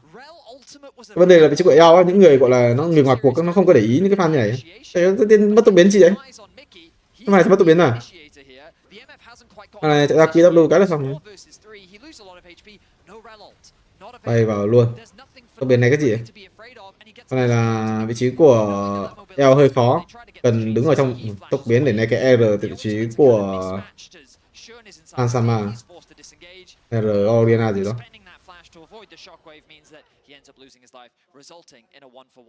Thì Gaisa chết, hơi căng thẳng một xíu thôi. Nhưng mà thế trận bắt đầu có rồi, nhiều được tài nguyên để cho vị trí của Bin. Rắc ăn cho mình 3 sách trụ solo luôn. Thế trận của hai bên nó cực kỳ căng luôn. Nhưng mà mọi người thấy đó là lợi thế, vị trí của Boblet thì khả năng đi đường của họ. Nhưng mà thật sự là muốn một con đường trên tác động lên khu vực sâu gần như là không thể. Như thế này thì có lẽ người đánh hay nhất có lẽ là vị trí của BLG, đó là mid rừng rồi. Mid rừng đang đánh quá hay vị trí hiện tại. Thế nên là gồng cánh này. Eo thì có những cái lỗi nhỏ nhặt. Mà mid rừng cánh không có quá ảnh hưởng.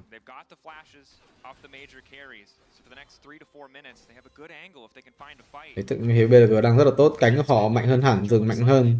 AD có giá điện có thể tự chơi, support cũng mạnh hơn. Xong rồi vào cái thế rất là tốt thì LB đi với Gna ở cánh trên, Giác tự chơi ở cánh dưới với việc sắp có hồi tele rồi. E vào tốt, vị trí của Shin bắt được vào mid Fortune á. Mà con Scanner nhìn mạnh quá. Thật sự thì con Nocturne đi với Scanner lỏ lắm mọi người. Rất là ít người đánh cái kèo này luôn á.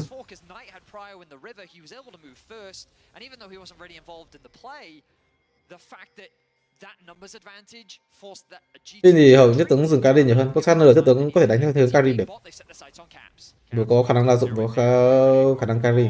Tele và bắt vị trí của Cap. Tiếp tục là E trúng bay vào nhưng mà đối phương có giày thủy ngân.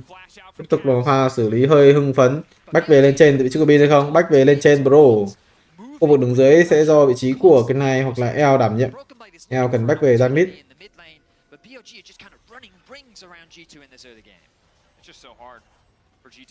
G2 nhìn ngợp rồi. G2 bình thường đầu game họ đánh không vấn đề của G2 nó đó là đi đường. Đấy.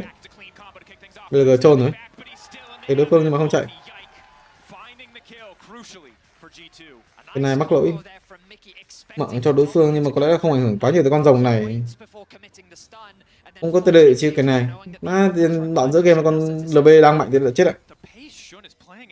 Tại sao lại tiến hóa cho mình cái quy thành công.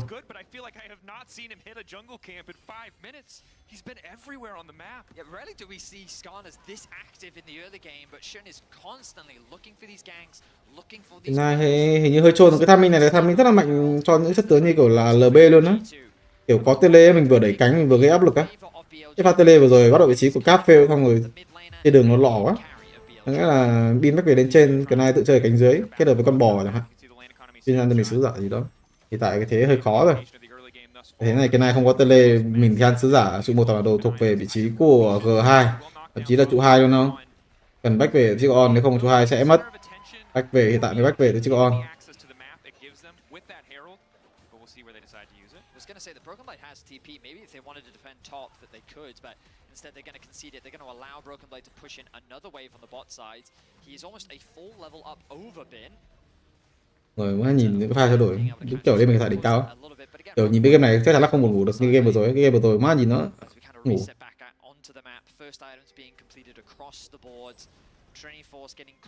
Nhưng mà để của BLG đó là cái con rắc này thôi, con rắc này thật sự là có đáng để pick như thế không? Mình cảm thấy Gna nó dễ chơi hơn hẳn. Cái con rắc xong rồi nhìn nó lỏ. Nhưng mà nếu mà có một đồ rưỡi thì sẽ là tướng nó đánh rất là mạnh á. Các bạn cái mindset đánh giáp của Bin rất là tốt á.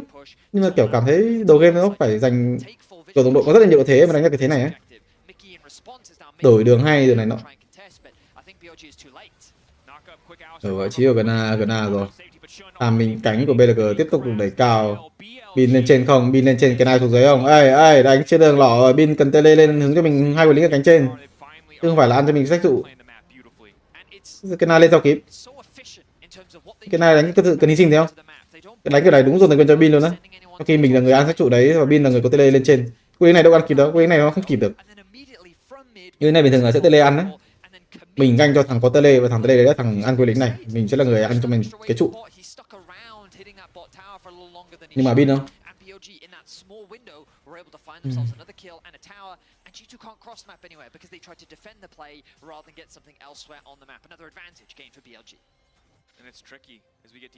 Nhìn con Scanner kìa.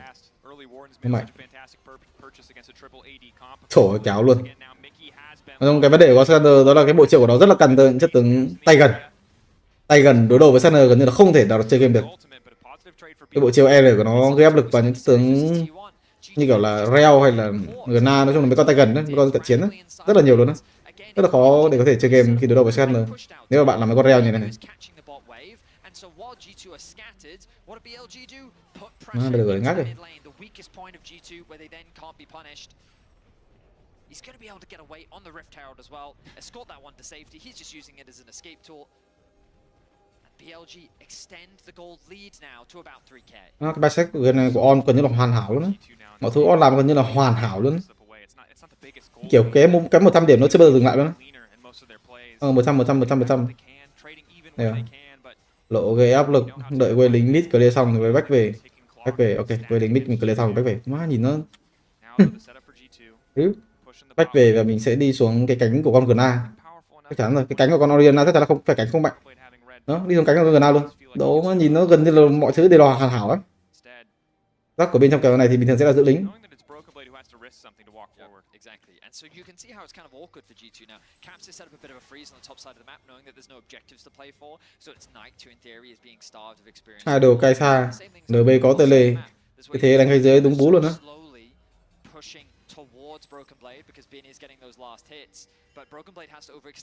Đứng đây, đồng đội mình rất là cần farm 2 bãi quá nên là mình cần giữ thế tốt. Nói chung thì là con bò mạnh quá rồi, giữ thế rất là dễ.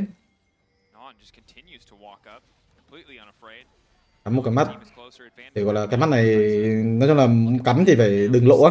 Mình cắm thì đối phương sẽ biết mình cắm mắt, đối phương chỉ táp lên phát là thấy mình mất một con mắt rồi á, nên là đối phương sẽ biết cái mắt đấy ở đâu và đối phương sẽ quét. Nên là cái mắt gần đây có thể giữ và cắm những cái vị trí khó quét hoặc là những cái vị trí gì đó ấy. Mình phải nhìn On đánh ác. Reo làm gì vậy? Reo không tốc biến. Tele tốt mà đối phương Norton mà cái này là người bị ngắm tới rồi. Onin vào cái này double rồi sẽ được má, cái này mà set up. Từ hai đánh cái gì đó? Đánh kiểu gì đó? Sốc quay chúng 4 người. Không, đấy là một con clone mà, chúng 3 người thôi. Chuyên là như rồi trượt rồi.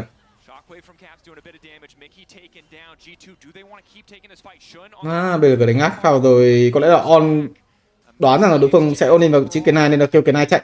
Cái này mặc dù là không thấy một cái gì cả, nhưng mà vẫn WR2 để chạy. Market nhìn nó kiểu cái mindset nó rất là hoàn hảo lắm.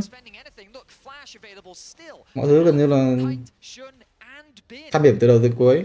Lên để lấy cho mình cái trụ đầu tiên. Lấy trụ kiểu gì cháu không biết luôn á. Bin đã vào cánh dưới có thì mình tele On chắc chắn nó sẽ ở cánh trên khi lệ người lính vào trụ.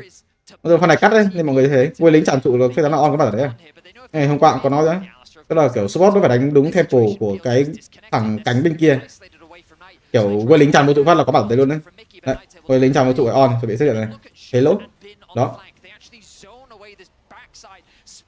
Chứ không phải là quay lính đang trụ vô trụ mẹ kiểu cái con bờ đâm của Elo nó đang ở trụ 3 ấy. Nhìn nó sẽ bị áp lực lớn. Cái này thì nó dễ tại vì con Oriana nó áp lực cánh không có được với con liềm lanh. Nhưng mà kiểu mình đánh đúng thì vẫn là đánh đúng.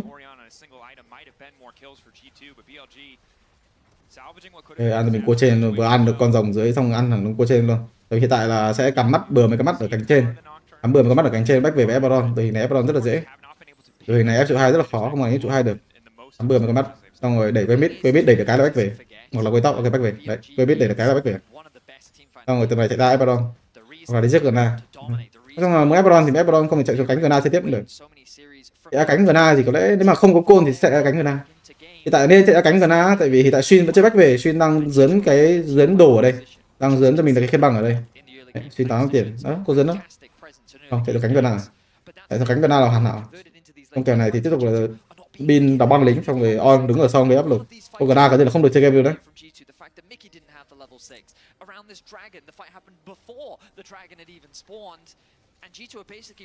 Dạ, thì đội hình này sẽ được Baron được. Cái này ở tự chơi, nói chung cái này sẽ tự chơi được với những con mắt mà on để lại. Hiện tại con Gna mà thêm, con Gna chắc chắn là không được chơi game.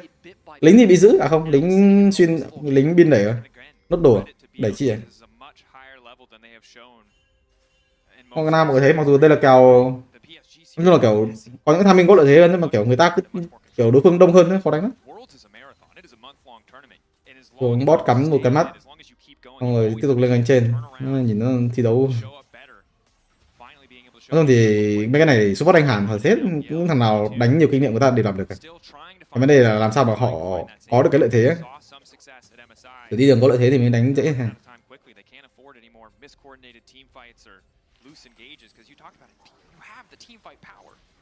Gave up a couple thousand gold to get the team fight power, but now you have to execute better. And that's a tall task for anyone. Well, the Baron is alive. Dragon is still 2.5 minutes away. You'll notice Broken Blade can't afford to overextend. Mickey caught out. Mình kết bị tóm lại mở vào vị trí combo vị trí của Kaisa không kịp R, Kaisa vẫn kịp R. Kaisa nằm xuống với mạng tốc biến ở vị trí của Broken Blade nhưng mà Hansama sống kiểu gì với con rắc của Bin đây? Ổn định vị trí của EL mà con Kaisa rất là khó. Kiểu nó chết nhưng mà nó vẫn chạy, nó vẫn kiểu là gây khó khăn nhất định á. Baron luôn mà dù không có AD. Mà nhìn về được đánh. Không nghĩ có một cái pha không swap lại thì nó sẽ là hợp lý hơn đấy. Nhưng mà kiểu mặc dù có những pha macro hơi lỏ nhưng mà bạn phải đánh tiếp ấy. Nên là nó không bị ảnh hưởng tới những cái pha xử lý sau, nó rất là gần như là hoàn hảo.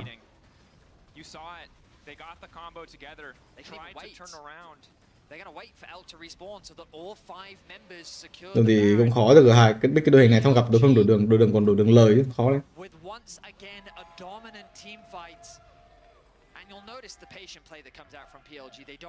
Không thì mình chơi với cái BO3 là mình có những cái mốc điểm á, kiểu những cái pha xử lý, những cái pha di chuyển hoặc là những pha xử lý kỹ năng nó sẽ có những cái mốc điểm. Mọi thứ mà on làm gần như là đang quá hoàn hảo rồi. Kiểu mọi người có thể coi hiện tại là 20 phút đúng không? Baron ra rồi, mọi người có thể coi từ lúc mới bắt đầu game tới phút 20 ấy, những cái việc nó làm.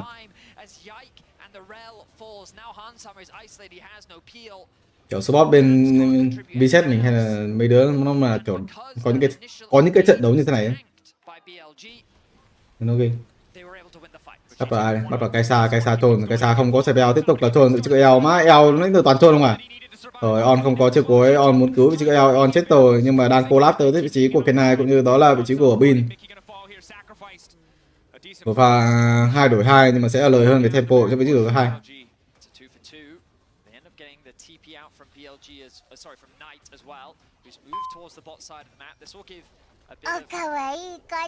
Em lo cho Azi phải 30 bài trên XTV. Em béo là gì vậy? Rồi Hansama không có tốc biến, muốn đép cap ở đây có cho mình tốc biến cap bị gây áp lực, Hansama gần như sẽ phải nằm xuống. Bin chắc chắn là không tha rồi.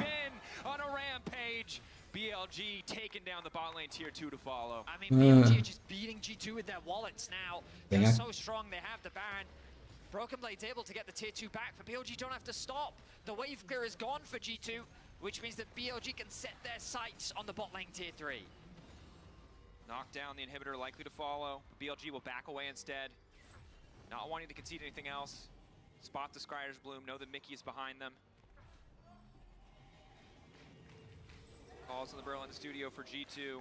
Down, but certainly not out. 6K. Again, against a composition that should be more powerful in these fights. Feels like a tall task. Cái này không ngờ BG biết đổi đường luôn đó. Cái game này cần đổi đường không? Tại vì cách chào cái này chắc là cần đổi đường. Ở giữa game á, đầu game không cần đổi đường á. Nhưng mà đầu game bot của bạn chắc là nó sẽ thua trong cái kèo đấu cay sa bò này. Nên là bạn đổi đường luôn để có thể đổi đường liên tục. Cứ vào thế đi đường bình thường thì cay sa với bò sẽ không để được đường. Thì sẽ không thể nào có thế đổi đường được về sau. Kiểu nó cũng là một cái nhỏ nhỏ thôi. Nhưng mà cảm thấy cái quan trọng ở trong game đấu này đó là vị trí của G2 mindset không có tốt cho việc đổi đường. Thứ hai đó là Cap bị canh ở cái pha gần như là quá quan trọng trong kèo đấu Oriana LB này. Cái timing đấy bất kỳ con tướng nào đi với LB bị canh phải đấy là kiểu cũng thua đường á. Ở đấy Cap còn chết luôn rồi. Càng lọ.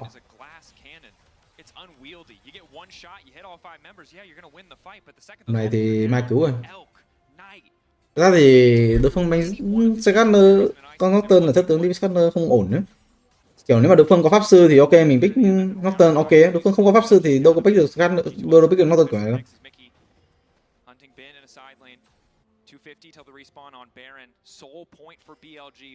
Nên là Sòng nghĩ đẹp nhất thì sẽ là cây Sante chẳng hạn. Cây Sante Oriana kết hợp với Kai'Sa, cái đội hình đẹp. Xong rồi dừng pick sau, dừng pick rất nhiều chất tướng AD luôn. Hoặc là Ezreal ở đấy chẳng hạn. Mình nghĩ sẽ đội hình hoàn hảo hơn. PSG game, a couple question marks raised, but they were able to clean it up a lot more in game 2. And now here in game 1 against G2, he has been so instrumental in the early game success, finding successful gank after gank after. Bên thì bất kỳ giải đấu quốc tế nào thì bất kỳ ai khi đầu viên đều ban cho mình là con rắc ở phase 1. Khi mà rắc được thả ra thì liên tục là spam với Jacobin, mặc dù đầu game thật sự mà nói thì con rắc này không có quá nhiều lợi thế. Nhưng mà cái mindset nó rất là tốt. Làm thế nào để vượt qua giai đoạn đầu game? Làm thế nào để gánh đội những pha sau?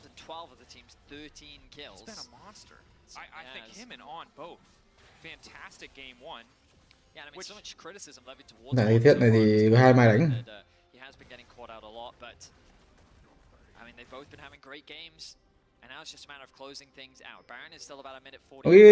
Nói chung là những cái mình thải đỉnh cao thì những cái nhỏ nhỏ nó sẽ ảnh hưởng rất là nhiều. Đầu tiên là mình bị đổi đường lỏ, thứ hai là mình bị mid ganh. Và đây là con Nocturne là không quá hiệu quả khi đối phương không có pháp sư.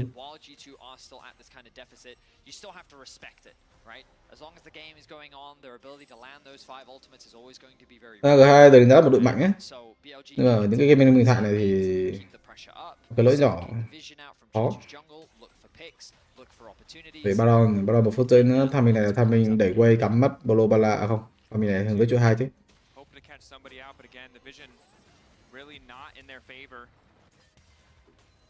So difficult for them to find those angles.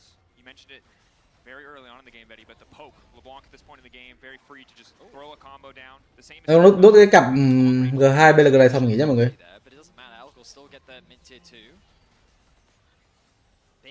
This is exactly what you want to see for BLG again. But who do they go on? It's a timer now. Yike has to go. It's not going to happen. Just a major cooldown removed. And that's going to... Okay, no, Bin decided to move away. He actually TP'd over from top lane. I thought he was just going to go for the tower, but I guess he wanted to be ready for the potential fight. G2 buy themselves a little bit more time, but now the threat of a Baron, our observers are showcasing the amount of vision that G2 have, and it is nothing. That Baron is prime for the take. Knight was waiting over the wall outside of G2's own base, and they couldn't see him until the wave went around the corner. Rogue Blade forced into Mega by the poke from Knight. There is something ironic about how dark it is for the side of G2 when it is they who are playing the Nocturne. Yeah. And notice how BLG are not overforcing the Baron. They could. There's a world where they could start it, and if they're confident enough in the gold advantage that they have, use the Baron to force G2 to overextend and turn and fight. But they're not. They're knowing that they're really strong at playing through sides. G2 can't match them in the 1v1s, and so they're just spreading G2 apart, looking for picks. They're chipping away at this tower. Elk got the tier 2 in mids. Bin is able to get the top tier 2. Knight finishes it off. And G2 are just kind of getting desperate. They're having to share a lot of experience and gold, and the gold lead just continues to grow in favor of BLG. At this point, they're just hoping that BLG misstep. Hiện tại thì đội hình Baron rất là dễ rồi. Kai'Sa bao đồ có đồ phòng thủ, tụi này đối phương đánh cái gì nữa. Bên phía G2 cần làm đó là cố gắng lấy mạng. Có lẽ người dễ chết nhất từ bên phía BLG có lẽ sẽ là cái này.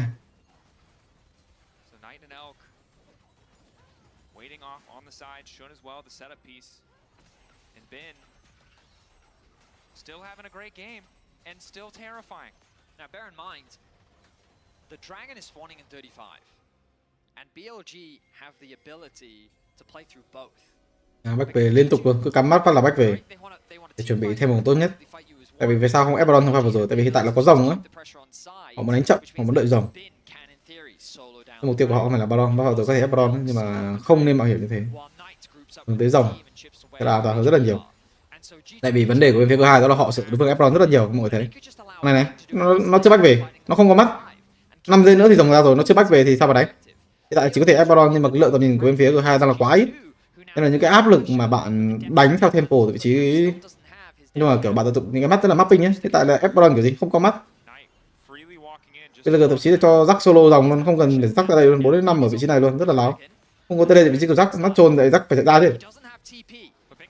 Không có tầm nhìn mọi người thấy không? Những cái bộ này không có mắt tím, không có mắt tím gì cả. Thế sao mà ép Baron? Đứng đây đánh Baron xong đối phương đánh mình sao mà đánh?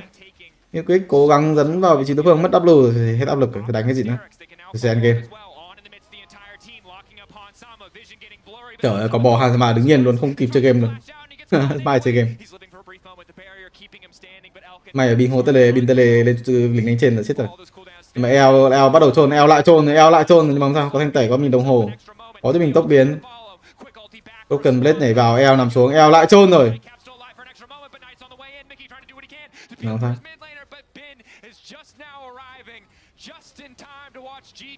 Mà bây giờ đánh kiểu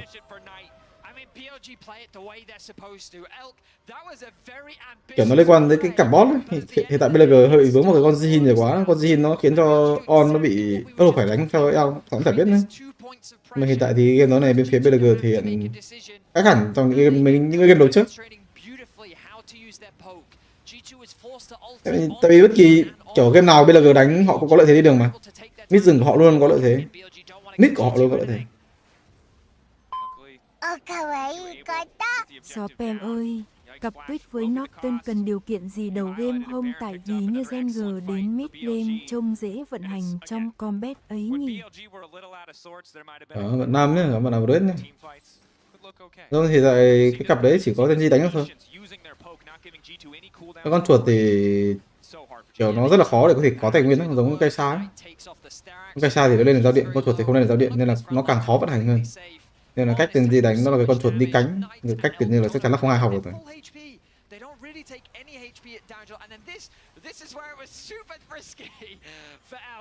That was probably a little bit of an overstep. He trusted in the Zhonyas. He's forced to flash out. Broken Blade's able to find the play, but it doesn't matter because the fight gets split up. And on the far end, Knight and Jhin are able to clean up with the arrival of Bin. It's an easy team fight win for BLG. You could see smiles on the face of BLG. Like they're feeling good, as they should. This is a level of discipline. Mà đánh ác. Necessary when you're playing against a composition like G2's. 2-0-13 for Jhin. He's been involved in 15 of the team's 16 kills. An immaculate performance from him. And now with the Baron. Bên phía G2 là tốt rồi, pick Oriana nhưng mà con điều nào là Oriana của họ xử lý không mapping như là vị trí của Xiaohu á, Xiaohu đánh cái kèo này Oriana thắng luôn. Thứ hai đấy là cái con Norton không nên pick. But finding one fight isn't enough at this point. You'd have to find multiple back to back. And I just don't think that G2 have the damage. I don't think they have the lockdown to really win a team fight. I mean, who's killing Shun? Because they've demonstrated they can kill Elk, but like you have to commit so much just to kill him. Không thì Bin thì nó không có nói nhiều. Nhưng mà bên FPL có một cái đoạn đó là rừng phải auto nói, rừng nó nói nhiều lắm. Rồi em tập trung đi đường không, thằng rừng nó nói hết rồi. Không rồi sẽ đợi giữa game thì thằng nào bắt đầu có lợi thế thì kêu thua thì kiểu thế. Không, rừng bên phía FPL nói nhiều lắm, rất là nhiều chi tiết. Rừng bên phía VSET mình nói chung là kiểu cũng có những cái tình huống rừng nó nói nhiều nhưng mà kiểu nó không có đủ thông tin và kiểu nó chỉ đưa ra vấn đề thôi, nó không có đưa ra vấn đề đó giải quyết như thế nào ấy. Kiểu ví dụ đúng không, một tình huống sứ giả, những nhiệm vụ mà thằng rừng nên nói đó là top mình đang thắng đấy, mình đánh theo top nhé, mid nó đang mạnh kiểu. Cảm ơn SofM nhé. Chưa hết tháng mà mình đã đủ KPI rồi. Cảm ơn em nhé, cảm ơn bạn. Bình thường trong những trường sứ giả, ví dụ bạn mid bạn thua đi, thì thằng rừng nó sẽ kêu là mid mình đang thế thua, xong rồi mình sẽ kêu cho những vị trí khác, những cái vị trí như kiểu support và top nên cần biết, kiểu thế. Xong rồi cái pha team này phải đánh kiểu gì, mình đánh chậm lại, mình nên ôm cánh trên hay là ôm cánh dưới, không nhiều cái. Nhưng mình ra đầu game hết rồi, nói hết rồi. Trên người từ là những mỗi người như vậy.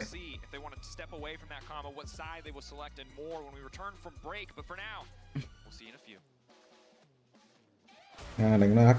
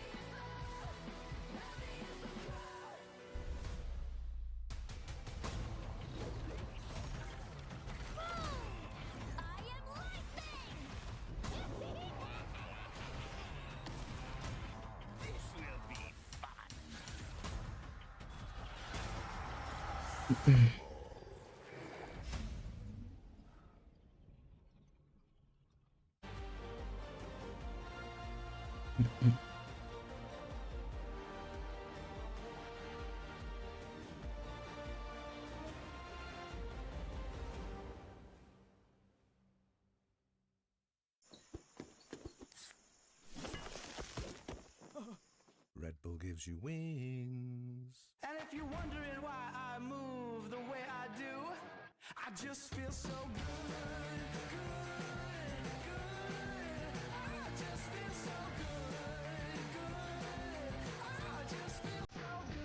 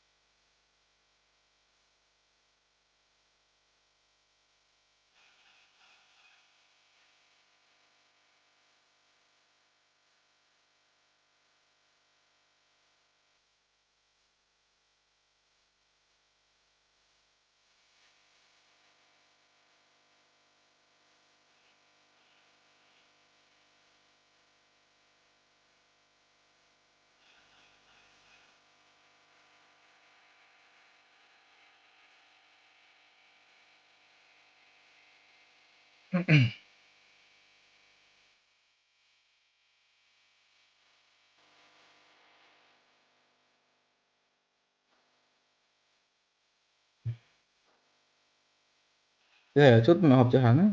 Cái sọc không có học nhiều quá để chia sẻ. Còn học vẹt không à?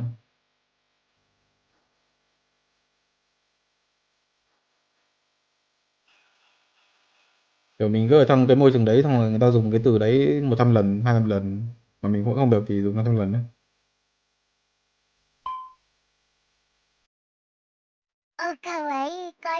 Nếu được chọn, SofM muốn đánh cặp mid với ai ở LPL? Cảm ơn Hồng nhé, cảm ơn bạn. Cái này chị không có nghĩ tới. Học có tập viết không hay chỉ nhìn nhiều tự nhớ thôi? Không tập viết. Nói chung là học không có biết mặt chữ Hán á. Không có biết gì về chữ Hán luôn. Bất kỳ chữ Hán nào đâu có biết. Học chỉ biết nói với nghe này. Thế là kiểu cái từ vựng cũng như là lĩnh vực về game thì biết nhiều á. Mấy cái đêm khác là mù thì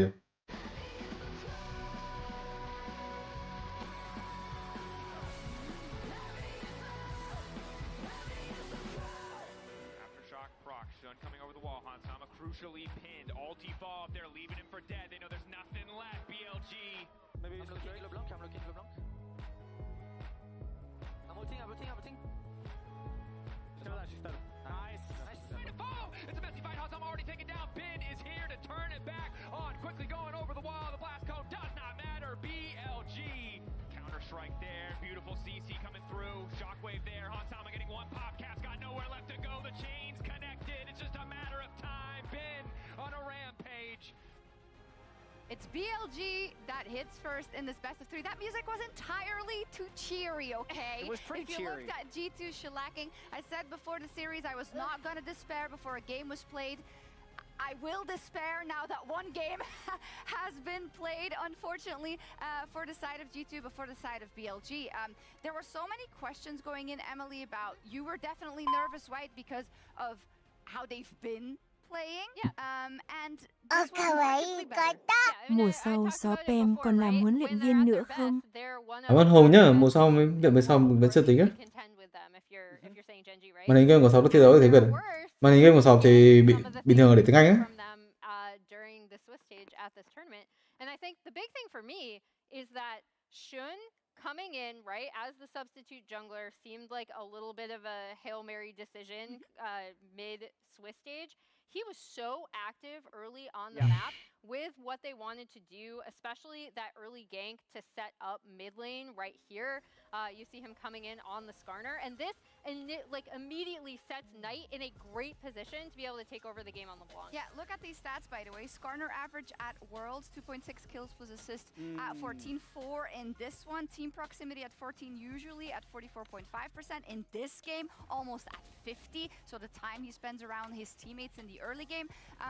And it's like he's taking that substitution in and he's rolling with it. And I also have a lot of unresolved trauma of Shun ganking consistently from last year. And it is really a really big deal because, as Emily pointed out, when a team makes mid-tournament substitutions, you're always going to both have a an amplifying glass on the player individually, and what it, thank you, and what it means for the team as a whole. And Shun, I think, already mentioned. I also think On has been getting a lot of criticism, and this Alistair game was a lot more in line with how BLG look when they look good.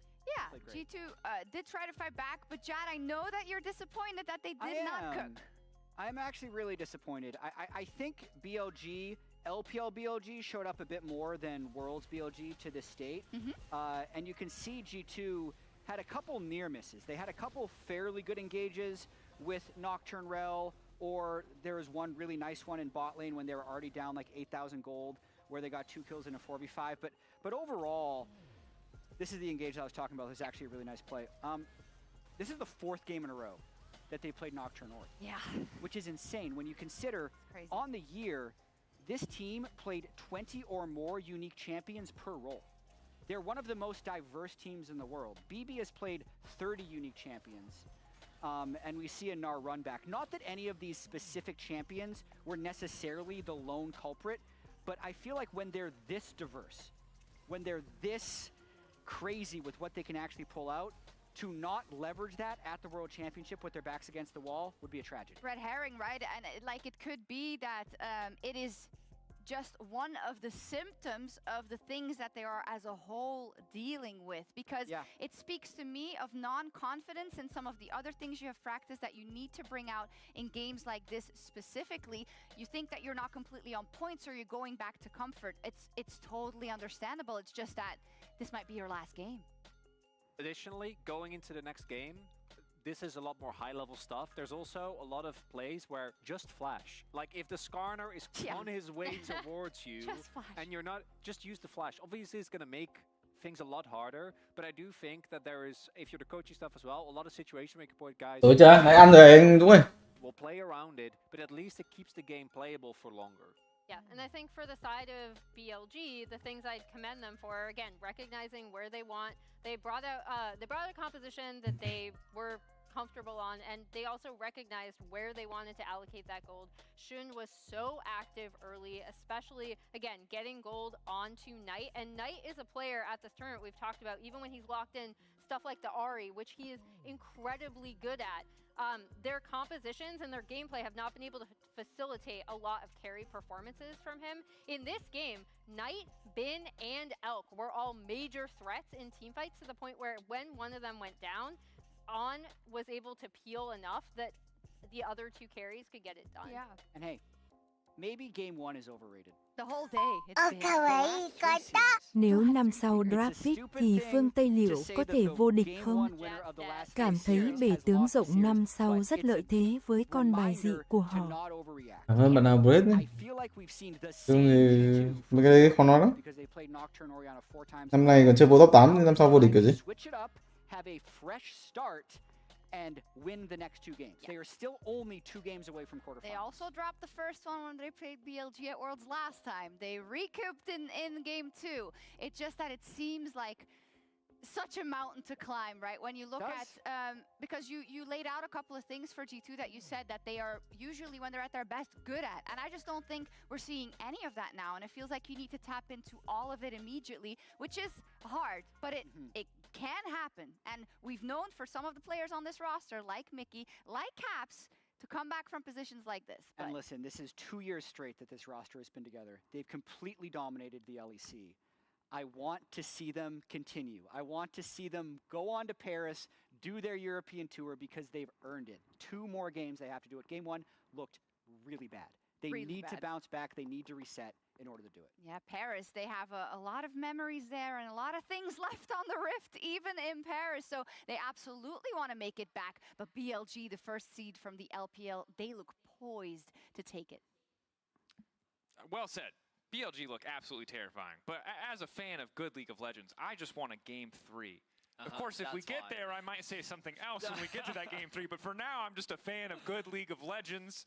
Getting closer and closer to Champions League now, heading into this game 2. I think the biggest question on everyone's mind is if G2 can keep their cool, if they can keep their composure, and if we will remain in the world of Nocturne Orion. I mean, as a Caps enjoyer, I do want to see him off it. I want to see him have something with a little bit more individual agency where he can be the side lane threat. G2 domestically found so much success playing through the side lanes, but we'll see what the game plan is, what the approach is from G2 moving into game 2.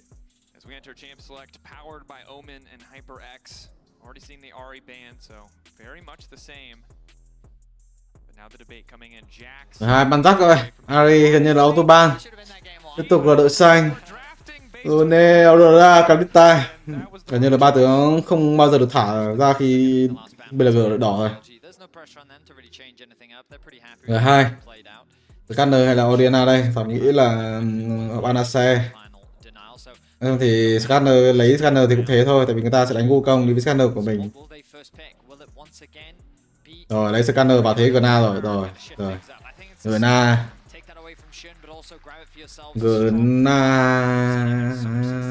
Gna gì ta? Anh Thảo không làm chậm fly TL vậy, tại vì hiện tại là 11 giờ đêm nữa nó bị lâu á, tại vì tới tận 2 giờ sáng chẳng hạn, hoặc 1 giờ sáng nó bị. Nói chung thì vào cái thế Gna này dễ quá. Thế Gna này nó càng dễ. Đánh chỉ cho thắng. Tại vì bên phía G2 chắc chắn là phải hướng tới swap đường rồi, cứ để Gna nó free thì mai thắng. Đánh gì đây? Nico Wukong, ok, có Nico Wukong rồi. Mà G2 như có tin đồn sao cái này chưa bao giờ tôi đánh Nico nhưng mà ban Nico cái thế Nico Wukong. Nói chung là Gna thì biết là sẽ pick rồi đấy, nhưng mà cái con tiếp theo khó pick lắm. Nhưng mà có con Nico ở đây, trên là con Nico ở đây thì ác. Cái con Oriana không xứng đáng được pick ở đây. Rồi. Yasuo đi với Yasuo mid thì sao chứ? Yasuo top à? Yasuo top đi với Gna. Silas đối đầu với Nico, Wukong thôi, dễ rồi. Game free Wukong game rồi. Thì sao đi với chất tầm bên kia hơi lỏ, tại vì dễ bị bớt lắm, dễ bị bộc phát chết luôn đấy. Wukong thì nó dễ hơn hẳn. Đồng đội mở thì có thể cover được. Thế còn xin ra đồng đội bị mở khó cover hơn là Wukong. À xin giao cũng được, hai con nó cũng xem nhau à? Ok, xin giao. Ở đầu với chất tướng 3 cộng chiến binh đối phương. Tiếp tục là cái thế Saya với cây sa thôi. Tiếp tục là bàn như cũ, Poppy, BO3 gì đó để ngăn chặn đối phương đổi đường. Ban Gragas này. Cái Poppy không quan trọng á, Poppy đâu cần ban nữa, đối phương sang huyết được với Poppy được. Còn mấy con như kiểu Gragas hay bò hay gì đó, ban Raven á, có lẽ sẽ là ban Gragas.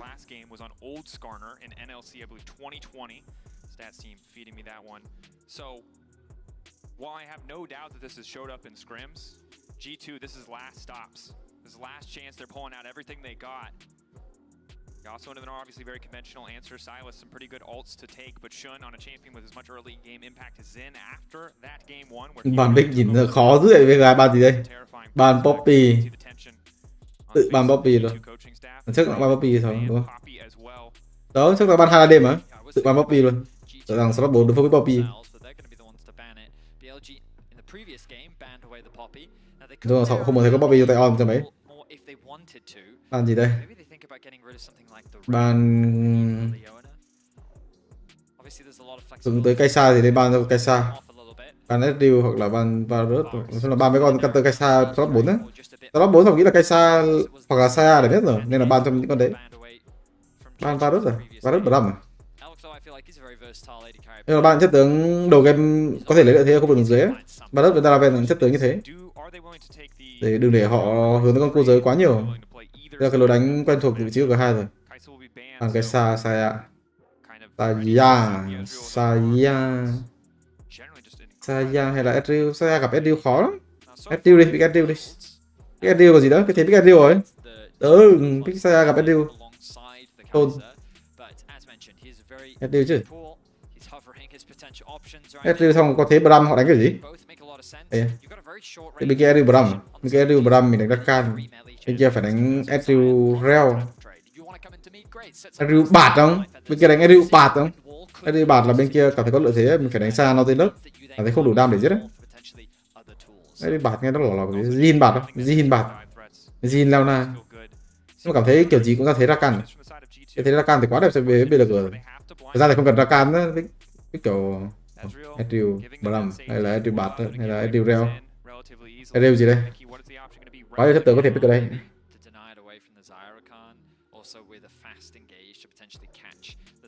Rồi khó pick á, cảm thấy sắp này rất là khó pick á. Cảm thấy đối phương quá nhiều counter, đối phương có thể đánh bạt, đối phương có thể đánh Rakan, thậm chí là Nautilus, bỏ Bram. Khó, không, làm gì có Bram nhầm.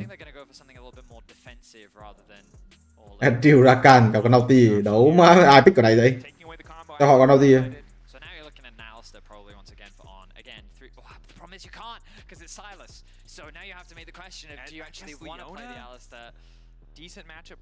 Về Nata. Nó dữ vậy.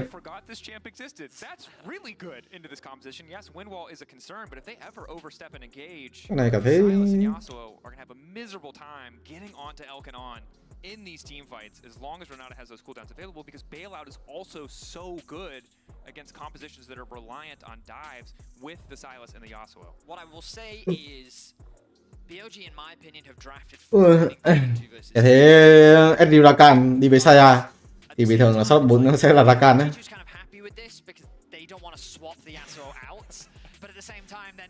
Kiểu mình đến pick Rakan mà không sợ Nauti ấy thì thả pick shot 4 Rakan còn hơn là pick Saya thằng gặp Ezreal của này. Mình pick Rakan xong rồi phun đánh Ezreal, mình đánh con khác. Kitana rồi, không nghe lọt rồi.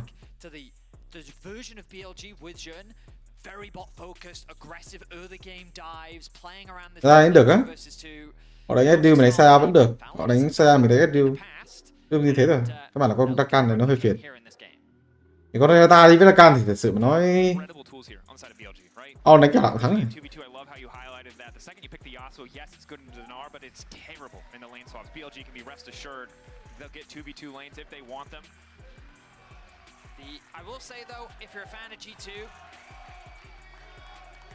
Card bút rửa đen thì sao á?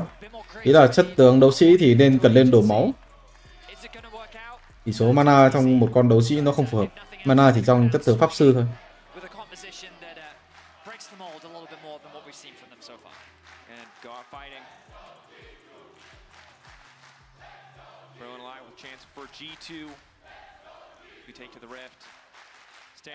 Thường thì meta hiện tại đang quá phù hợp với BLG rồi, họ biết đánh Nico với Xin Giao luôn, ác dữ này.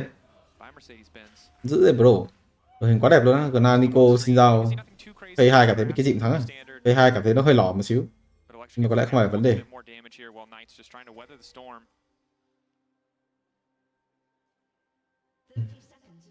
Nhóm này thì Cap lấy cho mình khiên Doran. Khiên Doran sốc điện với giáp cốt. Three melee champions, which is the top side of G2, that really want to get in the face of BLG. However, they have Renata, Xin Zhao, Nico, and Xayah that kind of thrive on, well, there's disengage on the side of Xin Zhao and of the Renata, but also Nico Ultimate and Xayah Ultimate are just great into champions that want to close the gap for you. Rồi, nhắn tin đi cùng hành chiến rồi sao chứ? Ways to navigate around this is going to be interesting to watch. But the good news for G2 is they've got a Silas. They can steal those ultimates for great effect, and it's going to give an opportunity for Caps to really shine. The truth is that regardless of how good he is on Orianna, I just think that we haven't seen his. Đi đường bình thường, hai bên rất là tự tin. Yasuo, Gna, xong rồi các kiểu các thứ hết đều cho chắc đi đường mà. It was his split pushing that was so massive for bringing G2 back into many of their deficits. Now G2 are looking for an early trade. Trying to get brush control here, but again, the level 1 is difficult. Xayah level 1 not that menacing. Nó mới kích đánh ghê đấy. Nhưng mà lỏ, đặc biệt cái tay E, bình thường nó sẽ bị E, anh tay thế, E không có súng hoặc là ngược lại. Thế đầu game thì liên quan tới để đường, nếu mà ai để đường được thì sẽ giống dễ súng skin shot hơn. Còn bây giờ Rakan Quy cũng như là gì? Không tưởng gì Rakan vẽ thì thế đầu game sẽ để được mạnh hơn rồi. Bởi chắc tướng xa nó hơi yếu. Rồi quy trúng GP Quick. Cái này thì Cap cầm cho mình đó là ngọn gió thứ hai. Nico của vị trí còn lại chỉ lấy hết cho mình là 7 con lính trong những 2 con lính đầu tiên, hơi lỏng.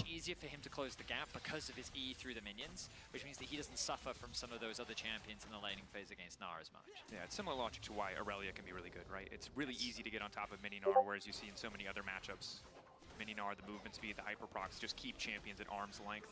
And then when he's in Meganar, you get the Tornado, and he's a bigger target. Yeah. So and then you walk away, because Meganar beats everybody, but that's fine. You can just leave.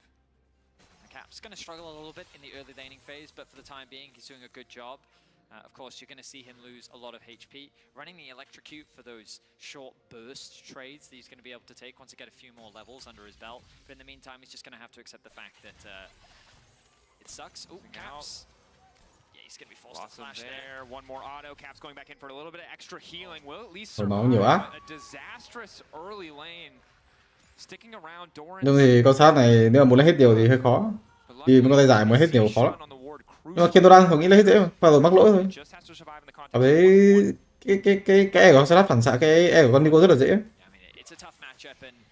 Không trúng E thì rất là khó có thể trúng Q 2 sách 3 sách được. Trời ơi, Cap kìa, mình xử lý kìa. Không làm sao.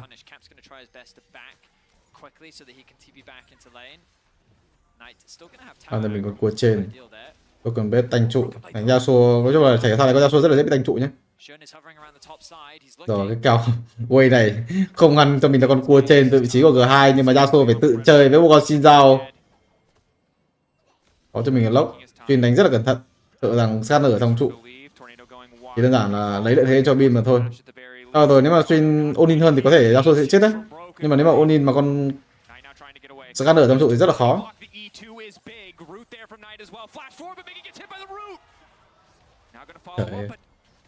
Moment of split coordination. Cap's too low. Cap's no mana. Can't follow to get more damage down. Now Mickey trying to body block. If Knight does try to stop the một Onin canh cho vị trí của Cap ở một quay lính khó cho vị trí cái này. Nhưng mà nói chung là cũng gây áp lực cho vị trí cái này. Quay lính này là quay lính lỏ vị trí cái này, nhưng mà không vấn đề. Cái này vẫn còn full spell ở đây. Cái này đánh ác. Mindset rất là tốt nữa.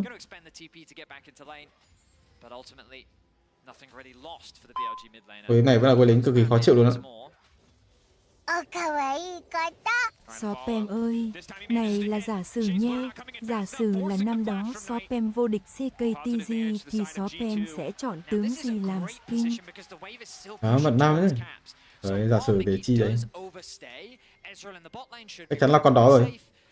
There's no real cross map play for BLG anywhere. Thì cái này hơi khó khăn rồi. Mà đi vào slot đối phương cứ ra là khó đánh. He's able to find a kill and it's forcing on to come. He has to come try and help push out this wave underneath the tower so that the wave isn't as bad. Good play there from On. Certainly is. On and Elk, of course, resetting first means Elk is already in the top lane. However, they're mixing things up. Want to put pressure on top side so they can secure control of the Grub's pit. But Broken Blade level 5 in the isolated 1v1 should be able to do some work here. But Elk already having boots too makes it that much harder. On now on the way. Broken Blade level 6. Tornado, where's it going to go? Going back in. Taking his time. Cái gì vậy? Dữ vậy. Windwall a little bit awkward is On now starting to chase, but Yike is here as well. Rồi, Quy không vào cái còn sẵn được rồi. Doesn't get the knockback. No setup angle for Broken Blade. Mickey is here. Tempo đang tốt hơn vị trí của G2, mà G2 đánh ác. Đấy, thắng 3 đường luôn. Thắng hết luôn rồi. Chẳng có đường nào là không thắng cả. Đấy. Mà cái Yasuo kiểu nó bị Aura tanh nhít trụ hay sao ấy. Thắng đường nhưng mà Broken hết máu rồi. Vậy thì thật sự là có thể ăn được sâu không? Đang tham minh sâu thì Broken hết máu á. Nó không thể tin được với ông G2. Broken Blade has to base and he doesn't have TP available. Ezreal's on the way. Level 6 for Caps, no level 6 for BLG on the top side of the map. Emotes coming out. I mean, they're still playing with confidence, which is a sight to see considering how devastating it was in game 1. The gold remains even. Ezreal's actually moved over to catch the mid wave. They're going to send Silas to catch the top. Cái gọi là ăn được Baron xong rồi nhá biểu cảm nó liên quan tới con sâu luôn. Cái biểu tượng ấy lại là cái thế bi ăn được 2 sát trụ không đường dưới rồi.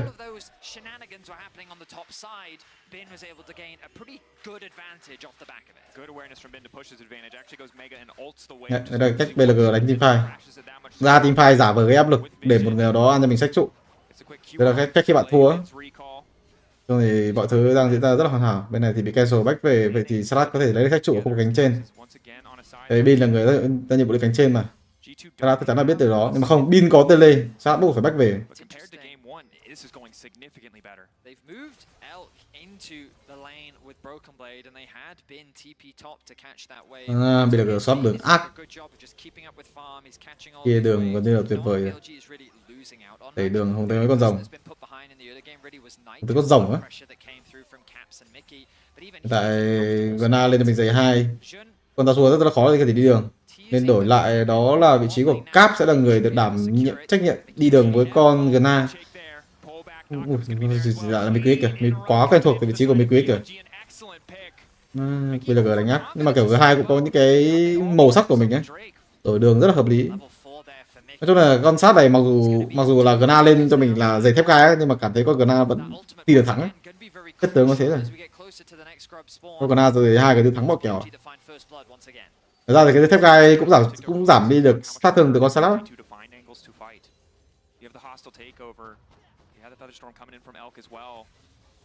Đổi lại rồi. Yasuo đi top rồi. Yasuo đi mid mai thắng. Hiện tại con Gna của Bin gần như là đang nói chung là không thể nào xử lý được từ vị trí của G2. Má nhìn nó xử lý chơi game kìa.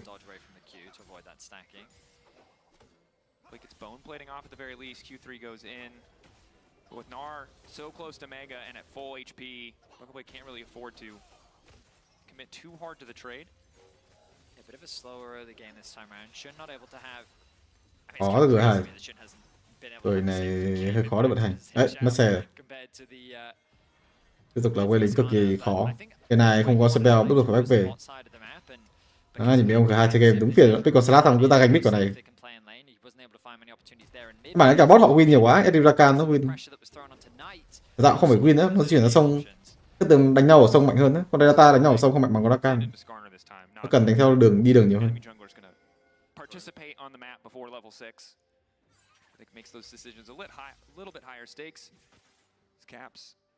Small XP advantage here in the mid lane, but Knight getting close to 6 as Mickey just returns. Mickey now highwaying in, Knight locked up for a brief moment. Rồi, đầu sau cái vị trí của cái Cap, nhưng mà tóm được vị trí của một này không chắc chắn là không. Rồi có cho mình data cover mà. Pin chắc là không vội, chỉ W có máu thôi. Mindset rất là tốt, chỉ đơn giản là lấy máu thôi, không quá ôn-in. Tham minh rất quan trọng, tham minh mà Bin thắng đường có thể thấy của mình sâu 2. Top thì Broken Blade gần như là không chơi game được nữa rồi. staff of BLG and Shunan on there to cover for their mid laner. Great timing from them to provide that utility and turn Thách trụ kìa Bin. Ngoài thách trụ à? Now look at them once again. Cắm mắt cho mình là con sứ giả, con sâu không bắt về ấy. Thực sự là thấy mapping như thế không? Không, làm gì có bắt, mắt chưa hồi, Tham mình hơi lỗi. Vừa bách về thì mắt nó hồi à? Có lẽ là thấy tầm nhìn vị trí của Sander ở cánh dưới là không ngắm mắt. Tại vì cái UI này nó bị lỗi nên là không biết là như nào. Yasuo đánh không lại Gna. Yasuo nói chung là con Yasuo rồi thắng Gna nhưng mà về sau khó đánh lắm. Con Gna kiểu đi cào nào thế, có level là tướng lỗi rồi.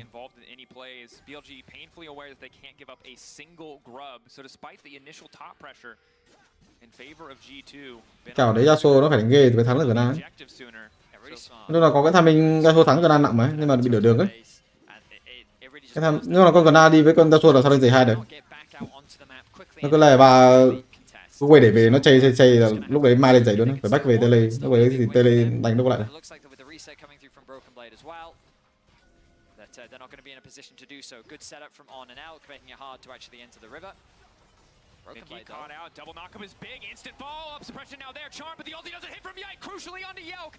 Ôi vị trí của On có cho mình cứu cánh nhưng mà On chắc chắn sẽ phải chết rồi bung ra để có thể cứu vào vị trí của Trôn rồi. BLG bắt đầu trôn rồi, ra mục tiêu không hợp lý bị đối phương Yasuo combo.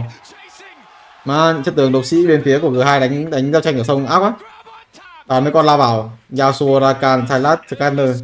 Bên phía BLG thì những chất tướng của họ cần cẩn thận hơn đấy. Cần đứng cạnh chất tướng như cả là Xin Giao, Nico với cả nào nó cover ấy. Thế còn Saya với Rata làm gì dễ dàng như thế được. Saya với Rata là chất tướng đánh nhau rất là mạnh ở khu vực sông ấy. Ở Tham mình hiện tại nó là full spell. Con này đúng trôn được. Thế nào thì đang thách trụ trên, rừng thì đang ăn cho mình con sâu đang đứng ở trong. Mình đứng đây thì hơi trôn chứ. Bị W 2 người không bị Yasuo á, khó. Mà sao, Bin không? Nhưng mà có Bin không? Mà Bin gọi tele giết được, Bin có cho mình tốc biến nhưng mà hơi khó để có thể ấn tốc biến. W không stun được, Bin sẽ phải nằm xuống. Vẫn tốc biến tới vị trí của Bin nhưng mà quy tới vị trí của GK quá tốt. Này ở đây sẽ bị kéo lực nhưng mà không. Hiện tại là chỉ có Bin chơi game được thôi. Nên là bên phía BLG cũng biết điều đó để có thể cover cho Bin. Tôi thấy ở những vị trí khác đang là hơi thọt rồi. Đối phương lấy trụ, nói chung là có 4 sâu nên là sắt. Nên là bên phía G2 đang dễ đánh hơn, họ đang lấy trụ mid cũng như trụ top. Bên phía BLG chỉ có thể lấy cho mình trụ đường dưới mà thôi, mặc dù rất là nhiều tài nguyên ở đây. Áp hoàn toàn có thể tới được trong quầy lính sau. Vô cường đấy thì có lẽ là sẽ back về mua cho mình cái gươm suy vong hay chăng?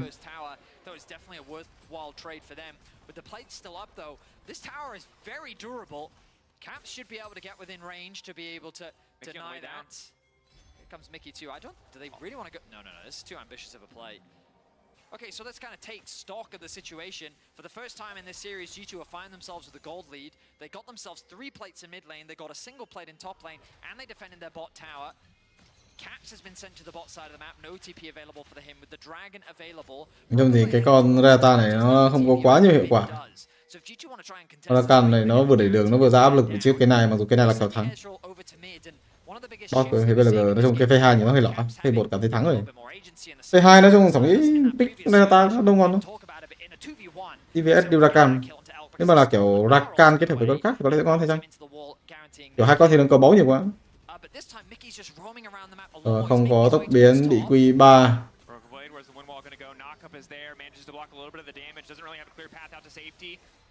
Chơi chắc rồi. Không, mà E vừa luôn giữ rồi.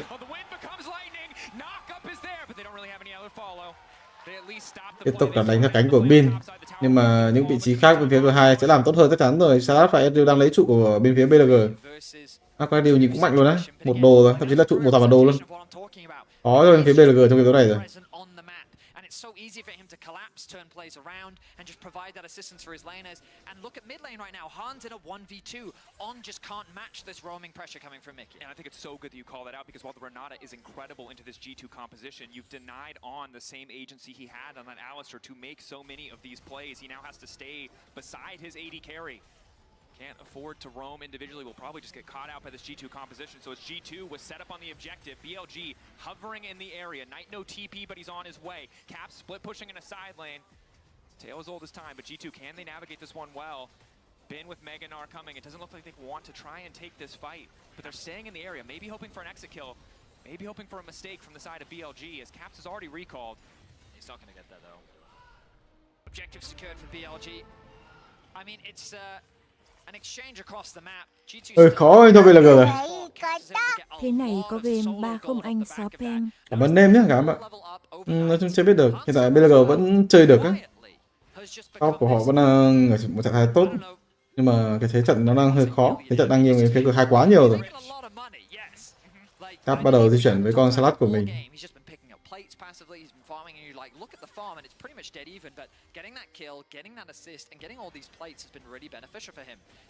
Cờ vũ trụ đó là đầu mà vị trí của Cap hướng tới.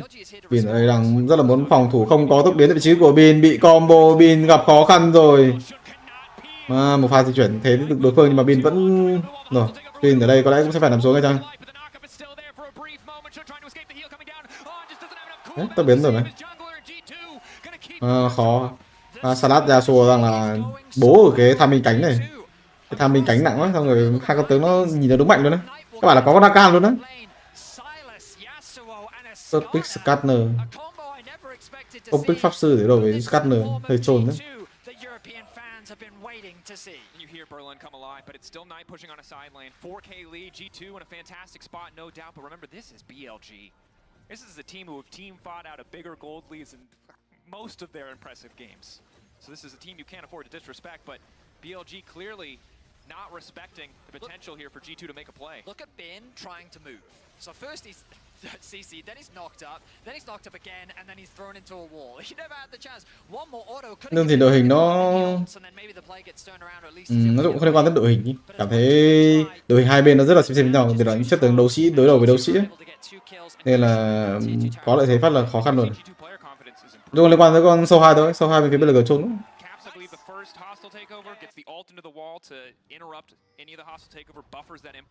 Same there with the Abscond of Duct. Absorbs most of that duration, using the E stun to keep Shun in the area.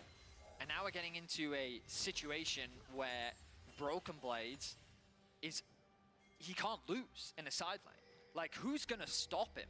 Gnar can wave clear, but the reason why you pick Yasuo into Gnar is because, as we talked about in the lane phase, when there's a wave, he can get on top of the Minimar, and then you can use the W to mitigate his ability to kite. So Broken Blade's going to be this side lane threat. Caps is sitting on the other side lane, and so G2 now have these multiple points of pressure. Bản cái con Rakan này nó hơi quan trọng. Cảm thấy Yasuo có Rakan phiền lắm. Nhưng mà nếu mà mình pick Rakan thì đối phương chắc chắn là sẽ đánh cho mình là Gragas SQ, rất là phiền. Again, the Stride Breaker, Blade of the Rune King, these are not champions you can escape from in an isolated 1v1. And our stats team just pinged us. Có BLG rồi. Tại thua tiền mọi trận rồi. Chỉ đợi đối phương trôn mà thôi. Đội hình đối phương nói chung là quá khó để hết. Các bạn là không có đam thì hiện tại.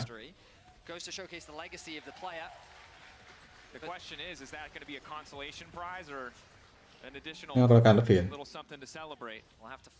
Rakan hiện tại tỷ thắng hơi cao á.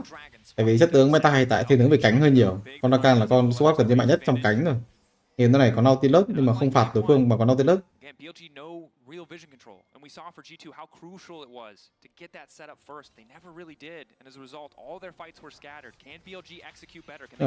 Con Nautilus gặp con Sunner hơi khó. But the gold deficit only continues to grow. G2 further and further ahead. 1.5 items completed for Knight, forced to go for a little. Bản đội hình đối phương quá đẹp cho con Rakan đấy. Con Rakan nó sợ nhiều con lắm. Caps has more HP than anyone on BLG. He's at 2.9k HP with just these two items. All I'm saying is bring back cut down. I'm saying bring back cut down. Yeah, do you want to know another or Dominic's passive, put it back on there. His W scales with his missing health. I mean, it could be a situation. Hold that thought as On has been caught out. They're trying to layer the CC on. Holding on to the ultimate, but will be forced to burn the flash. I thought the Caps would try to steal away the Renata ultimate there, but he decided against it. Trouble is it doesn't do damage. Now, the other scary thing for BLG is we've already talked about how this Yasuo pick is a problem for them. But Baron adds another complication, because I think Yike and Broken Blade can duo Baron.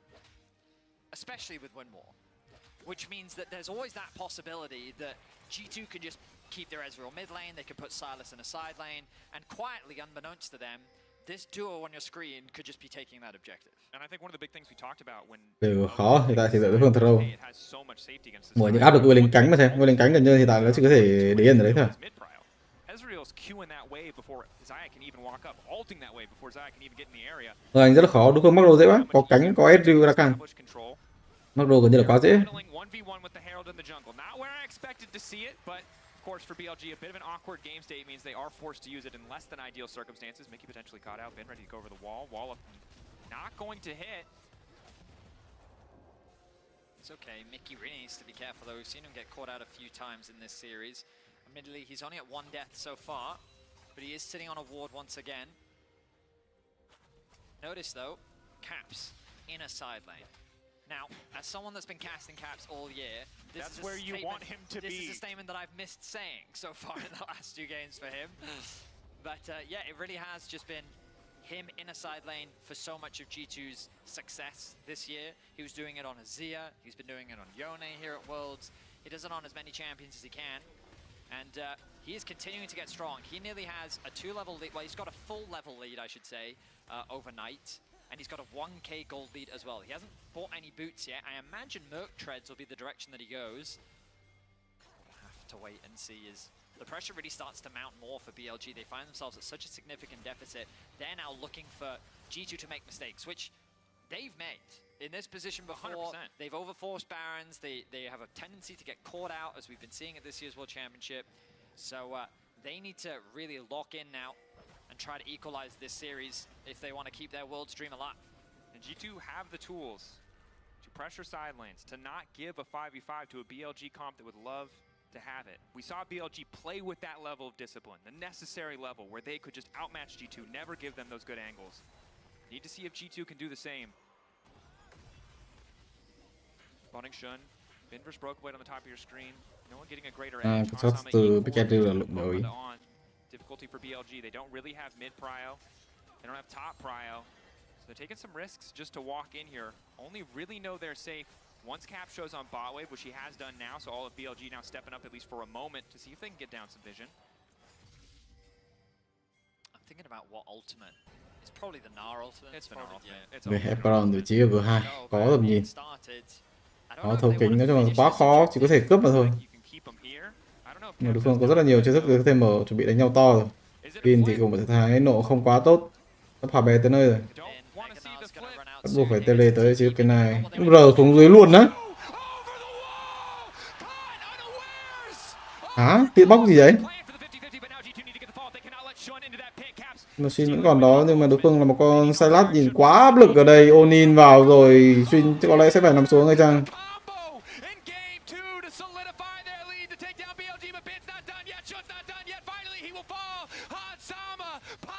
Nhìn nó ngợp. Insane ulti from Yike. Phenomenal. A play that no one was expected. From over the wall, he's able to catch the bottom lane of BLG. That's going to be a Baron. And BLG find themselves with their backs against the wall here in game 2. This entire tournament, G2 have had moments in games where it's looked close, but finally the chance to take it to game 3 against BLG, an incredible game, returning to the creativity they're praised for. I don't even know if he has vision. They can't see him. Oh my goodness. The knock-up as well into the double Yasuo combo. It's a clean play from Yike. I don't know where Flowers is. I know he's in the studio, but I guarantee he was hyped about that one. And then this combo as well, the follow-up, the knock-up from the Yasuo into the stolen ultimate from Caps. He has the arm guard as well. Broken Blade kind of finds himself isolated in 1v1 against Bin, where Bin is able to punish him, but then Hansama comes in for the cleanup, and then Knight's forced to flash away. Baron secured. And smiles and relief on the face of the G2 coaching staff. Eyes were about to come out of his head.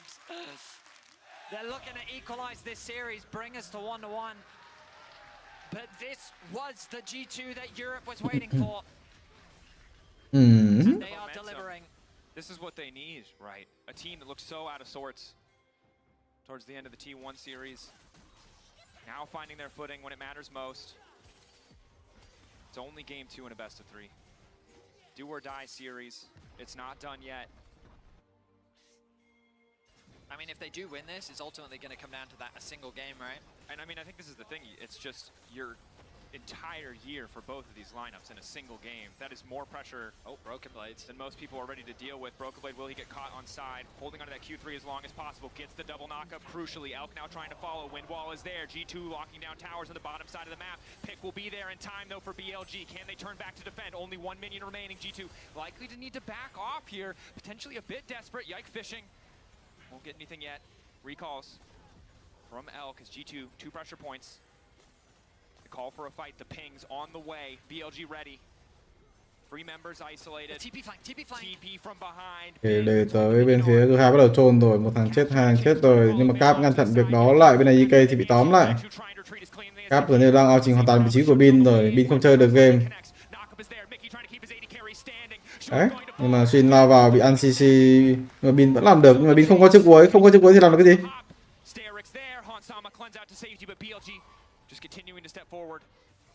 I mean, they've been able to reclaim some space. Good play from BLG. Getting that initial pick on the top side of the map. Keeping their bottom inhibitor tower alive. Caps. Elk waiting over the wall. Wants to make the difference. Stolen ulti is going to be big here, though.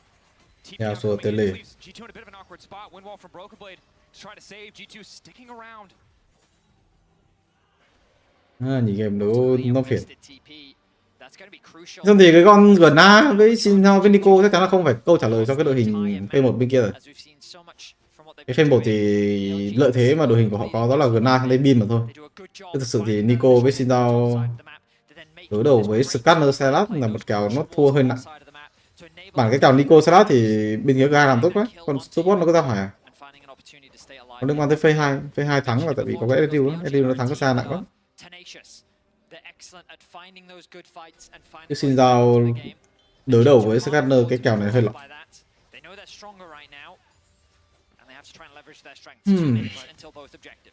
It's a 3-item Xayah. Elk in the right position, targets lined up. G2, if they overcommit, they overgroup.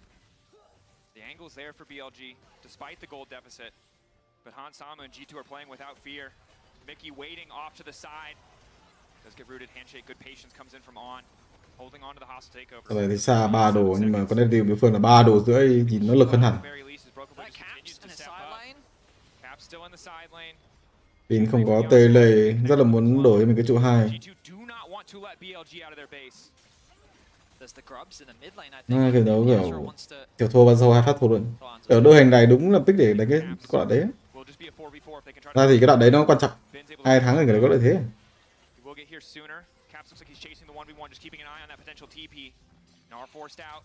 Muốn solo kill tiếp chưa? Cap Bin gặp khó khăn rồi, cái kèo này con Gna đánh hơi khó. Đối phương là quá nhiều cooldown, mình thì không có giảm khỏi máu. E để né W, hất vào tường.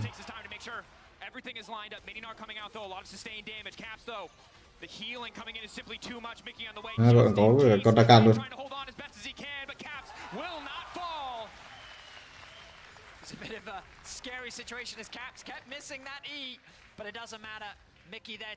Hợp đời Bin nó cũng phải đánh á, tại vì có xíu tiền nữa là đủ cái cho mình là cái Good End rồi, là cái đao tím đã đủ rồi đấy. 50 vàng nữa đủ rồi. 1750. Pushing out on their side waves, BLG trying to group, get a bit more control. You can see their vision being laid down, trying to find an angle to make sure that they can. Một cánh dưới bên phía của hai muốn đẩy vào, có cho mình tường gió, có cho mình đồ Dakan. Bay thẳng vào luôn. Eo ở đây gặp khó rồi, Eo hình như hơi trôn rồi. Quy tốc biến đổi mạng tốt, thậm chí Broken Blade cái này không cover được. Cap thậm chí R bung lại bên phía của BLG vỡ trận rồi. Lính tràn vô nhưng mà không có những người ở đây để có thể cùng vị trí của Eo có thể đép. Dakan với con ra xuống nó vào luôn sau đấy.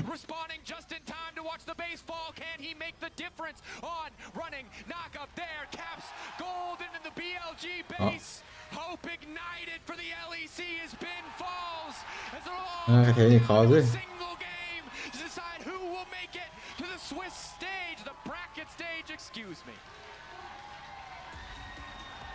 Cái pha sau 2 nhìn nó lỏ ấy. Đánh nhìn nó đầu game rất là mượt đấy. Sau pha phát cút luôn. To swing back hard in game 2. 17 kills to 5. G2 showing that there is still life left in them. Giving life to the studio as well. We're going to head to a quick break. When we return, the deciding game 3 between G2 and BLG.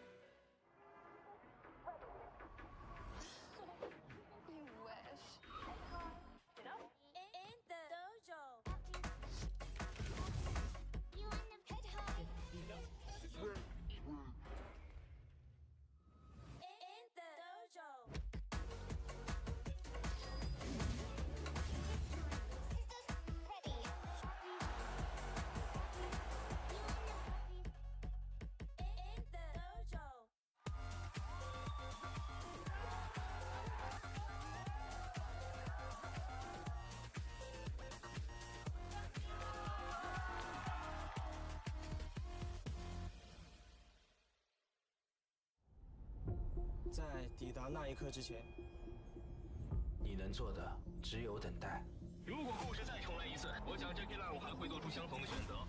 等待比分失衡，企图从中看清胜负的端倪。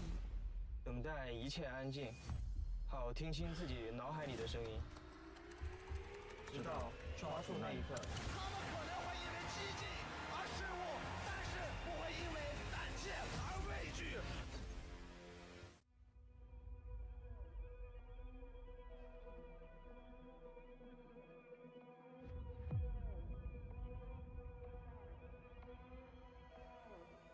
Yeah. I've been on a mission, I've been tunnel vision. You can't stop the vision that I'm on. Been in competition with my opposition for the top position on the rung. I just got ignition, now the clock is ticking, and I got it ringing the alarm. I'm in top condition, in the top division. This is dominance, pressure is on. If I'm ever second, it's second to none. I'll never quit while there's breath in my lungs. I am relentless, so rest when I'm done. Hunger inside of me, I'm on the hunt. I'm on that boss level energy. I'm in my villain mode, eyes on my enemy, hand on my weaponry. I put in work like there's 10 of me. I put in work like there's 10 of me. I am a god. I am a god. I am omnipotent. My powers unlimited. I am a god. I am a god. My energy's infinite. I feel like I'm limitless. I am a god. I am a god. I am omnipotent.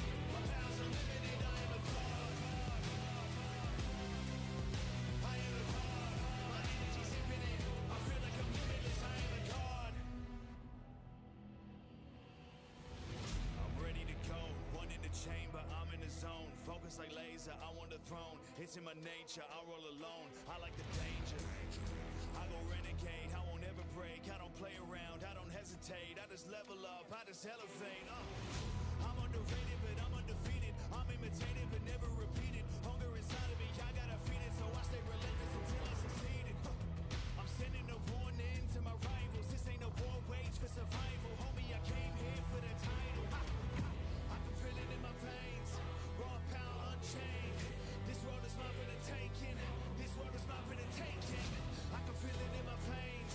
Yeah, I came here to reign. This world is mine for the taking. This world is mine right now. I am a god. I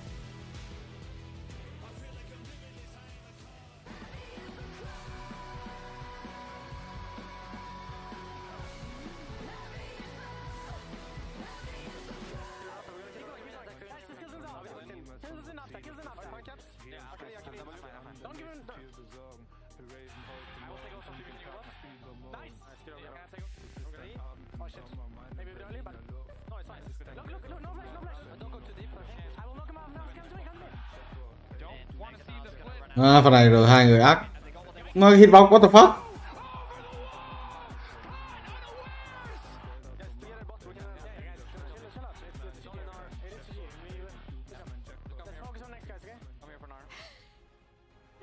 Winning game 1 is a trap, we told you. G2 bites back in game 2 and does exactly what Jat and I think the entire European population wanted them to do. Did they cook? They did. They cooked with the Yasuo top, and they had a great Silas angle. But I'll also say the credit has to go to G2 because the advice of cook and draft is about as quality as play better and be aggressive. You have to actually do it, and that's the hard and impressive part. Yeah, but we said it right very early on. What a tremendous Silas angle. Yeah. It really doesn't get better. Legitimately, just off the first rotation, and they even ended up getting a Renata ult as well. Like, just into Gnar, that's good. Add a Zinzao and a Nico on top of that, and I think that immediately you could see as well BLG looking at that pick and probably going like, oh god. And normally we see Silas locked in later. I can even imagine that they would have thrown a ban towards it, and it made such a difference to give Caps this much agency, and it meant that basically every single ult set up BB as well, who I think had an incredible game. Yeah, I was gonna say that's the big thing for me is that not only does he have fantastic ultimates to steal from almost every member of BLG, but then three of them set up. Đảo pha này về ra đánh ác. Bot win, nó cho là kiểu tân tộc là cái bot ấy. Bot thì cái kèo Sarakan thì cái kèo Saya đối đầu với Edurakan không phải kéo, kiểu thật sự là con support kể cả có Nautilus thì mới ra đánh được rồi. Mà Nautilus thì bị đội hình đối phương counter nặng quá. Previously the Nocturne Orianna 4 times in a row, right? You break that up, you also now kind of establish, hey, Yike is quite proficient on Skarner, as we're going to see later as well, so it changes the dynamic of the series a lot. It really does, and I think the other thing that G2 did really well in this game is they were first to the fight time and time again. That comes from having the ability to outlane your opponents. They had some really good tempo plays early in lane. One was Mickey staying around mid lane to actually bail Caps out. And then here, once Mickey is level 6, it's absolutely go time with the level 9 Yasuo to be first to the play. It is Hans having a lot of impact on the Ezreal as well. Much easier to play out this game in the game state, but you're right. The fact that in the previous game, they were late on every decision. Here they are in front, and they also keep going. They don't let up. It goes both ways, because I think as good as the draft was from G2, I also think that BLG probably look at this at the end of it and go like, that doesn't feel great. Like, there's some parts like a 2v2 mid-jungle that are okay, but I think Xayah into Ezreal is something that I'm never going to be excited about. Obviously, the counter pick towards the Gnar ended up being a really big deal, so that, to me, is going to be the main thing both teams are going to be looking towards going into the game number 3. A couple of things. We mentioned Yike already, but every second counts. And thanks to that reliable Cisco network, Yike stings right at the right time to take down BLG. And I think incredibly important that he had this type of performance on the Skarner, something they did not first pick in game 1, something that they successfully first picked here in game 2. And what an incredible pull over the wall in a tense moment of the game. They had a big lead, they needed to close it out, and they decisively baited the Baron fight. And the continuation of this play was impressive as well, Emily. Yeah, and when you talk about like, oh, what is the difference as we see Caps using that stolen Nico ult to clean up the back half of this fight, what is the difference between like a good Baron setup and a bad one? It is being cognizant of when your opponents can come in. They immediately turn, they know what they're going to do off of the Yike play, they clean up the fight with Caps as Silas on the back half, and then they're able to get Baron immediately. Yeah, Yike, of course, had owner steal his Baron in that last series versus T1, which, you know, that was a game they maybe would have won without that. So it's good that that is cleaned up. A question I want to pose to you, because Dylan, the coach, has been of G2, has been very vocal also on this Worlds broadcast in our cooldown about this is the way we like to play, where we can put one of our laners, especially Caps, in a side lane. We know expertly how to play that 1-3-1 or that 4-1, and that's how we like to play with pressure. Now, I have seen them get victories this way at Worlds. I don't know if I am confident at this point in time that they can get victories if that gets distorted. Well, I mean, I think the big thing here is, again, taking Caps off of the Orianna, putting him on something where he can side lane, putting BB on something where he can equally side lane was great setup for them. And I also think this wasn't like, you look at draft, you're like, okay, BLG, this draft was not it. But in terms of their play, they weren't like as sloppy as we saw them previously at Worlds, right? So like, I actually think that when it comes to mid game and those side lanes that you just mentioned, G2 is actually better at playing the map just generally than BLG, even when BLG is full strength. It's more about how BLG are able to snowball their early game to make it so you can't spread them out on the map. And I really want to take a moment as well, like as we are just about to head into game number 3, like how much pressure is on this? And I know that we talked about it in the previous series, but that was 2/4, or yeah, it was 2/4 seeds, right? Yeah. Not, yeah, or third seed for DK. yeah. But let's be honest.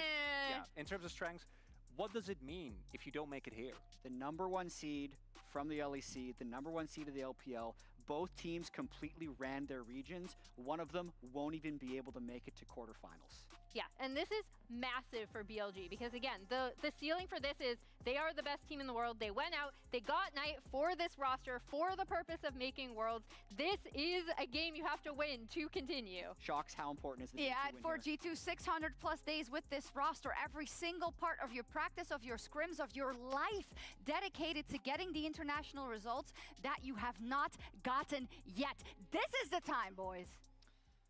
It certainly is. I don't think the stakes could be higher in a single best of 3. A single game is going to determine everything. No luxury of a lower bracket, any additional eliminations. You wasted all your second chances. A best of 1. And again, an entire year of effort that could be deleted in a moment. For BLG, it was a similar story last year. They won game 1 against G2. They lost game 2. They brought it back. Question is, can G2 rewrite? Can they show us something new this year? Well, it's a question of, will it be a repeat of history from last year, where BLG are able to take down G2, or will it be change? Will G2 finally be able to return to the quarterfinals of the World Championship?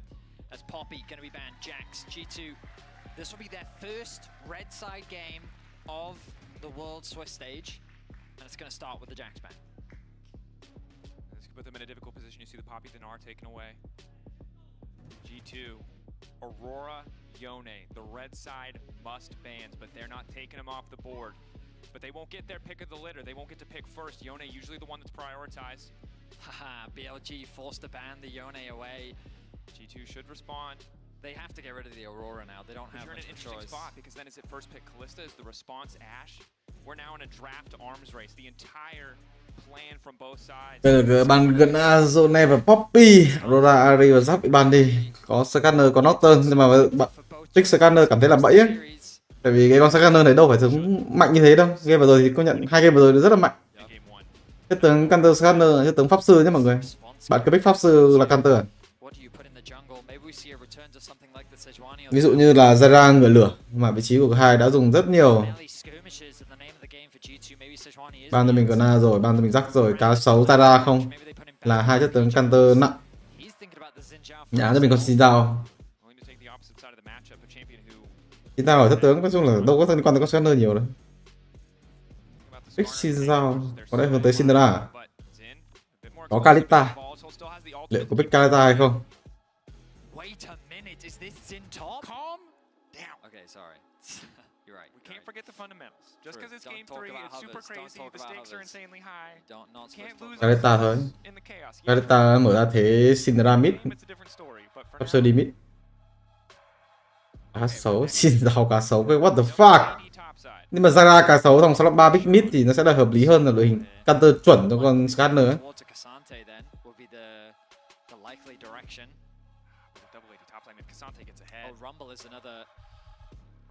Rumble. Vậy thì Rumble cái sao? Rumble cái sao? Một reo, một support hợp lý. Nếu bị ban Kaisa thì sẽ có những chất tướng ở mid, nói chung là ok. Probably still the strongest blind pick support we have in the current meta. Ben's Rumble, of course, not his most played champion by any means. I really liked Mickey on Rakan. Có Kalista nhưng mà không pick, đối phương pick cho mình là Kalista ở shot này. Nếu không pick Kalista thì thế thôi, mình cơ bản những chất tướng như kiểu là bò hay là bò chẳng hạn. Và giờ mình là Renata, mấy chất tướng mà mình kích sử dụng rất là ít.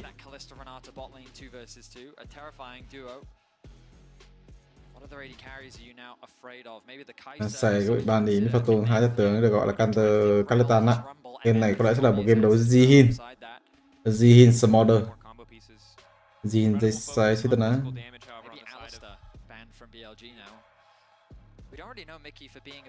Bên phía BLG vẫn còn đó là Kaisa, sẽ có Kaisa kết hợp với Smolder hoặc là Senna gì đó. Không bắt pháp sư ấy.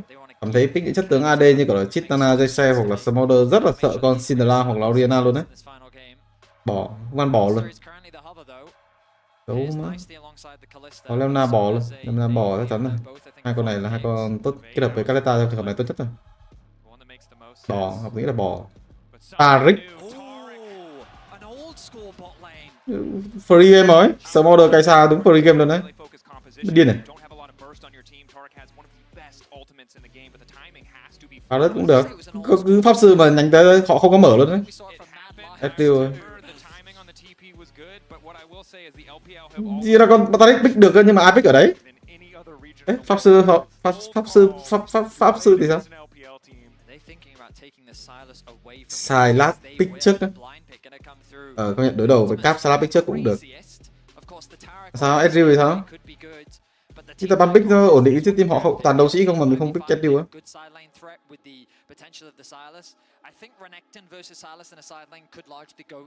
Ezreal là game này end game rồi. Đấy kiểu gì nữa? Đấy Silas của Cap nhưng mà Silas Rumble là một chất tướng không mạnh. Ezreal hợp lý. So Caps, what's the counter pick here? What are you thinking about as an answer to Silas? Nhá rồi giống quá, làm gì có AP, trồn. Con này là con tướng cảm thấy rất là mạnh á. Nhưng mà ít người đánh. Vega, má giữ rồi pick được Vega ở đây luôn. Đánh Vega luôn. Này pháp sư thôi. Fake. Rai. Đây pick Contrast gặp Rai luôn, khó rồi. Từ bên phía của hai đánh giá đẹp hơn đấy. Tại vì nó có con Rai để bổ sung quá nhiều cho cái tempo của game đấu. Tại vì kèo cá sấu rất là PK, kèo Kalista cũng rất là PK nên là con Rai này gần như là hoàn hảo. Được Rai xóa rồi luôn. Kèo slot Rai là lỏ lắm.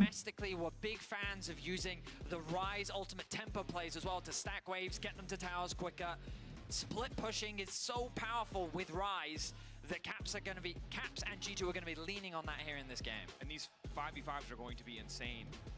Neither composition has that crazy burst damage champion. It's going to be so much about sustain fights, perfect cooldown usage, finding a pick before you kick off to get any advantage you can. It is low range and it is scrappy. Ezreal is the only champion in this game who gets to take a step back from the absolute bloodbath we will be seeing on our screen. I also think that the value of this Rise is Silas doesn't have great ults. Taric ult can definitely be good, Renekton ultimate, Xingqiu ultimate, they all have their placements, but they're likely not going to be game defining in the same way that Caps had options in the previous game. We'll see how Knight is able to navigate. Jun on the Skarner, he was a menace in game one, but it all comes down to this. The year will end for one of these teams. Nhìn qua pick thì nó cứ lọt của chúng ta. Xài lát gặp Rai cái kèo này chắc chắn nó không phải kèo. Một con sai lát cầm cho mình đó là chinh phục kết hợp với nhận Doran. Rất là cần đồng đội giúp, không ra đồng đội giúp được khúc. Đồng đội giúp dễ mà, Skarner trong kèo xin ra để giúp được. Bot thì hơi PK nên là sẽ là một cái đồ ăn xuống dưới. Yeah, it's pretty divided in the studio between BLG and G2 fans. Obviously with a small advantage to the home crowd. But my goodness. Oh, but look at Caps, BLG. It's crazy to think how merciless this format is. Two of the champions of their respective regions. Đấy, Cap trôn rồi. Cap đứng ở vị trí đấy. Đó. Các tiêu đánh nhau cho nó mạnh hơn. Mất một lượng máu khá nhưng mà cái này cũng thế.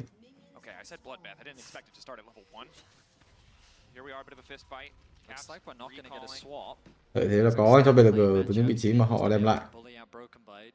The timing is good as well. They're going to force the pot out from Mickey, so a health advantage in favor of the bot lane for BLG.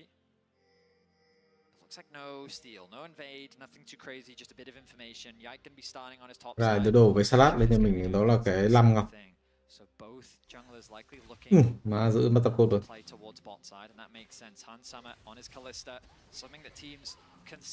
Đây W về hợp lý. Đánh ác, đánh tay xong rồi đứng ở mắc tầm của cái bụi chứ không phải đi ra khỏi bụi. Đi ra khỏi bụi thì mình sẽ rất là khó để xử lý những pha sau. Do đối phương đứng trong bụi vào đánh đứng trong bụi đánh vào bình nó không có quá nhiều ý nghĩa. Tại vì sẽ bị kéo lính cũng như là mấy thứ này thế kia. Thằng W rồi e lọ rồi.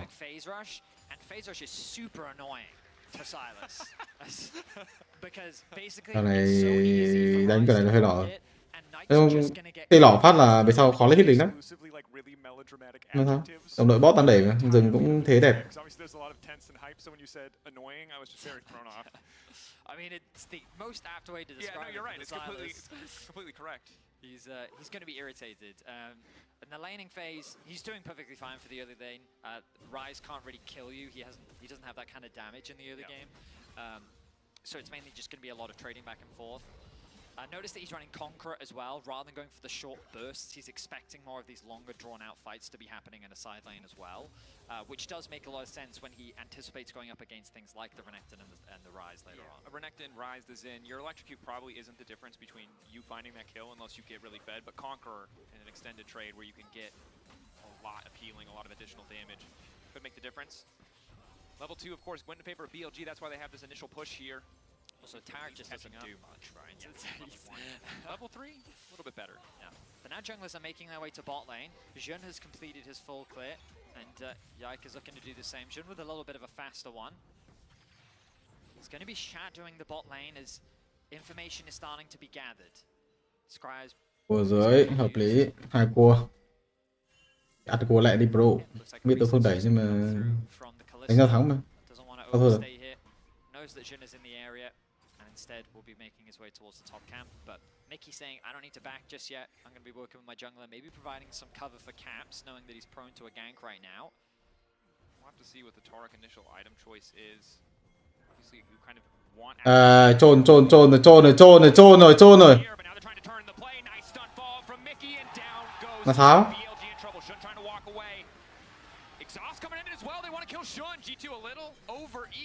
Nghe tốc biến luôn, mình kích láo rồi. Honestly, I'm shocked that BLG tried to force that. They must have assumed that Mickey had gone back to base, but Yike, like where else is he gonna go? There's no camp for him to take the break. Ríu. Mà gì cái đứng yên luôn, cái stun gì lâu dữ vậy? Xin giao có tốc biến. Nhưng mà không tốc biến được luôn.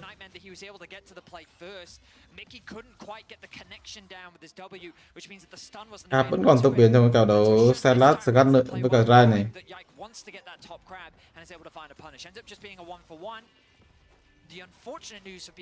Kèo này đánh nhau đúng căng luôn á. Cái đoạn này, cái đoạn level 4 level 5 này, rồi lại ra rồi. Rồi combo vào đây nhưng mà Cap có cho mình tốc biến ấn được nhưng mà vẫn là bị tác động. Lời rồi. Đấy, ăn luôn con xe luôn. Đi ăn luôn con xe luôn. Hiện tại thì khó cho Cap là không có tele quay lính đúng lỏ luôn. Y hệt như cái thế Nico sát vừa rồi. Đây là cái cách quan sát đi đường nhé mọi người. Cái cách này thì từ lúc con sát bắt đầu nhưng mà bin ở đây bắt đầu gặp khó khăn, tốc biến lên để có thể giữ bin lại. Khó cho bin là bị làm chậm. Rồi bin nằm xuống. Mình dùng đối phương ở trên, bin không quá cẩn thận. Đổi đường, Tham mình đổi đường rất tốt từ vị trí của G2 luôn, bot để được lính vô trụ, thậm chí là eo mất lính trong cái pha vừa rồi luôn. Hiện tại thì cả 6 có tele, thế đổi đường quá đẹp. Mặc dù đã xử lý được trong cái kèo đấu Salad Rai này nhưng mà ở cánh trên bin làm không tốt. Hai cái cánh đó là cánh cá sấu cũng như cánh Caleta đang có hiệu quả.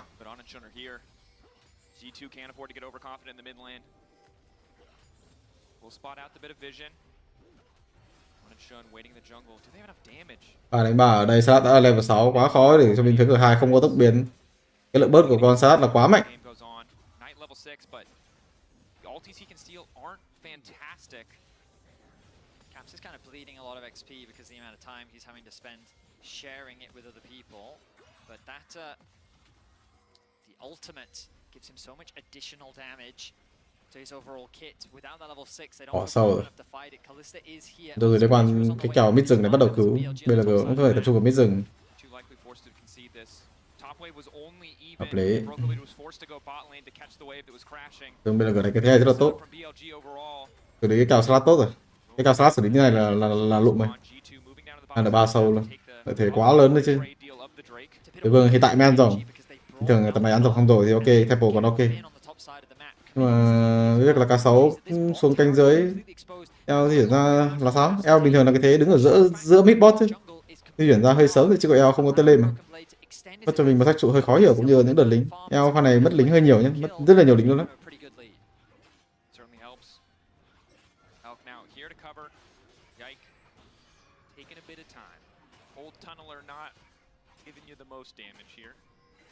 Còn thì lên cho mình là giáp ga khi đối đầu trong cái kèo đấu Taric này. Nhưng hiện tại thì hai cánh nó đang hơi khó cho BLG. BLG bắt buộc phải lựa, đó là chọn cánh vị trí SW từ vị trí của on. Cánh bin sẽ tự chơi với cái chiếc cuối Rumble của mình. Cánh của L đúng khó luôn. Cá 6 có cho mình tele cũng như là R.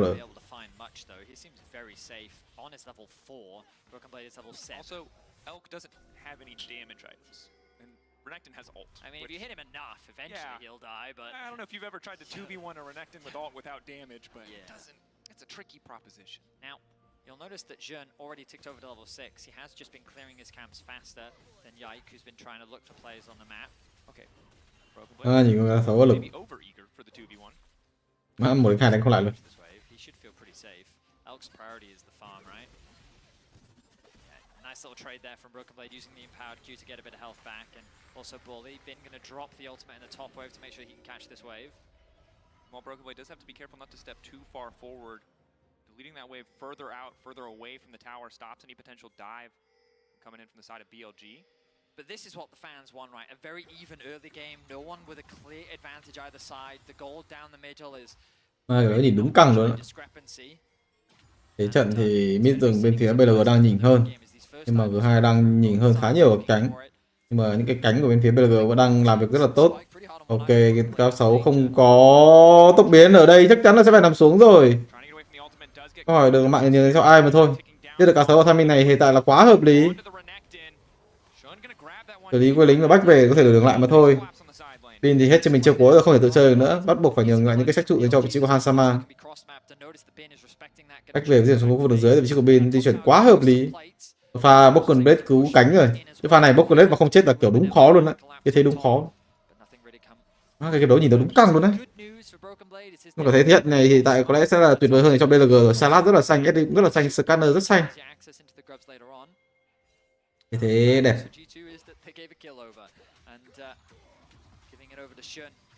That front line can be a very scary thing to do. Definitely can be. Bit of vision placed in mid lane just to keep track of where Knight is. Caps catches this wave. Grub spawning in 1 minute. We'll see where both teams want to prioritize. Caps roaming between lanes right now. Does have his entire team to cover, but Knight does not have that information yet. G2 really ready to fist fight for this Grub spawn. They thinking about a realm warp play? They have the control wards.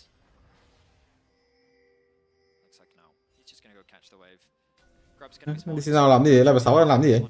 Đi vào vòng nãy giờ rồi đấy. Cái này G2 dừng họ hơi chóng mặt nhé. Đánh hơi đúng theo tempo của người đi rừng. Level 6 what the fuck. Gần tầm này phải level 7 rưỡi, gần 8 á. Trên thì có lẽ level của nó sẽ là 7 rưỡi thôi. Ăn cho mình một đợt lính, ăn cho mình cả mắt lên level 7 vị trí của BLG EK. 3 bãi rừng ở phía dưới, level 8 vị trí của Xuyên rồi. 3 EK thì với level 7. 3 bãi quái ở khu vực đường dưới xong rồi tempo sâu, nó quá khó để có thể lựa chọn. Bên phía G2 bắt đầu lỏ lỏ. Hiện tại thì cánh đổi ngược kèo mọi người, cánh của bên phía của BLG mạnh hơn, mid rừng cũng mạnh hơn nên là bên phía của G2 hơi khó đánh rồi. Và mid rừng bị ao nặng quá.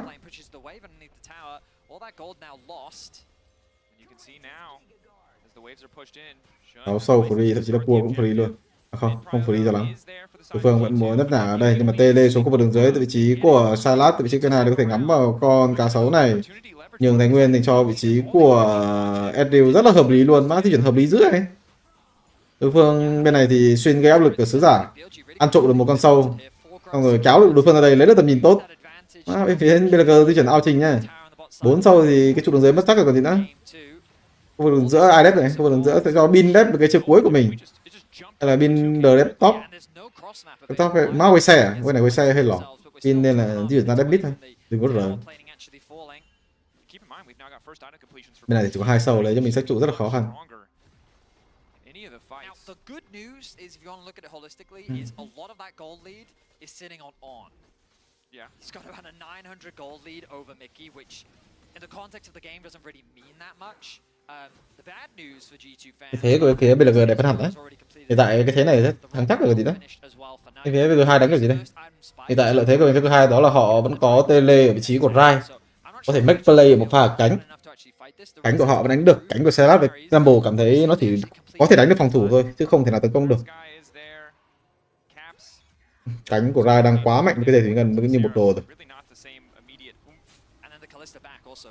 Cái Rai auto lên đồ này mọi người, auto lên trượng pha lê, cái gì nói chung là kiểu trượng thiên thần đấy, thiên thần xong rồi lên động cơ. 14/18 thì chọc lên kiểu này, nhưng mà 14/19 thì không biết đồ 2 có thực sự là có đồ trong Rai không? Cảm thấy nếu mà không có động cơ thì đừng chơi Rai ấy. 14/18 chơi Rai được chứ 14/19 thì thôi đừng có chơi. Cảm thấy không có đồ 2 lên đấy, đồ 2 lên gì? Phiên bản hiện tại thì cũng lẽ là động cơ rồi, mà phiên bản sau thì chẳng biết là cái gì. Bắt vị trí của Bin ở đây gặp khó khăn với trận tấn xin giao Bin bị tóm lại. Như đã nói, cánh của con Rai đang quá mạnh nhưng mà BLG không có cẩn thận.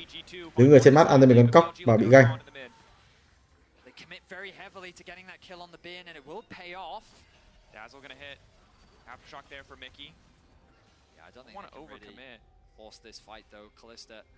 Đấy, là sao mà? Renekton gonna go catch the bot wave as Knight finding himself more time in the side lane on bot. Gonna go match caps now on the top side. Cosmic Drive likely gonna be the second item for Knight. Đúng khai thác của bên hơi ảnh hưởng một xíu thôi, không có ảnh hưởng quá nhiều. Hiện tại việc bên phía của BLG cần làm đó là liên tục di chuyển theo cánh của Rai, con Rai nó ở đâu thì on ở đó. Bởi vì Ezreal và Salat và Summer là đó quá đủ để ăn mục tiêu rồi. Phía của hai thì tiếp tục phải gọi là phát huy cái sức mạnh của con Rai ở thời điểm tại. Họ có khả năng đánh teamfight rất là tốt với chất tướng Kaleta nhưng mà cần ngưỡng một đồ. Hiện tại là không có đam, rất là cần Kaleta một đồ. Bên phía G2, bên phía BG đánh teamfight thì có lẽ cần khả năng có máu từ vị trí của eo rất là dễ thôi, tại vì hiện tại eo đang rất là xanh, rất là dễ để làm việc đó. Đây gươm suy vong đã có cho Kaleta, đội hình bên phía G2 có thể đánh nhau được rồi.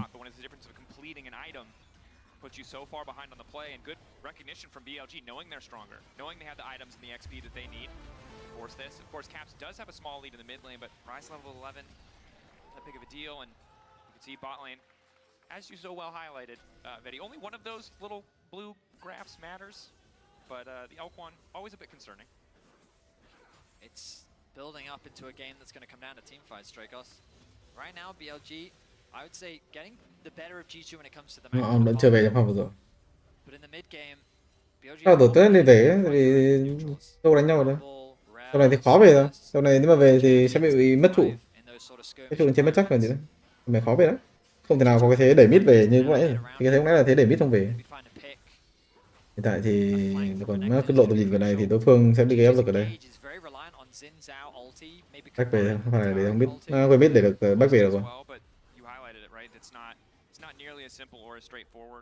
À đâu, có cho mình sứ giả ở đây không ảnh hưởng lắm. Cái sứ giả back về nó rất là lỗi.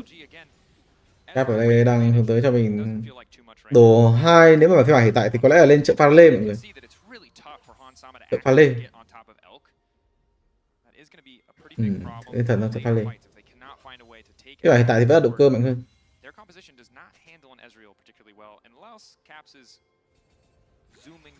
Thế trận của hai bên cực kỳ cân bằng luôn. G2 đang có nhỉnh hơn về mặt teamfight. Còn teamfight của họ rất là tuyệt vời. Chất tướng Kaleta Taric, Tinzao đánh teamfight rất là mạnh. Mà bên phía BLG việc họ cần làm đó là không ôn in.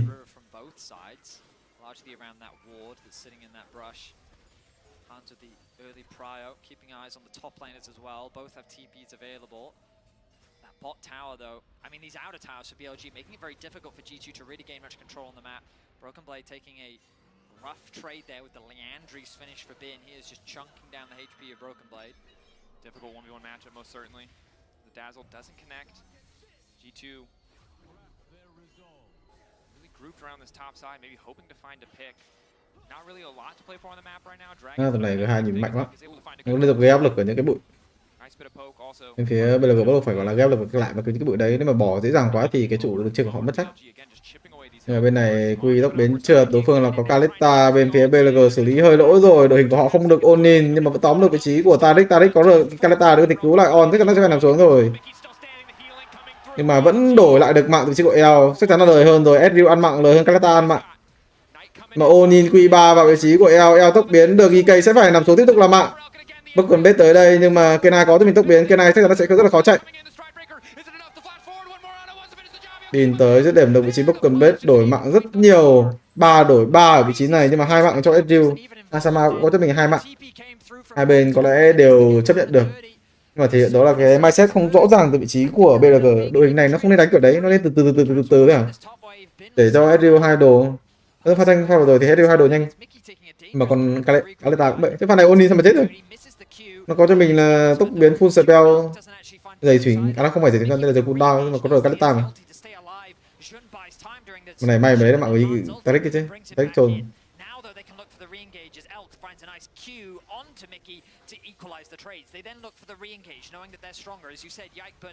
Nó dài đánh con xì dao nhìn lỏ dữ đấy. Dài đánh con xì dao nhìn nó đúng lỏ luôn đấy. Cái này thua, nếu mà G2 thua có lẽ là do dài rồi. Mọi người đều phong độ rất là tốt, trừ vị trí của dài. Có quá nhiều lỗi cá nhân. Nói chung là những game đấu lên bên thẳng đỉnh cao này thì những cái lỗi mặc dù rất là nhỏ đấy, nhưng mà nó sẽ làm ảnh hưởng rất là nhiều. Tham cho mình con rồng, với hai đấy là được cho mình cái trụ đường trên hợp lý. Hiện tại BLG không có tê nữa rồi nên là rất là khó để có thể vừa ăn rồng vừa có thể này nọ.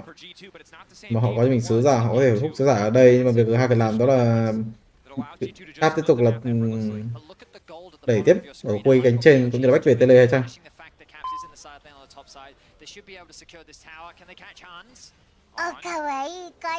Có phải 3 năm liền T1 đi Uôn luôn hay hơn LCK vì LCK hè meta không ủng hộ faker, còn Uôn thì tướng tủ faker được bắp trở lại không anh? Cảm ơn bạn Ngân Đăng Quang nhé. Hiện tại ở cái năm nay thì là đúng, tại vì 14.18 khác 14.16 nó rất là nhiều. Thật sự là ủng hộ chất tướng cho mid top rừng của vị trí tiêu ăn nhiều, chứ không phải vị trí của faker.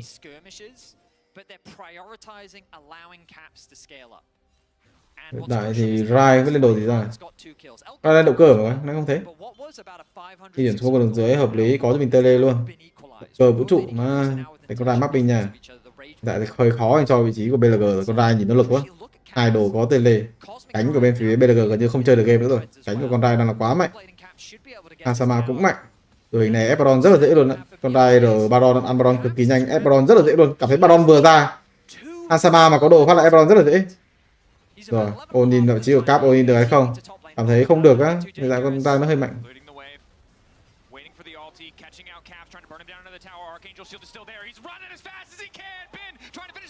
Cap trồn. Thấy được mạng Cap vừa kêu nó mạnh xong nó chết mẹ luôn. What the fuck? Còn biết thì muốn thử sức với chiêu Kenai, Kenai đây động cơ vũ trụ Kenai. Rồi, nó G2 trồn hết rồi. G2 làm gì đấy?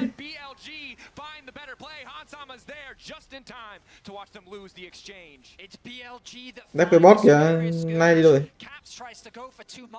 The TP into top lane as BLG was stacking there ready for the cross map, mean that they have the numbers advantage. Elk also collapses before Mick. Nếu rồi là Cap có tên mình tele lợi thế tele á. Tại vì đối phương không có tele nên là xuống khu vực đường dưới áp lực xong rồi tele lên trên hợp lý á, nhưng mà không có GK hay là Mick đứng ở lại. Nhưng mà thực sự Skarner và Rumble có đủ đam không bây giờ? Asama 2 đồ rồi, hiện tại là khả năng Abaddon của bên phía G2 đang là quá nhanh. Nhưng mà giảm đi bớt áp lực ở cánh rồi, hiện tại Cap không có spell. Áp lực cánh gần như là không còn nữa, cái tele của bên phía BLG đã hồi lại. Hiện tại bên phía G2 có lẽ là giao diện Baron mà thôi. Cái này phải đánh Baron. Đội này Baron rất là dễ nhưng mà cần cho mình là cái chiêu với Taric. Người cánh kèo bên phía BLG chắc chắn là rừng và AD của họ. Hiện tại hai là người vị trí rất là quan trọng. Dừng hồi tốc biến cũng sắp hồi lại, eo cũng sắp hồi lại. Cần phải đép Baron, cái timing này rất là quan trọng. Đầu Thanh nhựa nói, bây giờ cần làm đó là cấu máu, đợi cho những cái chiếc cuối Kalista, chiếc cuối Taric bị mất đi.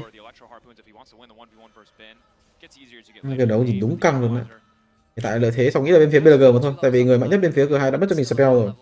Thậm chí cap nó không có thể active trên bản đồ được nhiều như thế nữa.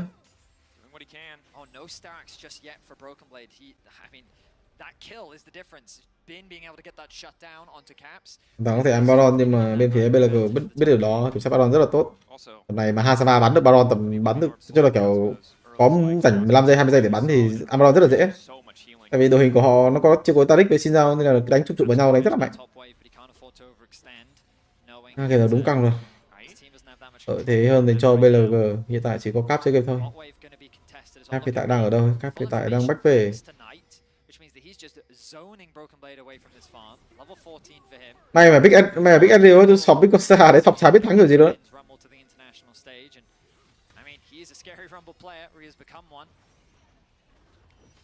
And I think right now, if you're G2, you can see you're losing out in mid lane priority, the range advantage that Ezreal has, the ulti he can use to just ensure that you're always getting those waves in first, is slowly choking out the map. Yes, Cap's isolated in the side lane can still be that threat, but right now, the vision control from BLG is absolute. Yike.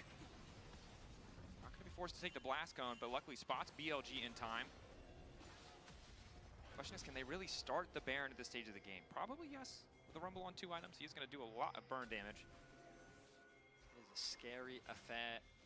It's BLG playing with control for now. They get the top push, they get the mid push, and also whenever Bin is able to find, Broken Lady forces him out. So the map is quickly becoming over the TP flank. TP coming in as well. Đợi chỉ có eo có spell, không có thanh tẩy bị giữ lại, eo hơi gặp nguy hiểm rồi. Eo có cho mình là hồi lại bên phía của BLG, on phải nằm xuống. Nhưng mà cái này có cho mình chiếc cuối Taric. Eo cần hồi máu lại, eo vẫn đang bắn, eo đỡ Taric thành công rồi bên phía G2. Nhưng mà GK lao chứ eo vẫn chưa nằm xuống. Eo chỉ còn một máu mà thôi. Hasama tốc biến bắn được hay không? Hasama không tốc biến bắn được. Cảm thấy bên phía G2 pha vào rồi mở ác quá. Mà eo vẫn đang bắn, chứ eo pha vào rồi còn một máu là xong game từ lâu rồi. Eo pha vào rồi nếu mà có máu mở cái đấy là fail ấy, nhưng mà eo pha vào rồi thanh tẩy còn có xíu à. Pha mở quá đẹp vị trí của G2. Pha vào rồi không có thanh tẩy, bị giữ lại dễ quá. Đó rồi. Rồi. Mà Tham mình đánh teamfight đúng dễ luôn đấy, không có áp lực cánh mà đánh teamfight chua. Đoạn sau có áp lực cánh thì đánh cái gì nữa. Này hơi tự tin từ cái BLG. Đứng ở vị trí mã trụ 1 người ta đẩy lính lên. Thì đối phương mở, không có thanh tẩy vào thế thua. May mà có mầm hồi phục á nên là gỡ gạc được, nhưng mà đối phương ép Baron luôn ạ. Không có Ezreal, cảm thấy đội hình bên phía G2 ép Baron rất là dễ với cái đội hình như thế này. Không có tele vị trí của Strat luôn, không có Scanner. Nhìn 3 đồ R sắp hồi lại rồi. Mà đối phương bắt đầu mở GK lại chôn rồi, GK lại chôn. On sẽ phải nằm xuống ở khu vực này với việc mở fail. Hasama đang có mạng ở đây, Bin khọc khó rồi. Bin không có tốc biến, AOE là quá nhiều vị trí của Bin. G2 trồn, G2 làm gì đấy, đội hình đánh đúng dễ luôn á. Đợi Hasama mua đồ ra 3 đồ đánh game free rồi. Con Ezreal mạnh nhất mất cho mình tốc biến rồi. Này Baron thuộc về bên phía BLG rồi còn gì nữa. Đó, tự nhiên có con Baron đó, bú. Thế là Hasama đang cầm bao nhiêu tiền? Có đánh nhau không pha nhảy vậy? Wow. 3 đồ Ezreal không có tốc biến. Ăn Baron đúng free luôn á. Vội đấy. Nhưng pha vào rồi Bin đánh ghê, Bin AOE pha vào rồi chắc mấy tỷ đam luôn. Đúng là không tin tưởng mấy ông G2.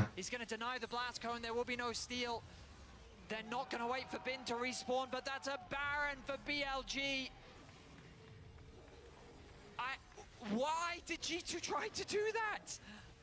They thought they could turn, they trusted in the moment that they had what it takes, but you can see how much damage BLG are able to do. Look at this Rumble ultimate, so the thing is, like the Taric ultimate isn't available. So Yike goes in and then they just focus him down. He then drops before the Renekton is really in range. They take out on short.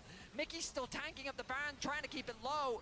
Knight is able to get out of the fight, but that Rumble ultimate was huge. The Rumble ult, the Ezreal ult, the sheer amount of damage they do to Yike. He's just built HP. He doesn't have any MR.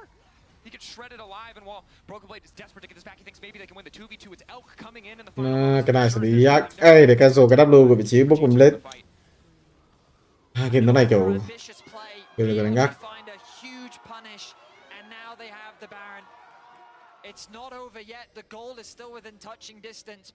Có phía của hai rồi. Em tiêu tới tại là sắp hồi tốc biến. Lợi thế của họ đó là giai đoạn Baron 1. Cái Baron 1 của đội hình bên phía thứ hai đúng mạnh luôn á. Thế thì tại đội hình họ mai chơi game rồi. Con Rai gần như là quá vô dụng rồi. Cái tham minh cánh mạnh nhất của con Rai thì chả ăn được cái gì cả. Đấy cái gì nữa? Teamfight sao lại đây? SDU full spell 3 đồ. Đội hình quá hoàn thiện rồi.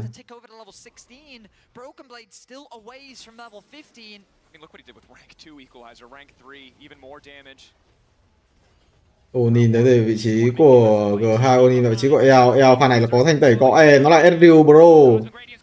G2 hề hay rồi.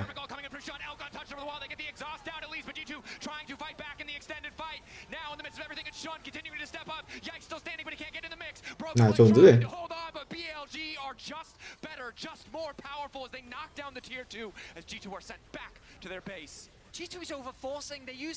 Nhưng gì họ làm fail cái Rai ở cánh quá. Cái đoạn đấy kiểu gần như là endgame á. Cái 20 phút con Rai hơn Tele 2 đồ. Cái pha đấy hoàn toàn có thể để con Rai ở đường dưới, xong cá sấu bách về lên trên đếp trụ 2. Nói chung là nhiều thế lắm.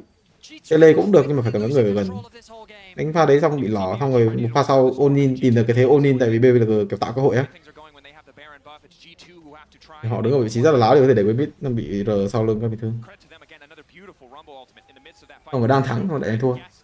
Kiểu mấy cái game đấu mấy cái lên mình tại đỉnh cao này nó kiểu có những cái tham minh mình đánh phải đánh đúng, có những tham minh mình thua thì kiểu thế.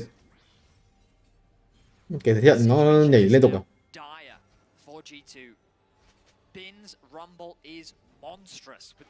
Không có đánh gì suy nghĩ rõ là như vậy không á? Có những trận suy nghĩ như vậy chứ.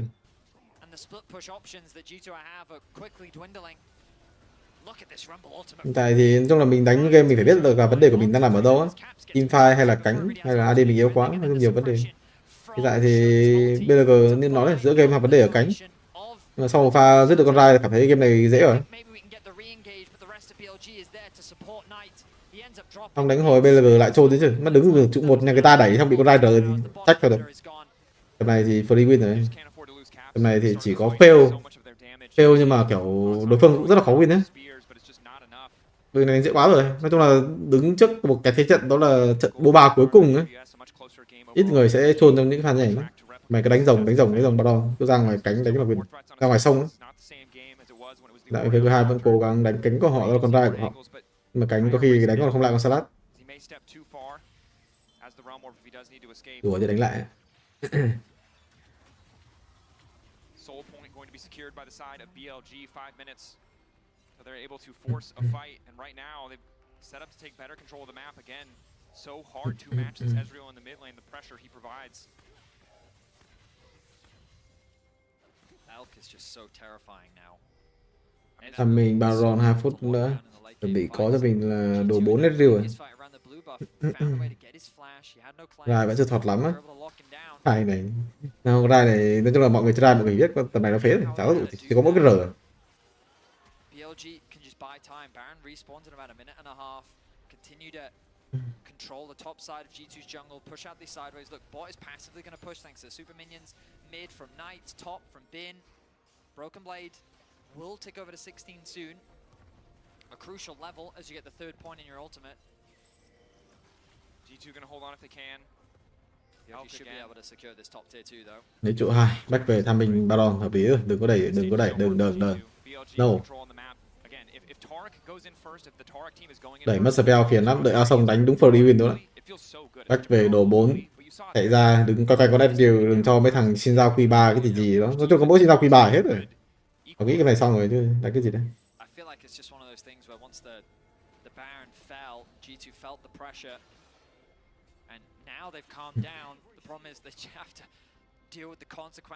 Sama 4 đồ. Nhưng Hansama cũng là một cái như là kiểu những đồng đội khác nó không có tác dụng bằng á. Ví dụ con cá sấu này không thể là bằng con Rumble được. Con Rai thì không là bằng con Salad được. In giao thì chắc là không bằng Salad nữa. Sword thì khỏi nói. Hansama là đang chơi game. Đồng đội kiểu thực sự là cứ Thì cái CC là chết rồi. So much pressure now on G2, knowing that there's such a deficit. You can understand why they think that throwing that Hail Mary might be their only way out. Rồi, đánh ARAM bắt buộc phải đánh ARAM, không có cánh. Đánh cánh đấy là không lại luôn. Không có cánh, không có ARAM. Vị trí quá đẹp từ vị trí của BLG. Khó rồi, khó rồi hai, đánh kiểu gì đấy chúng ta nhìn nó đúng khó luôn á. Tôi nhìn vào on hơi trôn nhưng mà không phải là vấn đề, on có thể chết nhưng mà teamfight chắc chắn là sẽ thắng. Rồi biết rồi. Cái BLG vội dữ rồi, thật sự phải đánh như thế à? Trồn dữ rồi, chơi hết rồi. Nhìn Eddie game 10.000 đam kìa. Cứ để Eddie chơi game thì sao? Đời chi vậy? Nhìn Eddie 1v9. Nói chung cái thế của Eddie là không bao giờ thua được mọi người. Đồng đội trôn vào con lớn. Đấy, đang hứng mà bao rồi.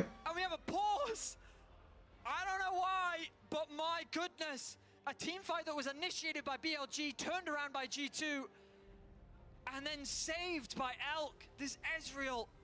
Mà bên BLG trôn vừa chứ. Là cứ để con Eddie nó bắn không người đối phương vào thế thua thì mới mở. Bin is alive, Elk is alive. When we get more info, we will share with you. But we don't have any right now. In the meantime, take this lingering brief moment to breathe. There's more League of Legends coming. Hopefully we can get a replay of the last fight as well. Hopefully. I mean, everything on the line for both of these teams, and you can tell in this game, the smallest differences, a Q connecting here, one ability missing there. And the mental game is so crucial now.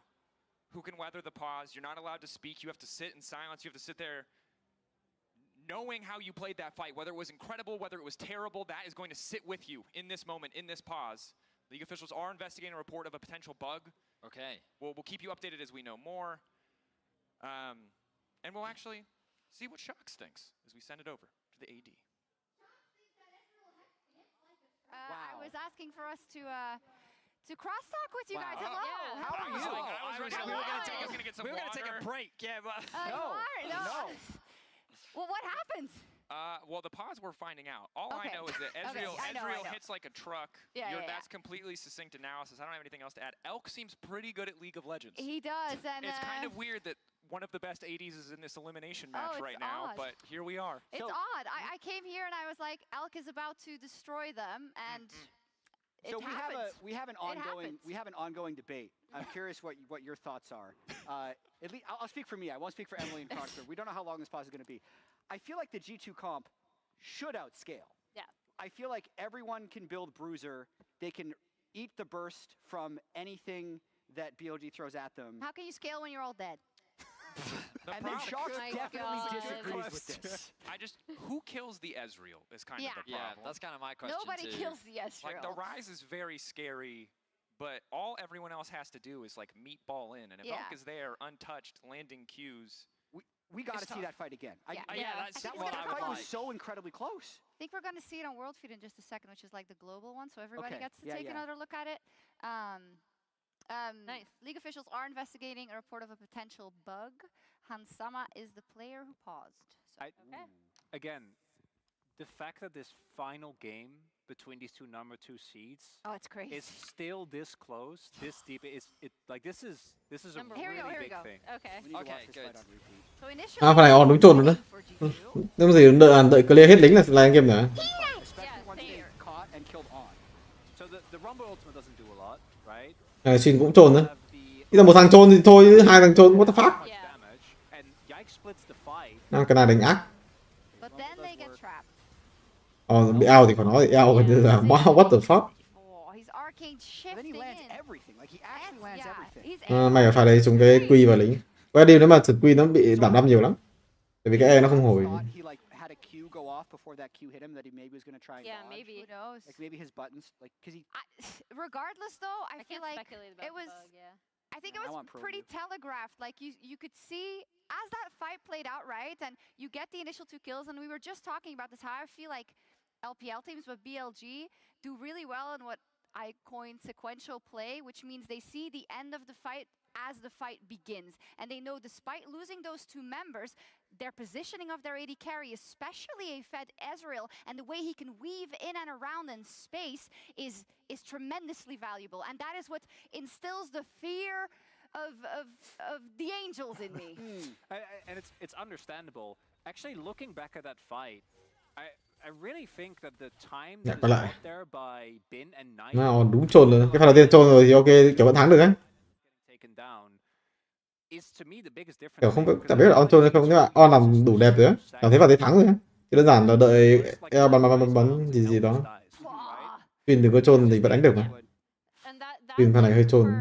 When the casters ask like who gets on the Ezreal, it is the Rise, right? Like that's who you're really looking at to try to. I'm just watching Hans this whole fight. Knight does buy a lot of time on the back line. Cái này Hasama gặp vấn đề à? Cái này Hasama là người bao mọi người. Nên là không biết là liên quan tới những pha giật lag hay gì không. Tôi nhìn cái pha cuối nó hơi ảo đấy, cái pha này. Cái này là có tốc biến này. Nhưng mà không ấn, nó có tốc biến ấn rồi.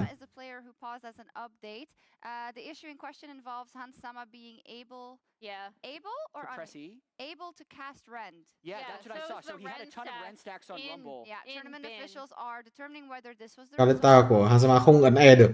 normal gameplay, because if he does press it, Elk dies, right? Well, no, it was the Rumble. The Rumble had like, it looked like 8 spears during stasis. Lỗi từ vị trí của Hansama không E được. Nên là mọi người phải check lại cho kỹ, đó là vấn đề là lỗi từ book game hay là lỗi từ vị trí của Hansama. Thì đang check đấy, nếu mà lỗi của game thì có thể reback lại pha vừa rồi. Reback lại thì BLG có chịu thắng à? Rồi đừng có lao vào được đấu quá. Rồi đánh đúng dễ.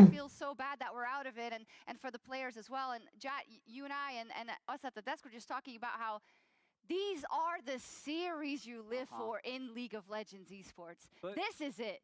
But it, like, even if everything goes from here as it was, like, the game isn't over one way or another. Like, even if Elk lives there, because there he has 2 more kills. No, I know that, but like there will be another fight. Like the game is not going to be decided unless there's a scenario which I guess could happen where Elk just keeps going. From here.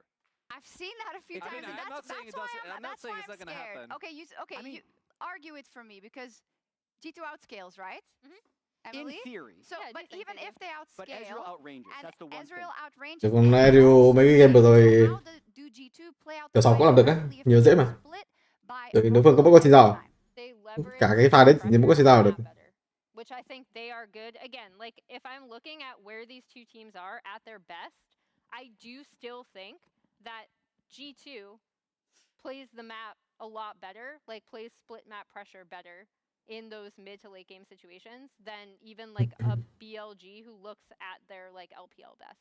And it's also something that the Rise even further augments because of the sideline pressure that you get to have of the ultimate. And I think for BLG, it's about brute forcing. Because I don't think they can match the Rise on side lanes as much. So if they start objectives early or deep push mid.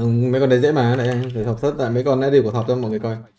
Rồi để kiếm sụt đấy. Running it down so that the fight would actually start. He needs to go in to die to get the Terracol. Yeah, and they covered it on cast, but also forcing them to use Terracol defensively instead of offensively, where they are setting up Không game nào Ezreal nhìn nó xịn nhỉ. onto Elk and taking him out early, or taking the Rumble out early before Rumble out before he can ult in a fight, for example, because that takes away their 2 major like damage dealers in a fight. Like sure, Knight is gonna get in and be able to do a lot, but eventually they'll be able to whittle him down. Why do I have so much stake in this game? Because it's absolute cinema. It's your team. Oh, it's crazy. Just knowing, take this with a huge grain of salt, knowing what I know about pauses. Yes. If they deem that a bug, like if they deem that Hansama was unable to cast E and that would have resulted in a Rumble kill, it's not like they go back and let him kill Rumble. They go back to a dead ball state. They go back to before the fight in the first place. It would be a massive. But do you think they win that fight in the beginning again? I don't think. I think the fight doesn't happen. The fight doesn't happen, which puts G2 in a good situation. But even then, I think this is also a testament, which I imagine is also going to go through the head of the players. The fact that BLG is still able to fight their way out of these situations. Yeah. I mean, if it does go back to a dead ball state, then I think G2 says, you know what, we're not taking that fight. Maybe. Or they change the way they play it. Or I was gonna say they've just played the map better. They like really send. They send Rumble, or not Rumble, oh my gosh. They send Rise to sides, and they spread BLG on the map. I mean, I see it, Emily. I definitely do, because it's also the playstyle that G2 has historically been the most successful. Not even historically, I mean, in the context of this year, right? We know from them themselves that is the way they like to play the game. I just asked the Jets. Công danh đã gửi 5.000 đậu. Xin phép SofM ạ, thủ dâm và quan hệ trước hôn nhân làm mất phúc đức của mình và ông bà bố mẹ để lại. Công việc cứ gặp đen đủi mà không hiểu lý do. I think BLG has to kind of pull rabbits out. Thật sự là donate không vậy? Donate kiểu này cảm thấy bị có. In a fight before, eating over the wall, the kill on Sama, that was insane. Just like weaving it around Broken Blade, and that's how they got the Baron to get in this gold lead in the first place and have some item power spikes. That Baron though. I'm watching this right here. I can't tell if they'd allow the players to talk or not, because that's always an interesting thing to me about pauses. Yeah, I guess they can. If the pause is long enough, sometimes they say you're allowed to speak. But if it's a short pause, they don't want anyone to pause for strategic reasons, so you kind of just have to sit with your thoughts, which is just fascinating to me at this moment. with how much pressure's on both of these teams. Yeah, it's like oh my god, my brain cannot handle that. I think there's the white noise spamming too. I think we're checking because they are talking on stage. I think we're checking. I think they have been given the okay. They have been given the okay to do so. We are paused in the midst of our game as league officials investigate a report of a potential bug from Hansama, who alleges in a critical team fight he was unable to cast Rend. Tournament officials are reviewing the shadow play to determine whether this was the result of a bug or of normal gameplay. You would want to know, wouldn't you? And we're in the middle of a 9-game day possibly, but we'll take a look at everything that happened here before that. It was going good until it wasn't. For G2. I'm trying to cast my mind back to the situation before this fight, but a lot happened. Yeah, a lot has happened in this game. Like, this game has had a lot of twists and turns. Come on, you don't think. Yeah, I was gonna say, like, the big thing for me is in fights like this, again, where they are able to get the come across. Yeah, Elk still lives, which is kind of insane. It is kind of hard for G2 to force fights too. Yeah. Which is the awkward part, and that was one example where they absorbed the original engagement. What? The fight where I thought G2 was going to be able to take control of the game. And specifically watch Knight Silas, top left of your screen, how he finds this E onto Hans Sama. Yeah. And we were debating whether an instant cleanse from Hans would have allowed him to dodge. Seeing it again, game lâu lên thôi ấy. Ông check cái book nó hơi phiền đấy. Kiểu check máy tính của Hansama xem là lúc đấy Hansama có thực ở E không á. Chả biết check kiểu gì nữa. Very few. As we see, this is also, again, this is another fight that you initially took, and I thought they were going to win. The suppression coming out is really, really good here. Cái nick Wiscan thì đã không đăng nhập được, các đăng nhập vào hơi phiền. Wiscan thấy mọi người nãy tôi đết bằng Wiscan nhiều mà đâu có lỗi đâu.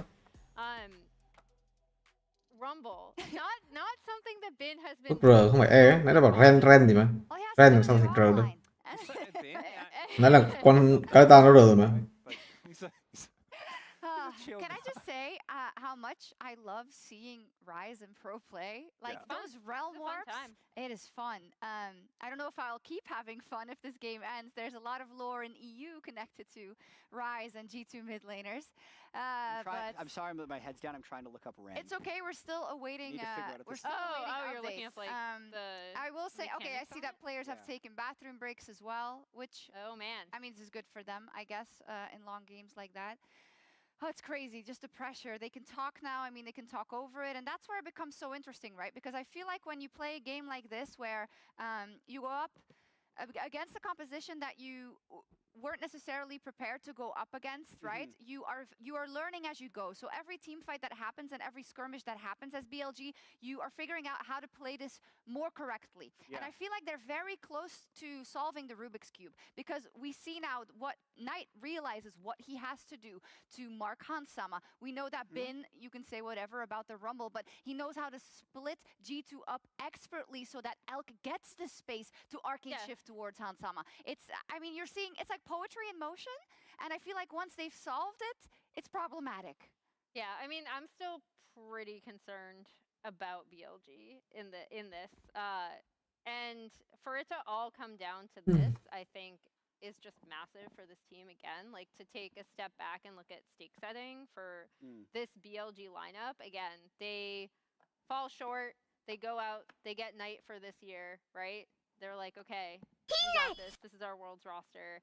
And they, until this series, I would say, have not looked particularly strong. If we have time, I'd love to watch the fight one more time. Yeah, I think we have an update. It's being typed to me right now so that there's no... If we can get back into game, please get us back into game. But here's a fight one more time. So here's Rend. The spears will last 4 seconds. If you have no spears nearby, you can't cast Rend. So what I'm going to be looking for here, I know he has a ton of spears in the Rumble at the time of stasis, which lasts 2.5 seconds. But is there enough window for the spears to run out?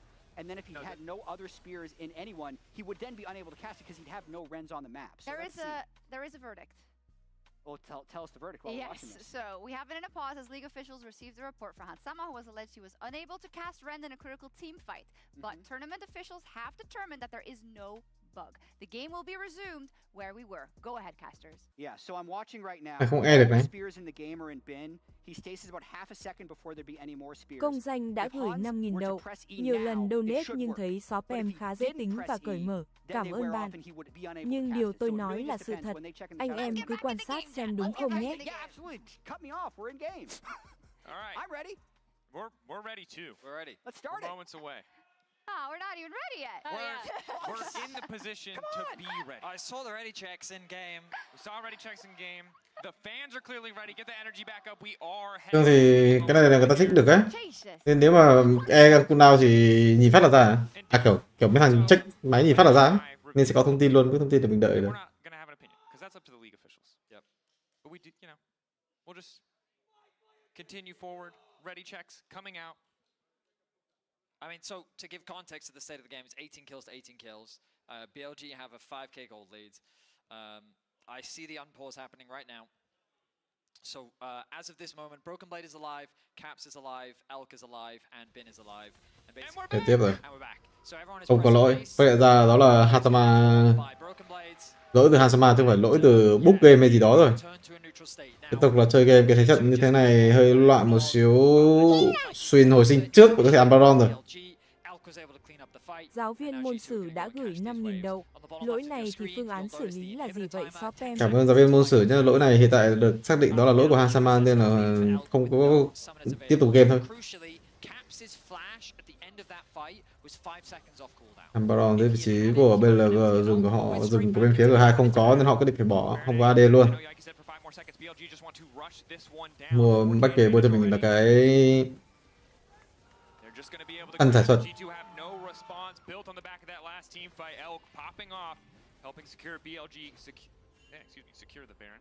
A commanding play from BLG to recognize the fact that Yike is still dead. They have that window and they can do enough damage to secure it. Soul Point going to be spawning in about a minute and 10 seconds. Caps was able to push out bot wave, got arm guard for himself. Shin just walking into the enemy jungle, feeling confident.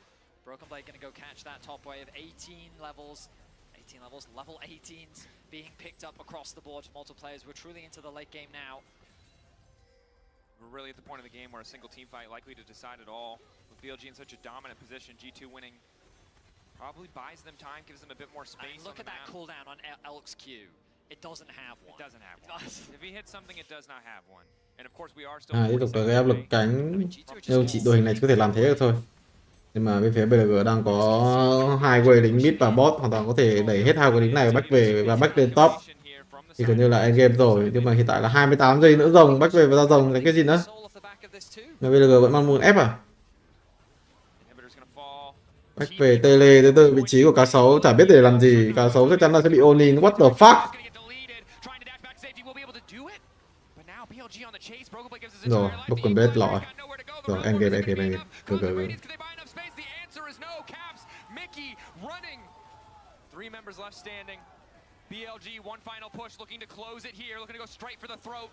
They found the winning mid-team fight, and that might just decide it. Caps locked up the flashback to safety. Caps taken down. Hansama about to fall. Mickey taken out as well. BLG knocking down the last of the LEC as they move on to the bracket stage. All 4 LPL teams will qualify as BLG join their brothers in the quarterfinals. A single team fight off the back of a Baron was all it took. And just like that, the last hope of Europe is eliminated. And that's enough from us here. Let's send it over to the analyst desk. BLG does it. There was only a short reprieve for G2 in that pause, but the ship had already sailed. The gold lead was Năm nay châu đen dữ rồi. Thứ hai sự được đánh giá là rất là mạnh. Nhưng mà bốc chúng toàn Hàn Quốc với Trung Quốc không thì khó.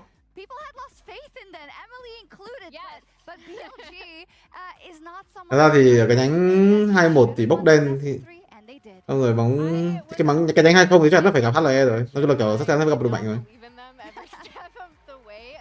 Đó, nhánh 20 là thua ai? À làm gì có nhánh 20? Nhánh 11 mà. Thua HLE ở nhánh 10. Nhánh 10 thì không nhận bốc đen thật. 11 thì kẹo. 21 thì gặp T1. 22 gặp BLG.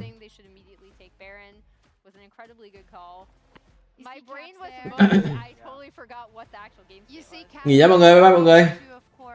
Mọi người qua mấy kênh kia BO3 lúc mọi người, bye mọi người.